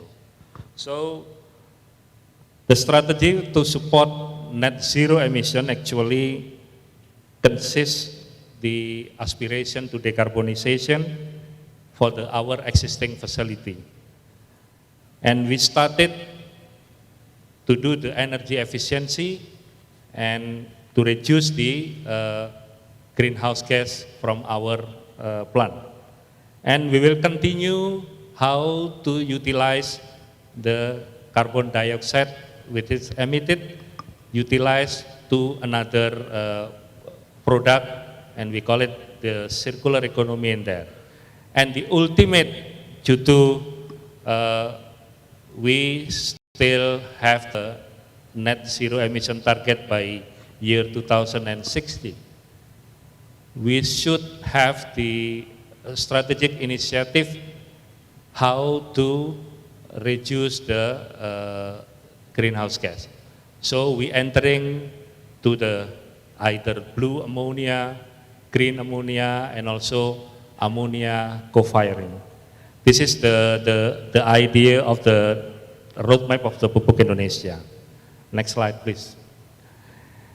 We know that the ammonia right now is largely used as the fertilizer raw materials to produce urea and another fertilizer product or another chemicals product. But fortunately, due to the decarbonization and also the energy transition, finally we realized that ammonia can also as the energy source in the future. And this is also that thanks to the development of the technology that finally we here in the Pupuk Indonesia Clean Ammonia Forum this day, we already heard from several speakers before that the technology for utilizing ammonia as an energy is developed very fast. And we also believe that if we consider also as a zero carbon fuel for the maritime sector, we already just heard, and maybe next our speaker in here also will be mentioned. And we in Pupuk Indonesia also predicted maybe by year 2050 or 60, the consumption of ammonia as a fuel maybe will be the same with the ammonia consumption as a raw material for producing fertilizer. But again, if we see in the slide, there are some obstacles also. We are facing also in producing the blue or the green ammonia will right now still create the additional cost to producing the blue or green ammonia. And I'd like to say also some regulatory framework in the certain country like Indonesia need to be developed in order to support the development of green or blue ammonia in Indonesia. Next slide, please. This is the idea how Pupuk Indonesia will be goes to the roadmap that I already mentioned before. We believe that we cannot do by ourselves. We need work together with all of the stakeholders to realize or to achieve how Pupuk Indonesia will be arrive at the destination by the year 2060. The collaboration with the customer, the archetype number one, is what we already done right now. We have the cooperation with several esteemed companies, namely Toyo, IHI, and another company like Mitsui also. Why? Because they already have the kind of tech, and Pupuk Indonesia have the facility, existing facility, and hopefully by the cooperation we can also get the supportive for the investment also. Like from, for example, when Toyo have the joint study with Pupuk Indonesia and Pupuk Iskandar Muda is financed by METI Japan. So we know that in the future, the development of the blue and green ammonia, I think also need maybe more investment compared with the existing gray ammonia. So that is the reason why we need the cooperation and collaboration with all of the stakeholders who can support to realize the objective of Pupuk Indonesia to achieve net zero emission by the year 2060. Next, the archetype number 2 is collaboration maybe between peers within and across the industry. It is particularly to address common need in terms of capability. The example of this archetype number 2 is like what we can exchange our product, yeah, in order at the same time we can also comply with the target of the decarbonization. Some of them maybe we can also use ammonia to consume to another activity. Like in Indonesia, we can, for example, ammonia can be used as the co-firing for the coal fire boiler in the PLN or electricity company. This is like the example of archetype number 2. And the third one, the collaboration within wider ecosystem. This is that I do believe that we cannot avoid the situation. We already know from the previous presentation that ammonia will be the one of energy source in the future and will be consumed by, it's not only in the industry like we already know right now, but it's also consumed in the maritime industry. It will be consumed to another area in the industry. So we need collaboration, of course, not only with among the industry. We need collaboration also from the financial sector, because this will create the carbon economic ecosystem in the future. And also we need cooperation also with the government itself, because it cannot be done if there is no regulatory framework which supported for these activities. Again, for our closing remark, through this event, Pupuk Indonesia especially want to collaborate with all of you here to accelerate the development of the clean ammonia ecosystem that I already mentioned. Thank you very much. Back to you, Mona. Thank you, Panu. And what the bottom line is actually is collaboration, right, Panu? Not just in technology, but also support from government in terms of the regulatory framework, as well as financing. So everything can be done if we work together hand in hand.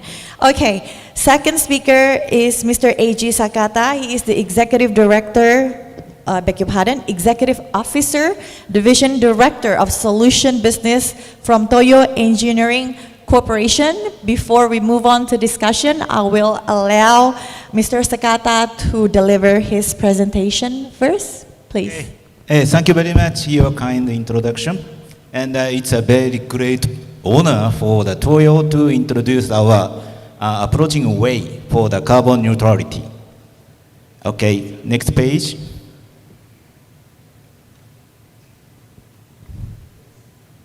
So today, I would like to introduce the 3 topics. One is Toyo's approaching way for the carbon neutrality first, and the second, green ammonia production technology. The technology itself, and what is a key point for the green ammonia production.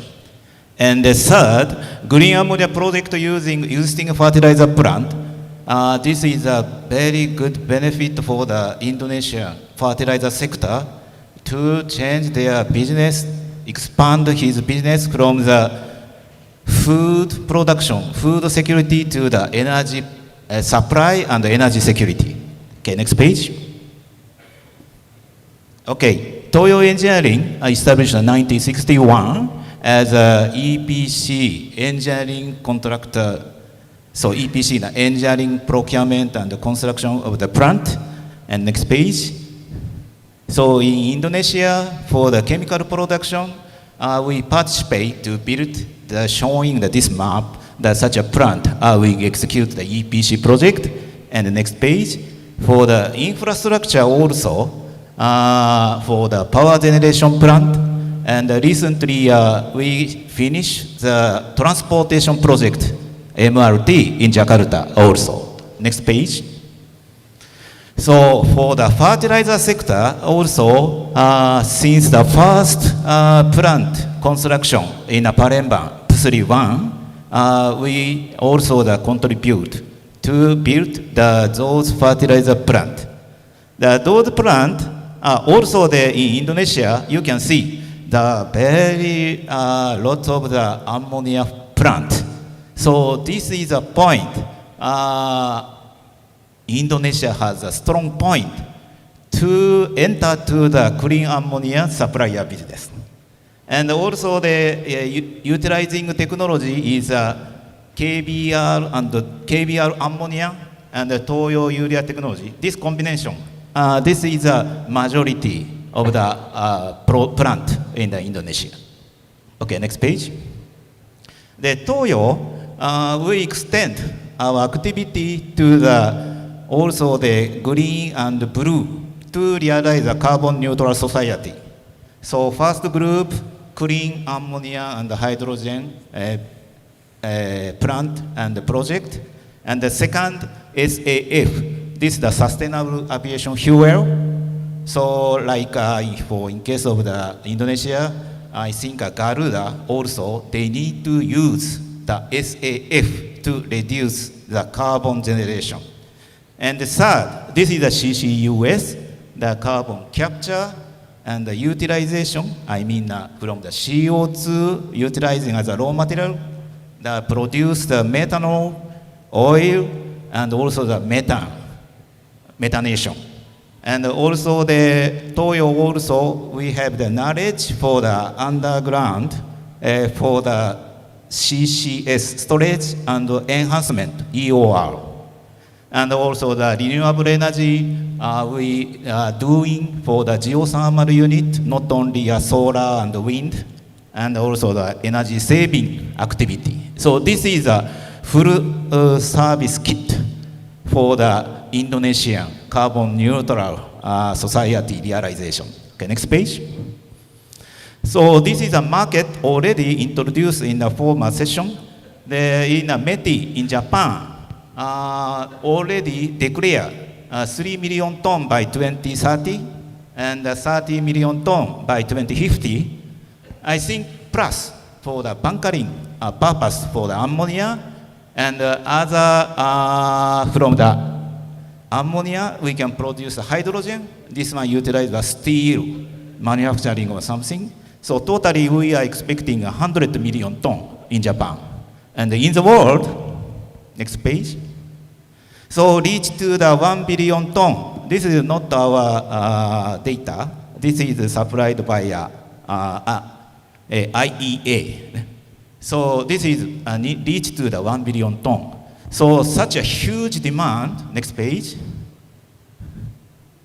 Toyo, we determine necessary to approach not only Toyo, but we need some partner, business partner. So we decide last year, April, we established an alliance with the JGC, who is a leading global engineering company. So now we already starting Ammonia Alliance Japan. This alliance already started since the last April.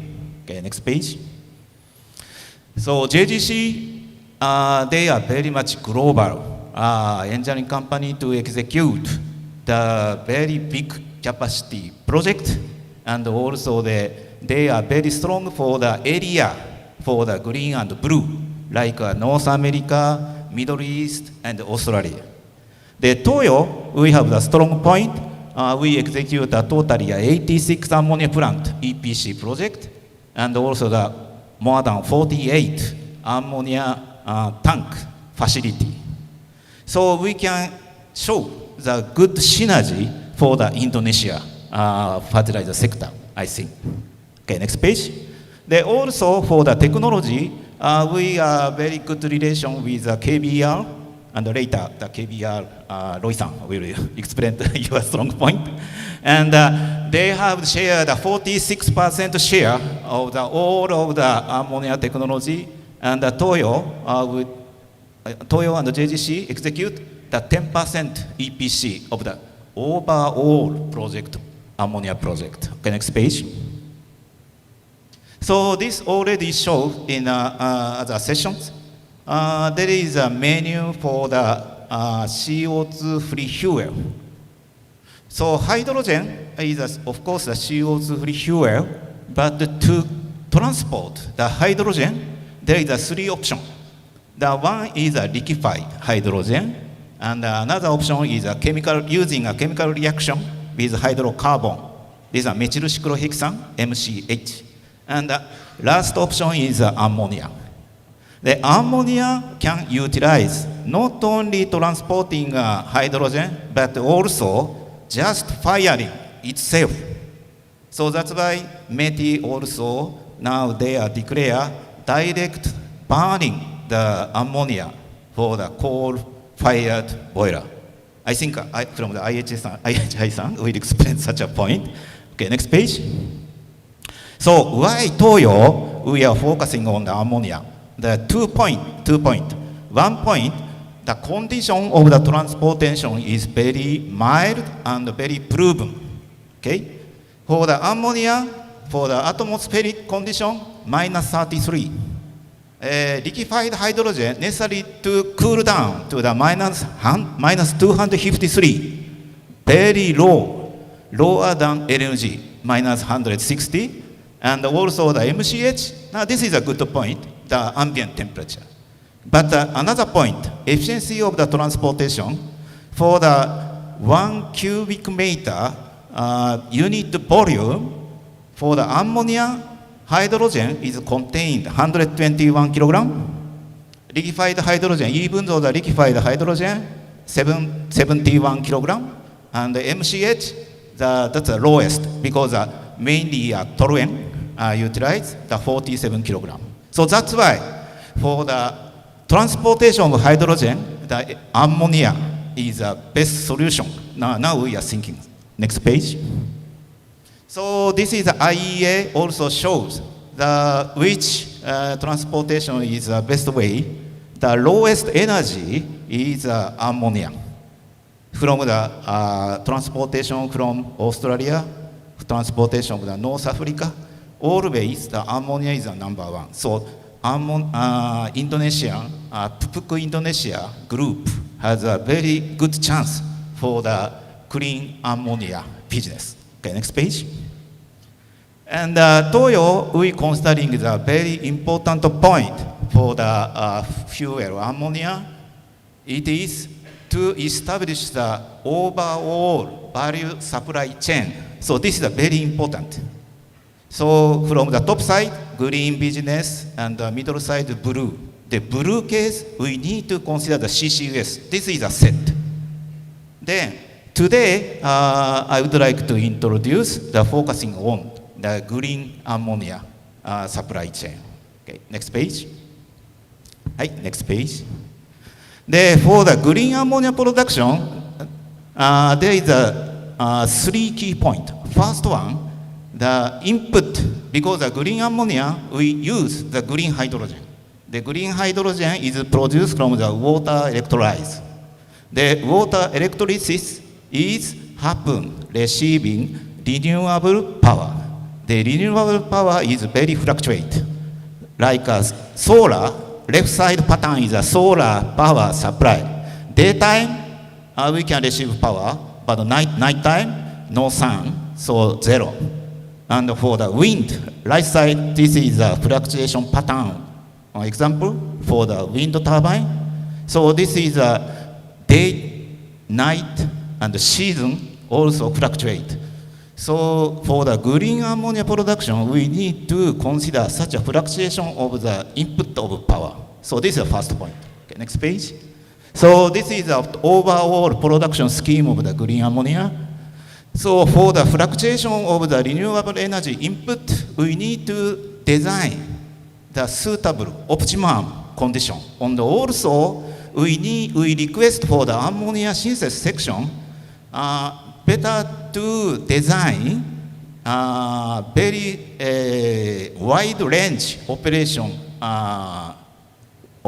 range. For example, sometimes 100%, sometimes 10% or something, necessary to follow such input. Otherwise, we need to provide lots of the hydrogen holder, or maybe more electrolyzer, or maybe we need to put the nitrogen holder.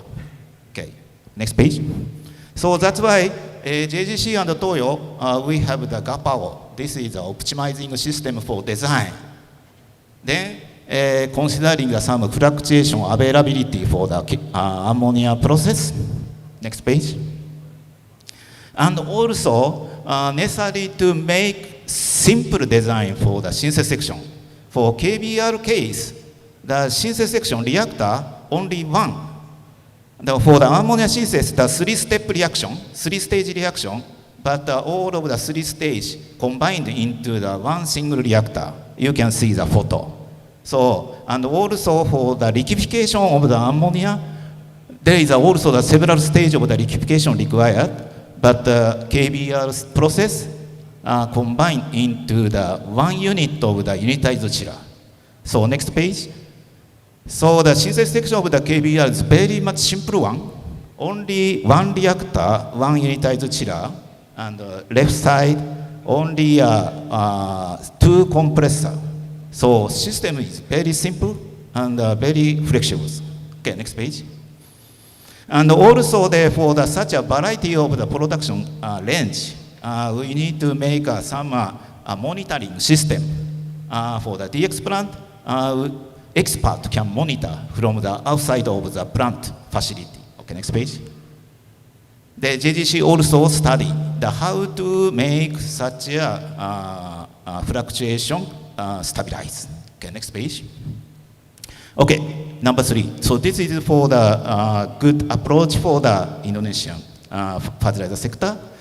So this is a photo for the Toyo, PIHC, and the PIM. We have signed for the Rosmaue green ammonia approaching field study using a Japanese program.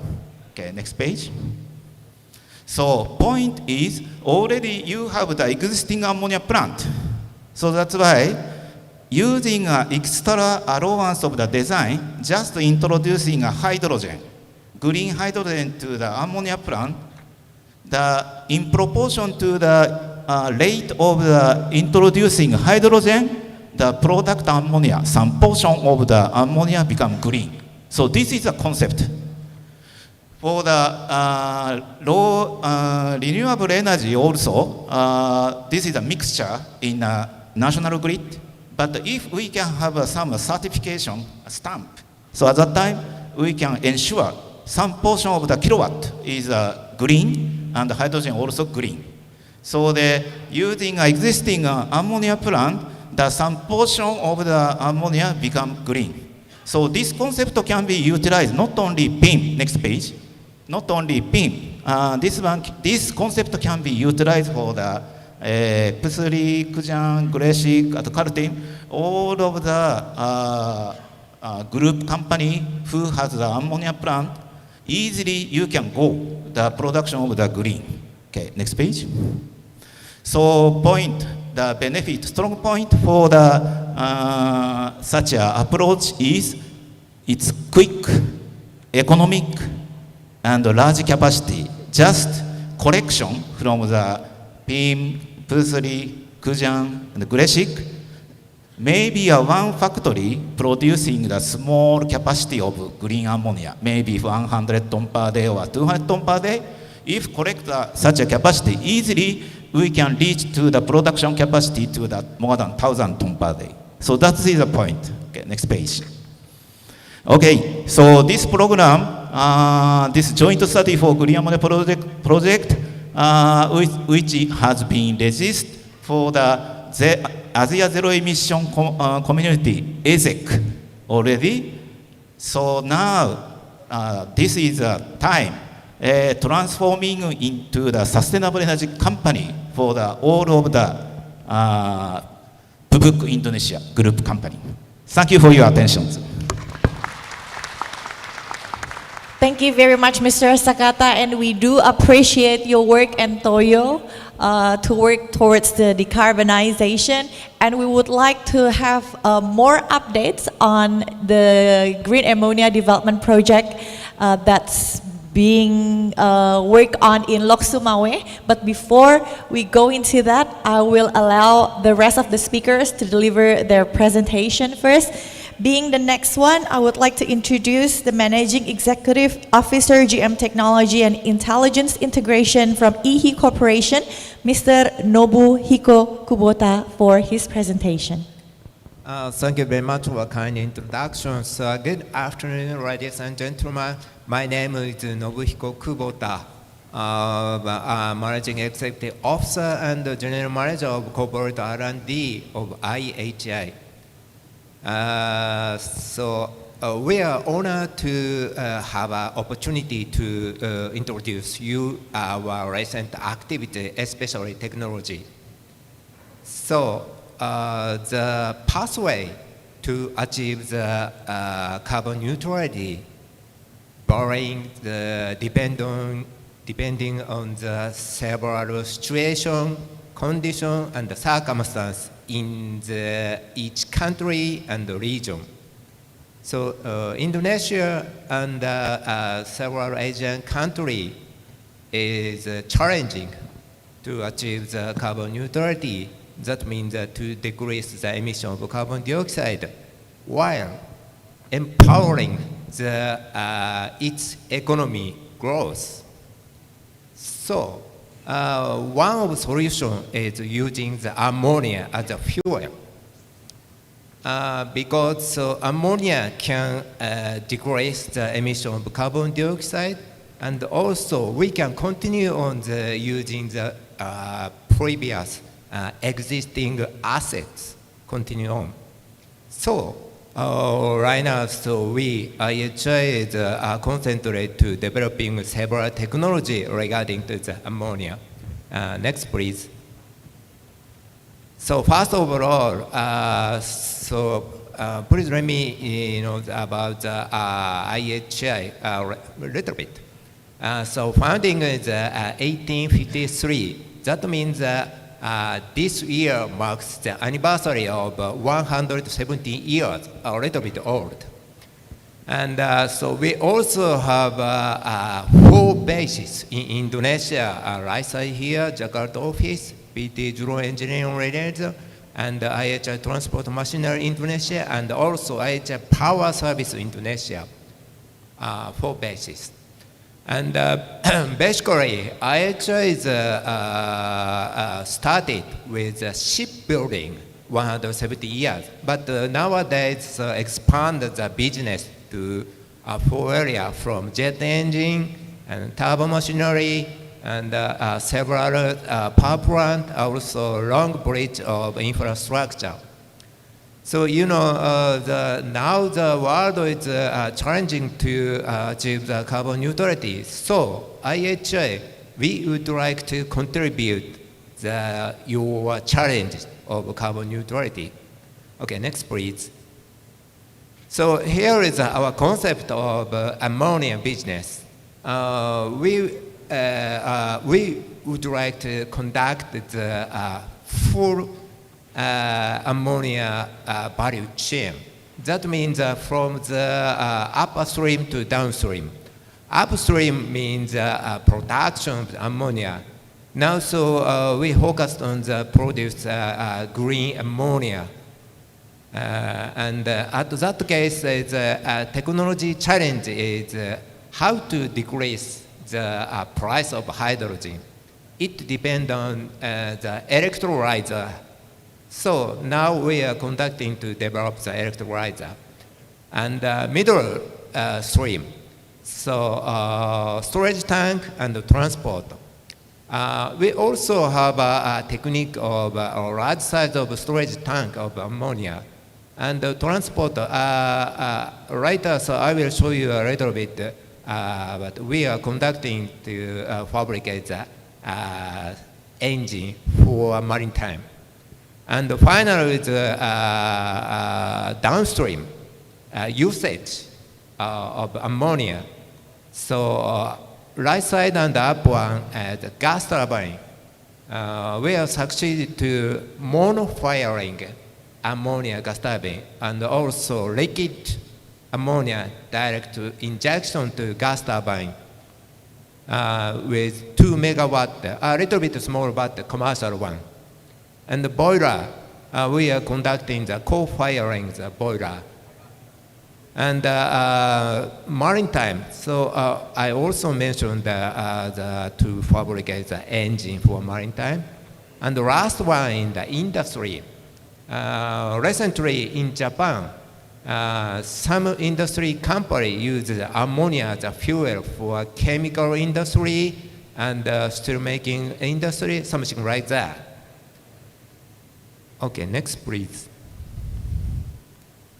Here is our recent activity regarding to the green ammonia production.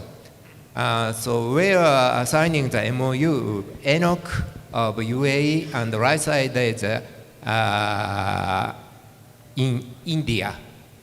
So we have 2 MOU regarding to the green ammonia production. I will show you detail about the relationships in Indonesia. The next, please.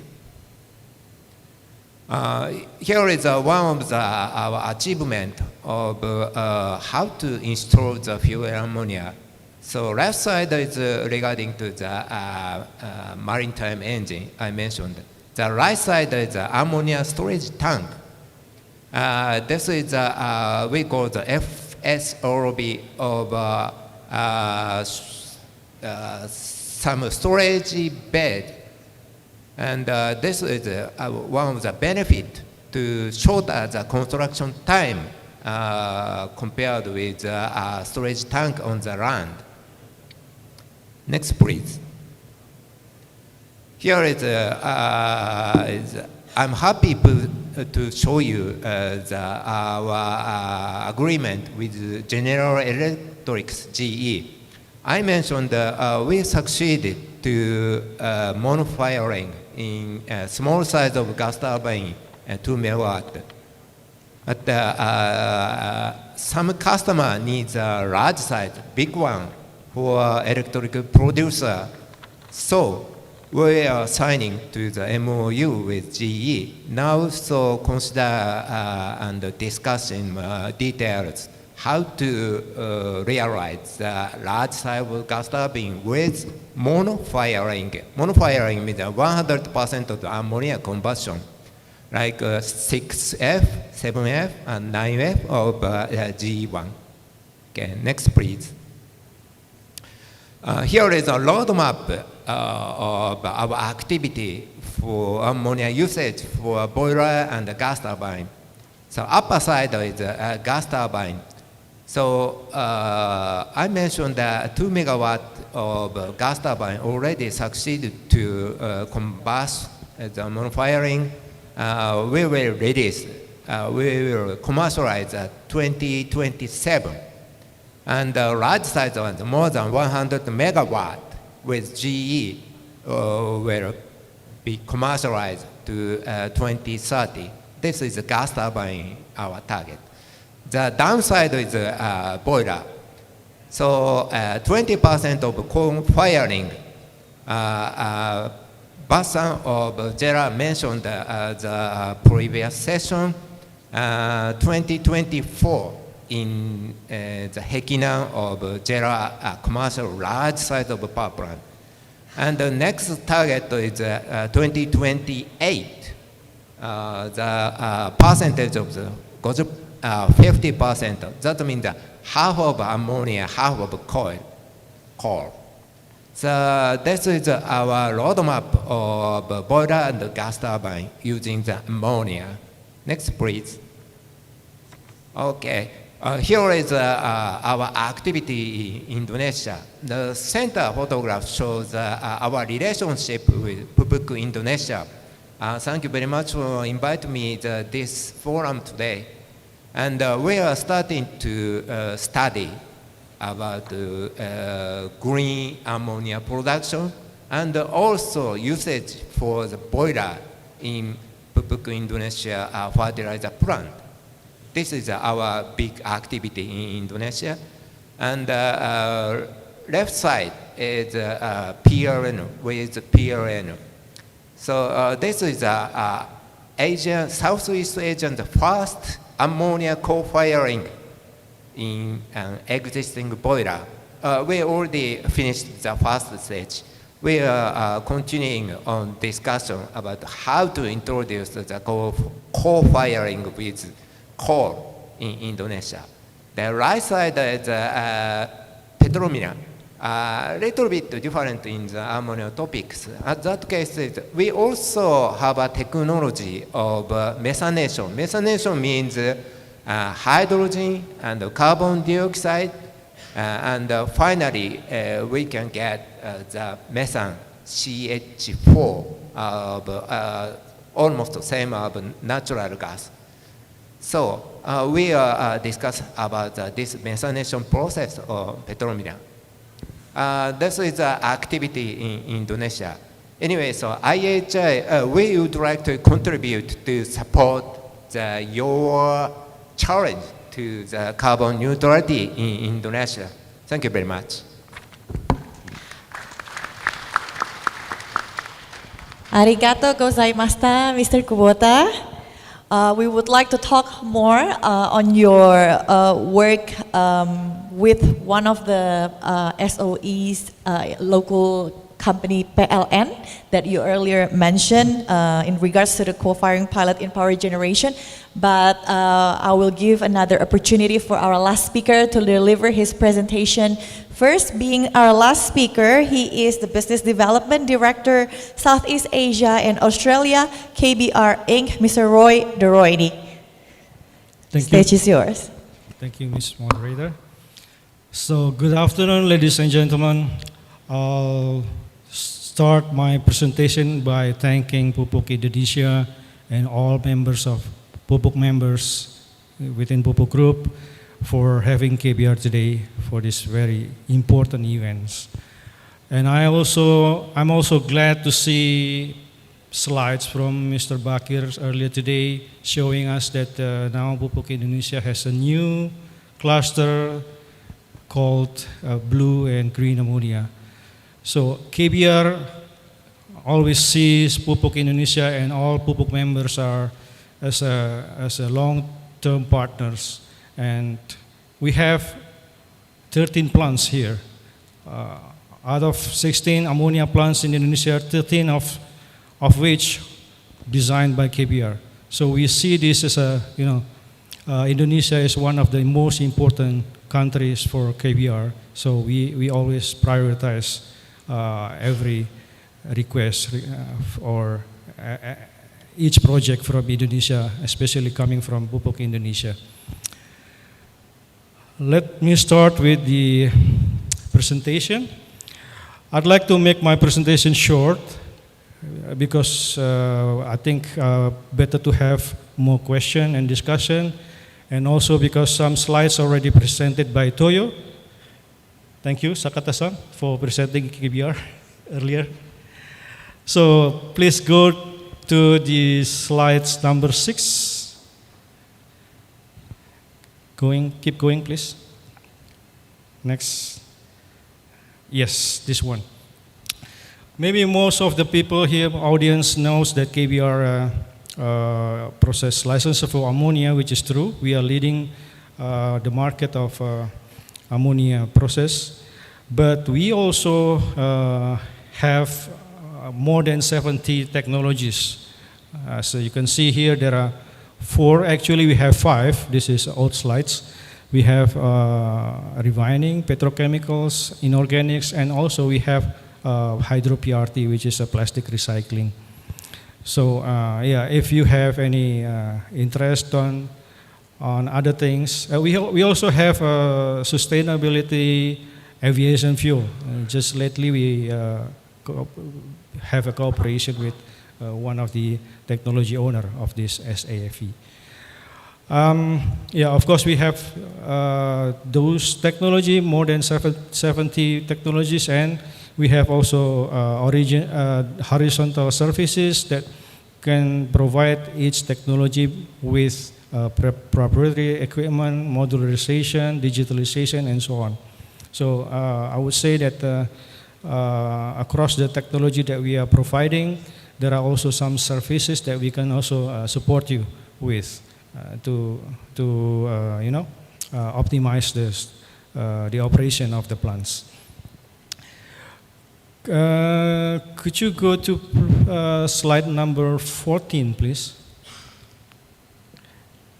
Keep going.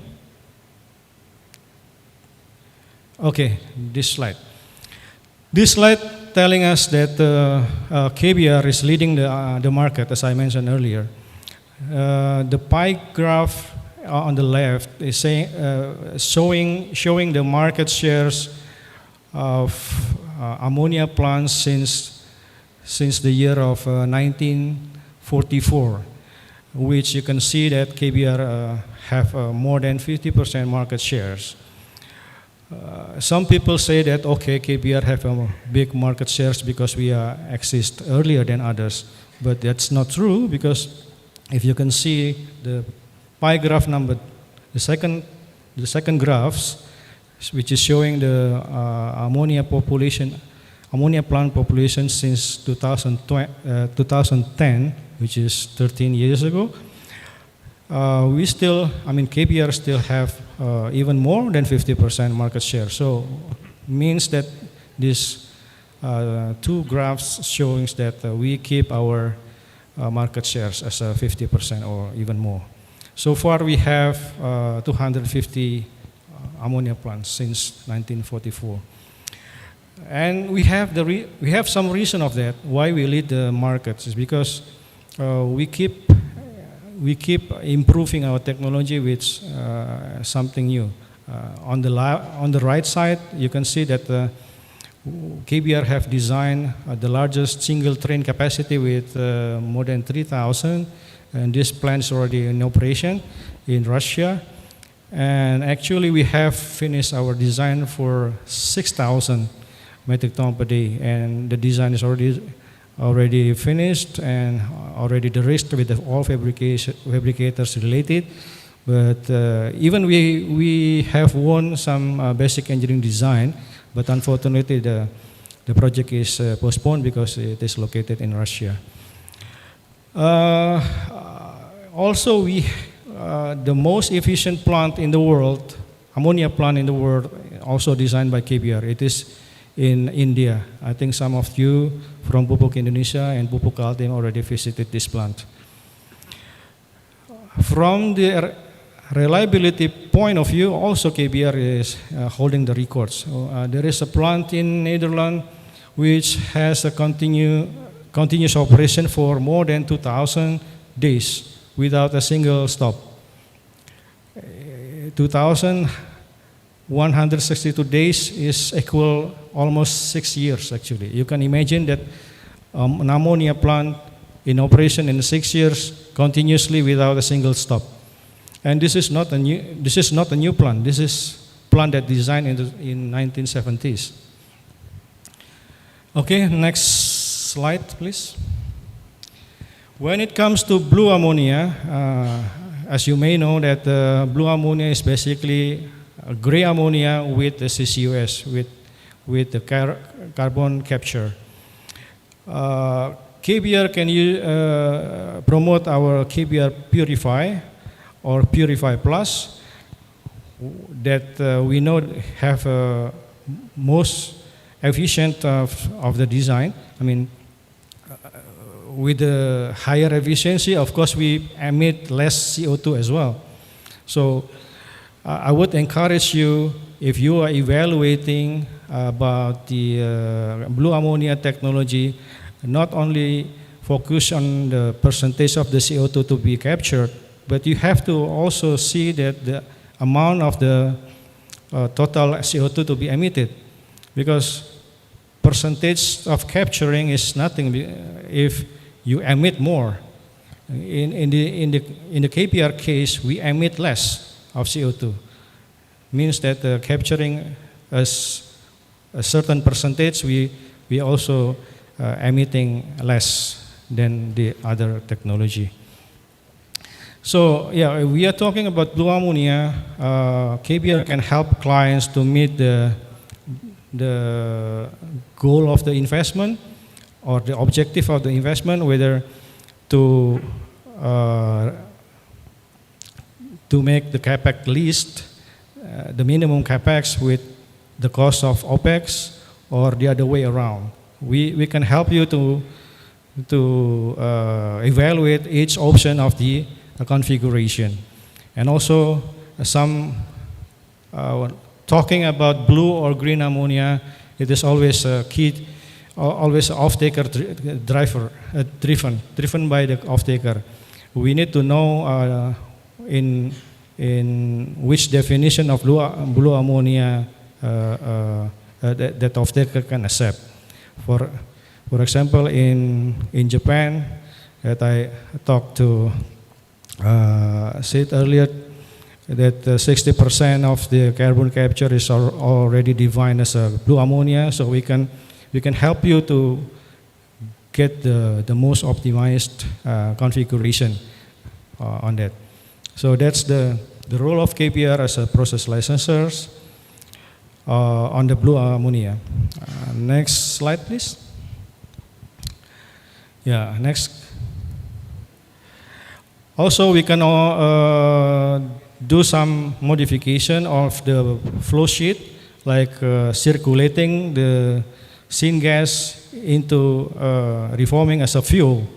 This is also some options that we can consider if you are focusing on minimizing capex. So circulating syngas can be done with to have less CO2 emitted. Then we can remove the requirement to have post-combustion carbon capture.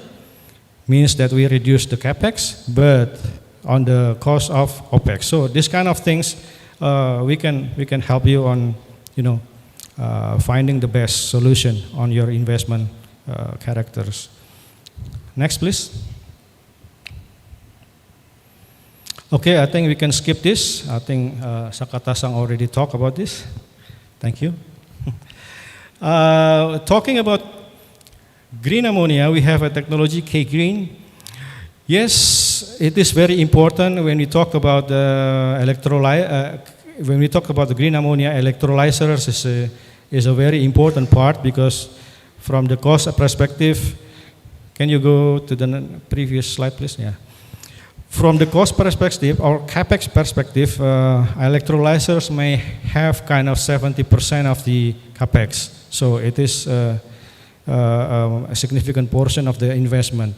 But even though ammonia is not the major part of the investment, ammonia part will be a defining factor of the configuration, not the electrolyzers. Why?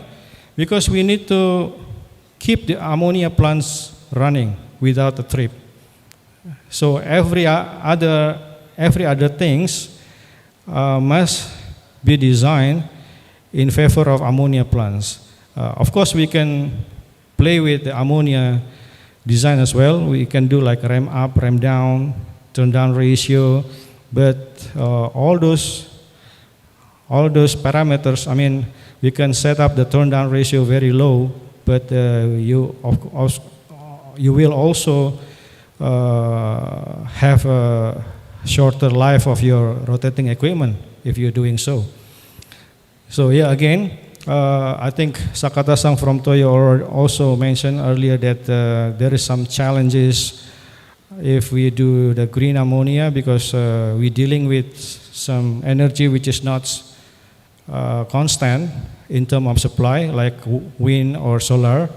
So we need to really calculate and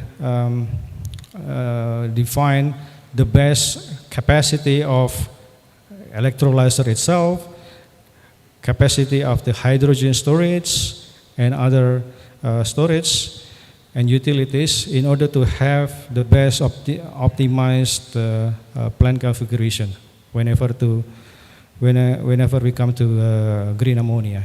So KBR can help on this. We can provide you a study, optimizing study on the K-Green design. This is what we are doing also with other clients. Also, I need to remind you also, as I also covering Australia, there are many opportunities in Australia.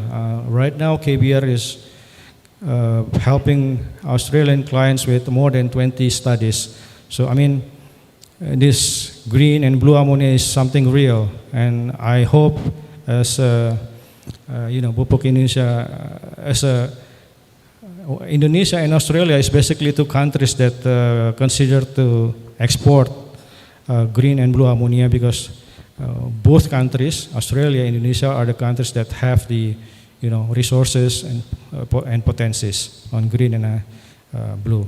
So yeah, we need to encourage everyone involved here in clean ammonia to speed up all the decision towards the clean ammonia. Next slide. This is something similar that what Sakata-san explained. KBR also have kind of we call it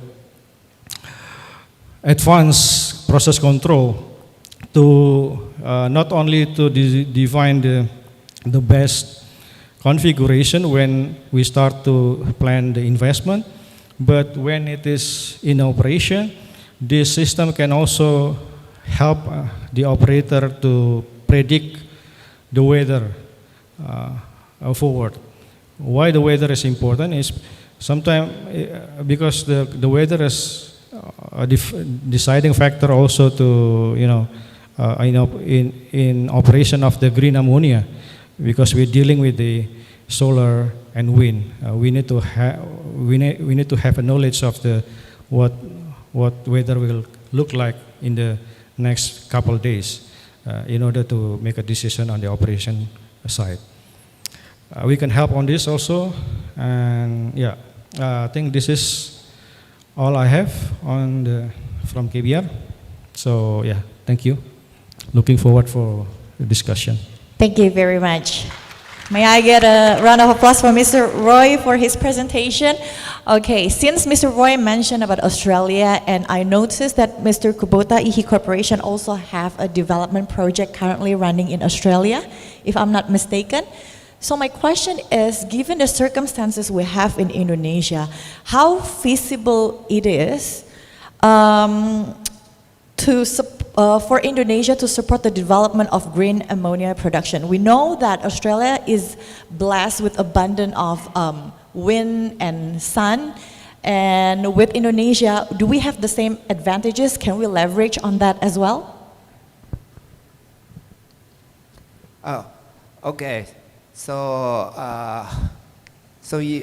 your question is Indonesia has some potential to fabricate green ammonia compared with other countries. Is that right? Do we have, the potential? Okay. So right now the Middle East and South America and also Australia is a candidate to produce green ammonia. But basically, from the viewpoint of technology, Indonesia has a strong advantage because the electrolyzer. Once we want to decrease the price of hydrogen to produce a green ammonia, we keep on operating of electrolyzer is the key issues. So sunlight and wind turbine is fluctuating to produce electricity, but you have a large size of water power and also geothermal. At that case, we can get the continuous electricity. That means keep on operating the electrolyzer. After that, we can get the low price of hydrogen. So Indonesia has a great potential, I think. I see you nodding, Mr. Roy. Are you agree with that? Very much agree. Yeah. Again, as I mentioned earlier, green ammonia has a challenge on the stability of the supply of the green energy. So whenever it becomes the green energy comes from geothermal and hydro, there are benefit of the stability of the supply. So I agree. That's the benefit of Indonesia. Okay. And Mr. Sakata, you mentioned on your presentation about the green ammonia development project that's currently implemented in the existing fertilizer plant in Lok Sumawe. Can you give us more updates on that? And if you can spill some information, what's Toyo's next expansion plan? Since you also reveal a lot of Pupuk Indonesia also have other 6 entities, Pak Nu, that is potential to collaborate with Toyo. Okay, thank you for your good question. And now I think Indonesia has a very strong point. They have a lot of the ammonia plant already. This is a gray color ammonia, starting from the hydrocarbon. But this just a side stream feeding of the hydrogen. It's very easy to change. The part of the ammonia production can be changed to the green. So this is an Indonesian strong point compared with the Australians. And also, Indonesia is rich in not only solar and wind, as this morning Tri Hario-san explained, there are hydropower, and also there, as Kuboda-san explained, the geothermal, rich in the geothermal power. Combination with the existing asset and also the availability of the renewable energy. So I think that this is a very strong point for the Indonesia. Starting from the PIN, the same concept can be applied for the other ammonia plant easily, because just producing water hydrolysis, we can get the hydrogen. This hydrogen will be fed to the ammonia plant as a side stream. So this is not rely on the location, because renewable energy supplied by a national grid. The national grid can convey the renewable power, even though the hydropower in a mountainside, so they can receive.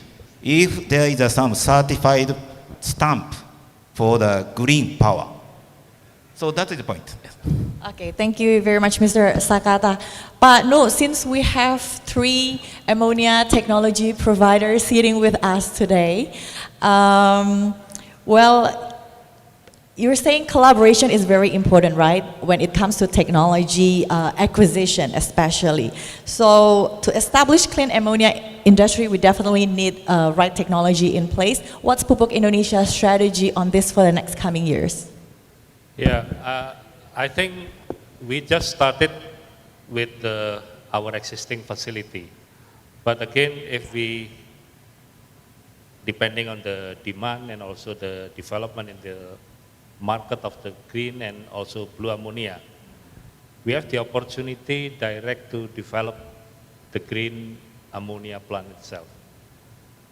But this is like Sakata-san said, is completely different approach. Yeah, we need the green energy source to produce the green hydrogen, and the nitrogen we easily can get from the air, and the rest of it is like that we already have right now. But this is maybe in the small scale, because the demand of the green ammonia right now is still not high. But this is possible to develop the green ammonia itself. Like Sakata said, we call it the hybrid, yeah, because we use side stream in our existing plant to produce the small amount of the green ammonia. This is what Pupuk Indonesia will do in the future. Actually, Panu just reminds me that Mr. Sakata haven't answered my last question. What's your next future expansion plan? So for the first for Indonesia, I repeat again, better to apply same logic with PIM to the existing ammonia plant. So after that, we can establish the new green ammonia plant. However, for the green ammonia plant, grassroots case, the point is 50% of the capex covered by electrolyzer, not synthesis section or utility facility. You know, the electrolyzer covered 50% of capex. And also the 90% of the OPEX is power price. So during we have the quick approach for the using the existing ammonia plant, we can have a time, some technical development for the electrolyzer. Maybe we can enjoy much cheaper application like AEL to PEM. Maybe much high performance electrolyzer become there, so we can enjoy the grassroots green ammonia. And also the power price. Also, we need to wait the much more development for the renewable energy supply business and also the cheaper price power supply. So that is the point.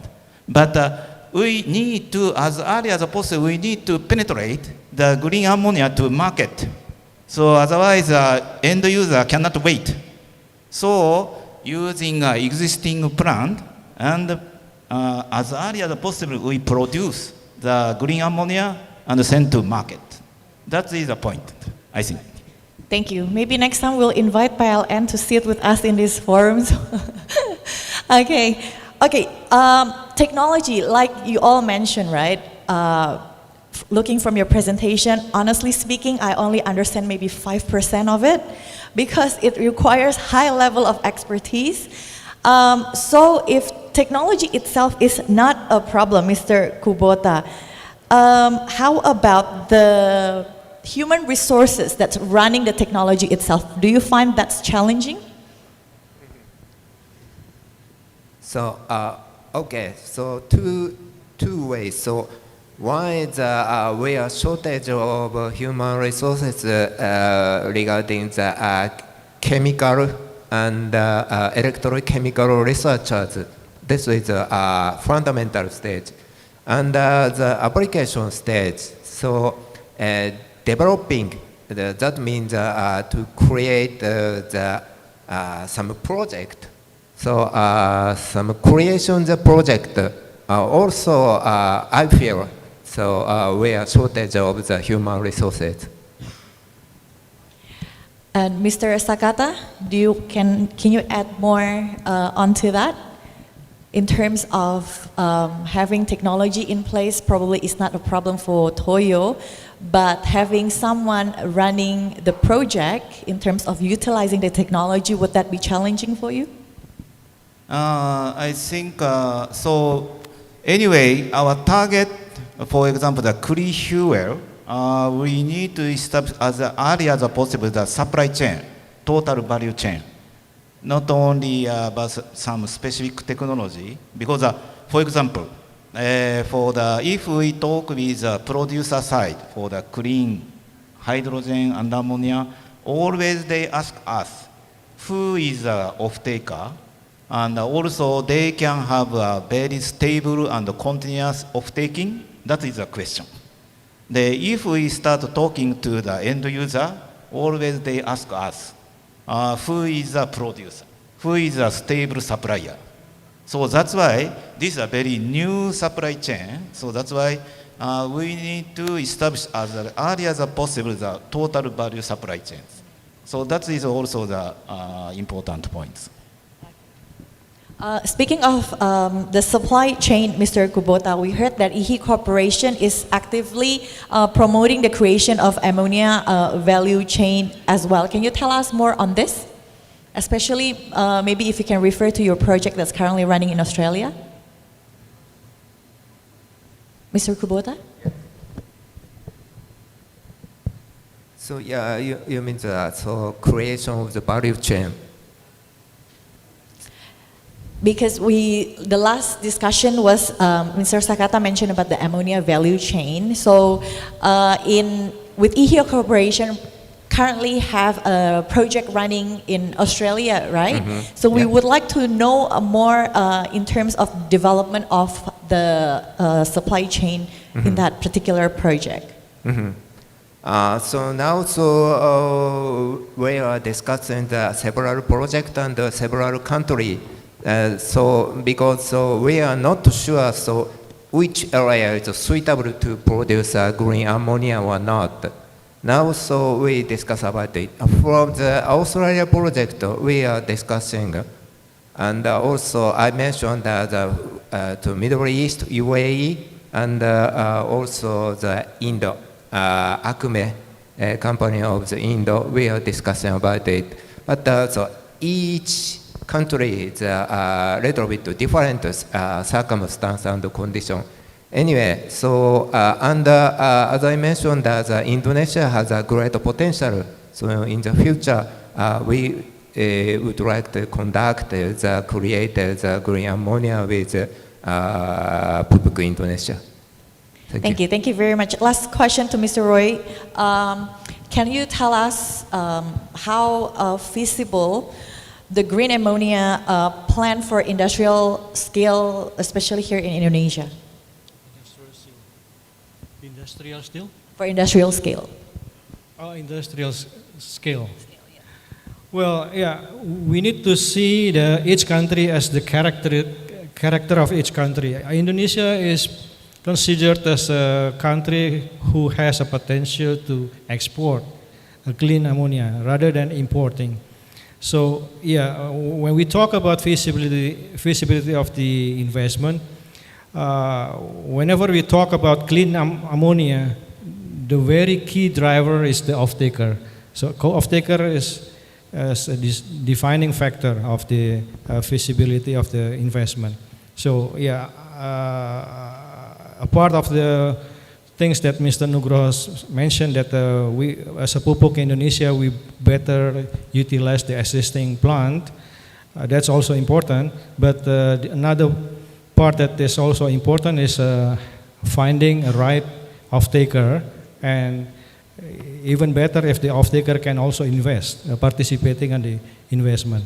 That's the key driver, and that's what define whether the project is feasible or not. That's my opinion. Okay, so it's going to be great if the off-taker can also be the investor, right? So there will be. That's even better.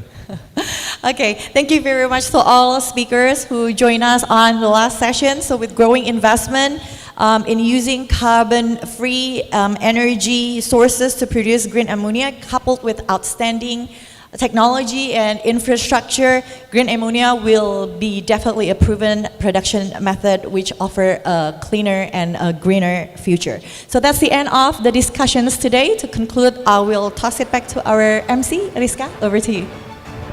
Okay, thank you, Ms. Mona, for getting the fourth panel sessions. And to all speakers, please remain on the stage, because there will be token of appreciations for all speakers from the fourth panel session. So we would like to ask Mr. Nugroho to give the token of appreciations to all speakers. And the first token appreciation is for Mr. A.G. Sakata. And the next token of appreciation is Mr. Nobuhiko Kubota.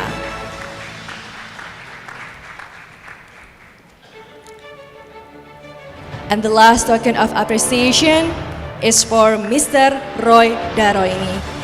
We give a big applause for all speakers from this panel session. And we would like to have a photo for speakers only first. And then we will do the photo 2 times. And the first photo will be all speakers. Please be ready for the photographer. Okay, done. And the second photo will be with the moderator, Miss Mona. Okay, please be ready. Okay.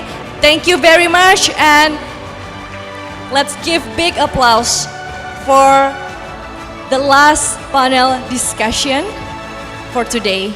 Thank you very much, and you may all return to your seats. Thank you so much. And before closing, I will again inform everyone that we just have 4 panel sessions today. I will to summary today's event. So the first panel session is about green energy transition through clean ammonia, where the speakers are Mr. Bakir Pasaman as CEO Pupuk Indonesia, and then the second speaker for the first panel discussion is Mr. Andrea Lovato as Aqua Power Saudi Arabia, who last time joined us by online. And then the third speaker is Mr. Rio Sukebesho as President Director MC Trading Indonesia. And then for the second panel session is about policy landscape of clean ammonia for sustainable energy. And in the second panel session, we have 3 speakers. They are Mr. Jamsato Nababan, Mr. Sharifuddin Setiawan, and Mr. Masashi Watanabe. And then for the third panel session is talking about market for the clean ammonia. And then the last one, the discussion that just we had, is the fourth panel session, is about blue and green ammonia technology. So once again, please give big applause for this event.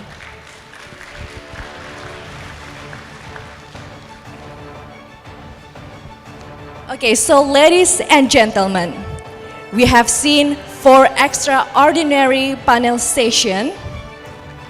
And now, to conclude this event, we have Mr. Nugroho Kristianto as Vice President Director of Pupuk Indonesia, who will deliver closing remarks. Please join me in giving a warm welcome to Mr. Nugroho. The stage is yours.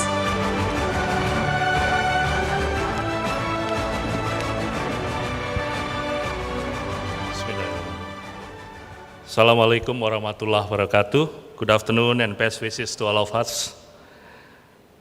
Today, we have seen a diverse perspective of clean ammonia development with almost 19 speakers across the globe. This Pupuk Indonesia Clean Ammonia Forum has coined a platform to establish an ecosystem of clean ammonia in Indonesia to contribute to the global energy transition and clean energy supply chain. At least today, all of us, we have raised the discourse of clean ammonia in Indonesia. Thank you to the speakers who are also our close partners concerned about the decarbonizing our world by making a sustainable ammonia ecosystem possible, especially in Indonesia. We can take insight from the opening session to today for panel. Firstly, we agree that clean ammonia will become a key puzzle in the future of net zero society. It has considerable potential as an energy carrier. With the recent development worldwide, ammonia may be the source of clean energy in the future, mainly for power generation and also in the maritime sectors. Secondly, when we talk about clean ammonia, we need to consider several aspects.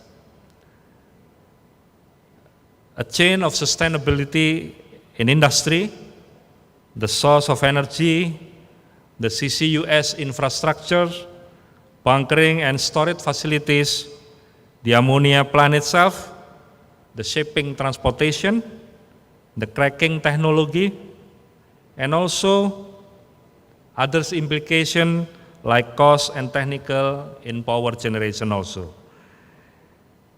These intertwined activities mean there is a need for a clear ammonia or hydrogen roadmap in Indonesia, which harmonizes with international standard. This also includes certification matters regarding the clean ammonia. It is very vital since this clean ammonia will become a globally tradable commodity.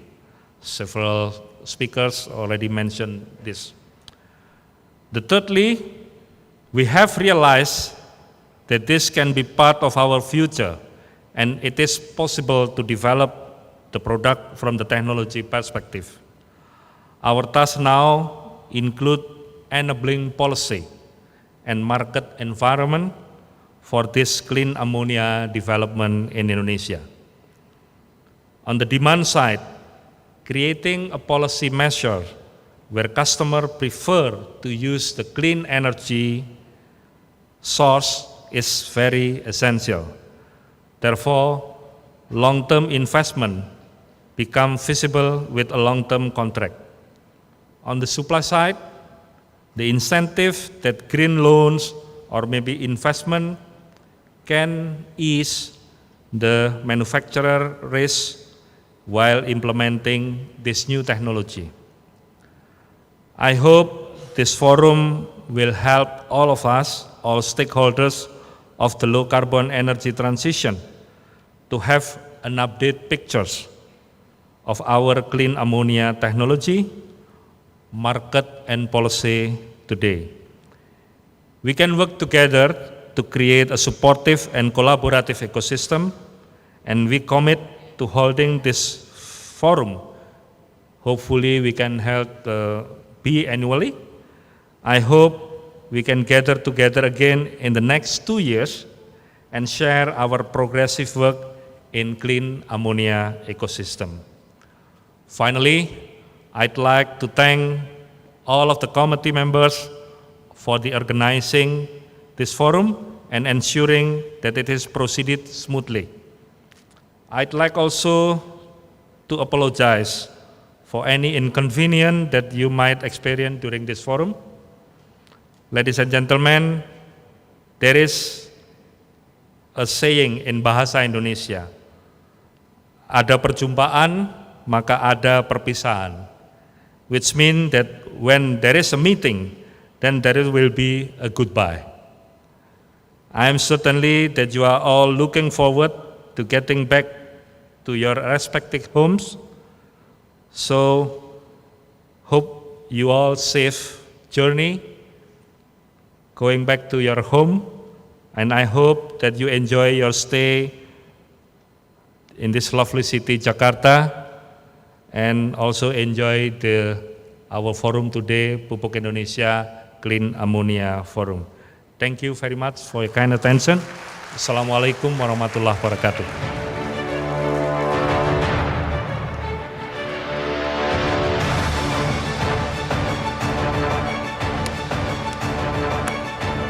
Thank you so much, Mr. Nugroho. So, ladies and gentlemen, we have come to the end of the event.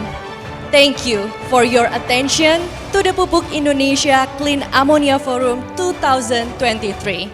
Joint action towards clean ammonia ecosystem, presented by Pupuk Indonesia and Katadata. Let's give one final round of applause for this event. And I would like to inform again that please return interpreter tools to registration table. And then we also have souvenirs and meals for our beloved guests in front of the entry door of ballroom. So I'm Rizka Andalina. Stay healthy. Thank you and good evening.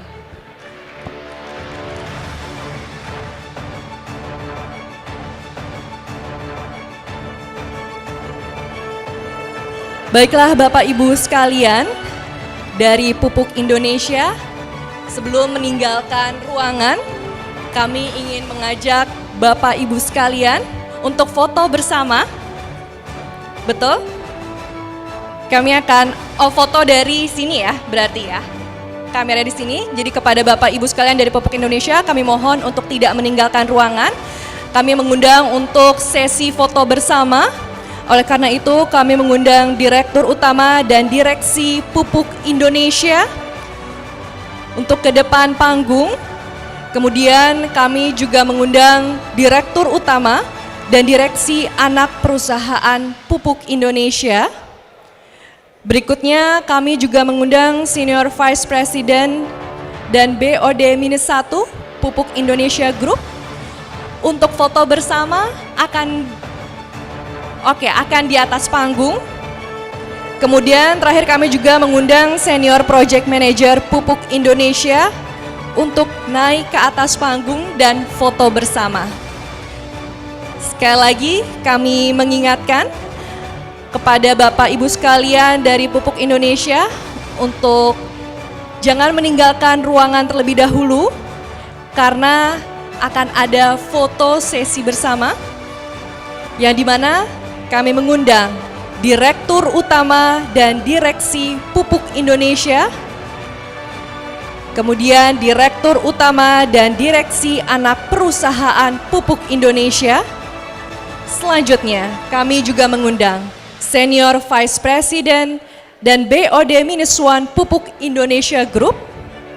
Serta yang terakhir kami juga mengundang Senior Project Manager Pupuk Indonesia untuk bersama-sama naik ke atas panggung dan kita akan mengabadikan momen yang berharga ini. Silahkan kepada Bapak Ibu sekalian untuk naik ke atas panggung. Dari tim panitia, mungkin boleh untuk mengatur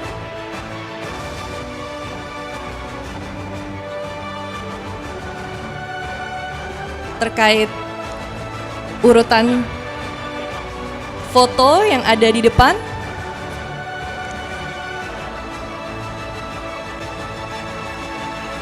Sekali lagi kami mengundang Direktur Utama dan Direksi Pupuk Indonesia. Kemudian kami juga mengundang Direktur Utama dan Direksi Anak Perusahaan Pupuk Indonesia, Senior Vice President dan BOD-1 Pupuk Indonesia Group, serta yang terakhir adalah Senior Project Manager Pupuk Indonesia. Untuk naik ke atas panggung dan kita akan foto bersama. Kita akan mulai. Saya aba-aba. Sudah semua berkumpul di atas panggung? Oke, saya hitung ya. Saya hitung mundur.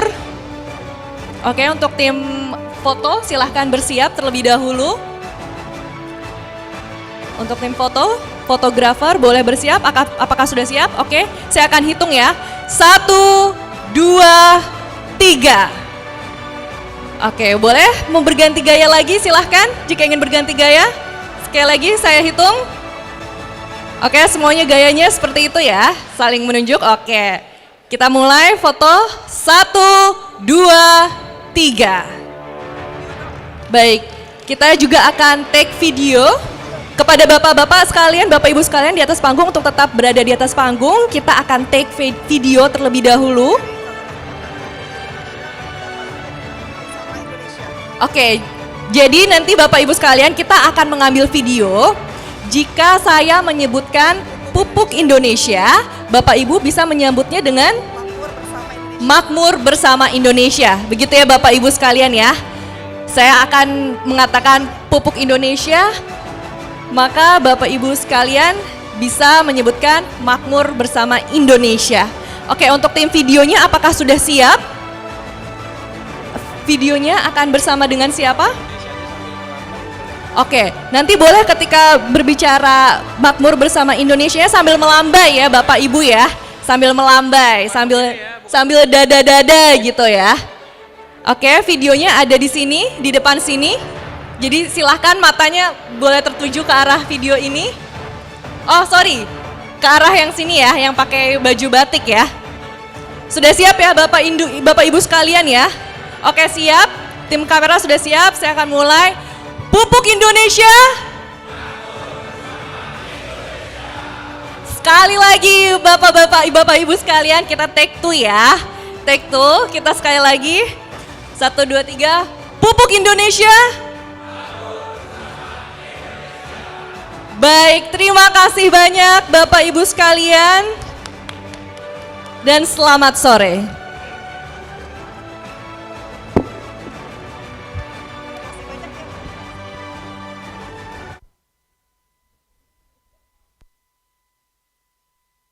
Kakiku, tapi tidak mimpi-mimpiku. Kau bisa lumpuhkan tanganku, tapi tidak mimpi-mimpiku. Kau bisa merebut senyumku, tapi sungguh tak akan lama. Kau bisa merobek hatiku, tapi aku tahu obatnya. Manusia kuat, itu kita. Jiwa-jiwa yang kuat, itu kita. Manusia kuat, itu kita. Jiwa-jiwa yang kuat, itu kita. Kau bisa hitamkan putihku, kau takkan gelapkan apapun. Kau bisa runtuhkan jalanku, kan ku temukan jalan yang lain. Manusia kuat, itu kita. Jiwa-jiwa yang kuat, itu kita. Manusia kuat, itu kita. Jiwa-jiwa yang kuat, itu kita.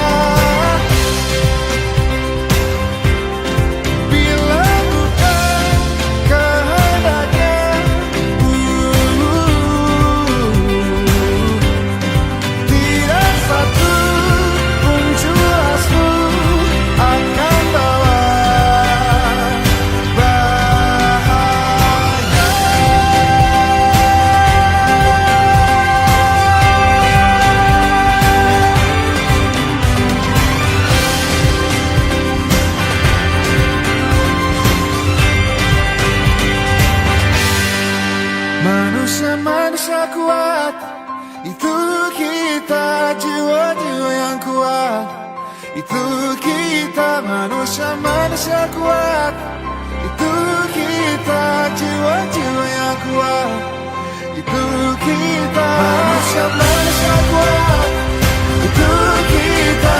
Jiwa-jiwa yang kuat, itu kita. Manusia kuat, itu kita. Jiwa-jiwa yang kuat, itu kita. Kau bisa patahkan kakiku, patah tanganku, rebut senyumku. Hitamkan putihnya hatiku, tapi tidak mimpi-mimpiku.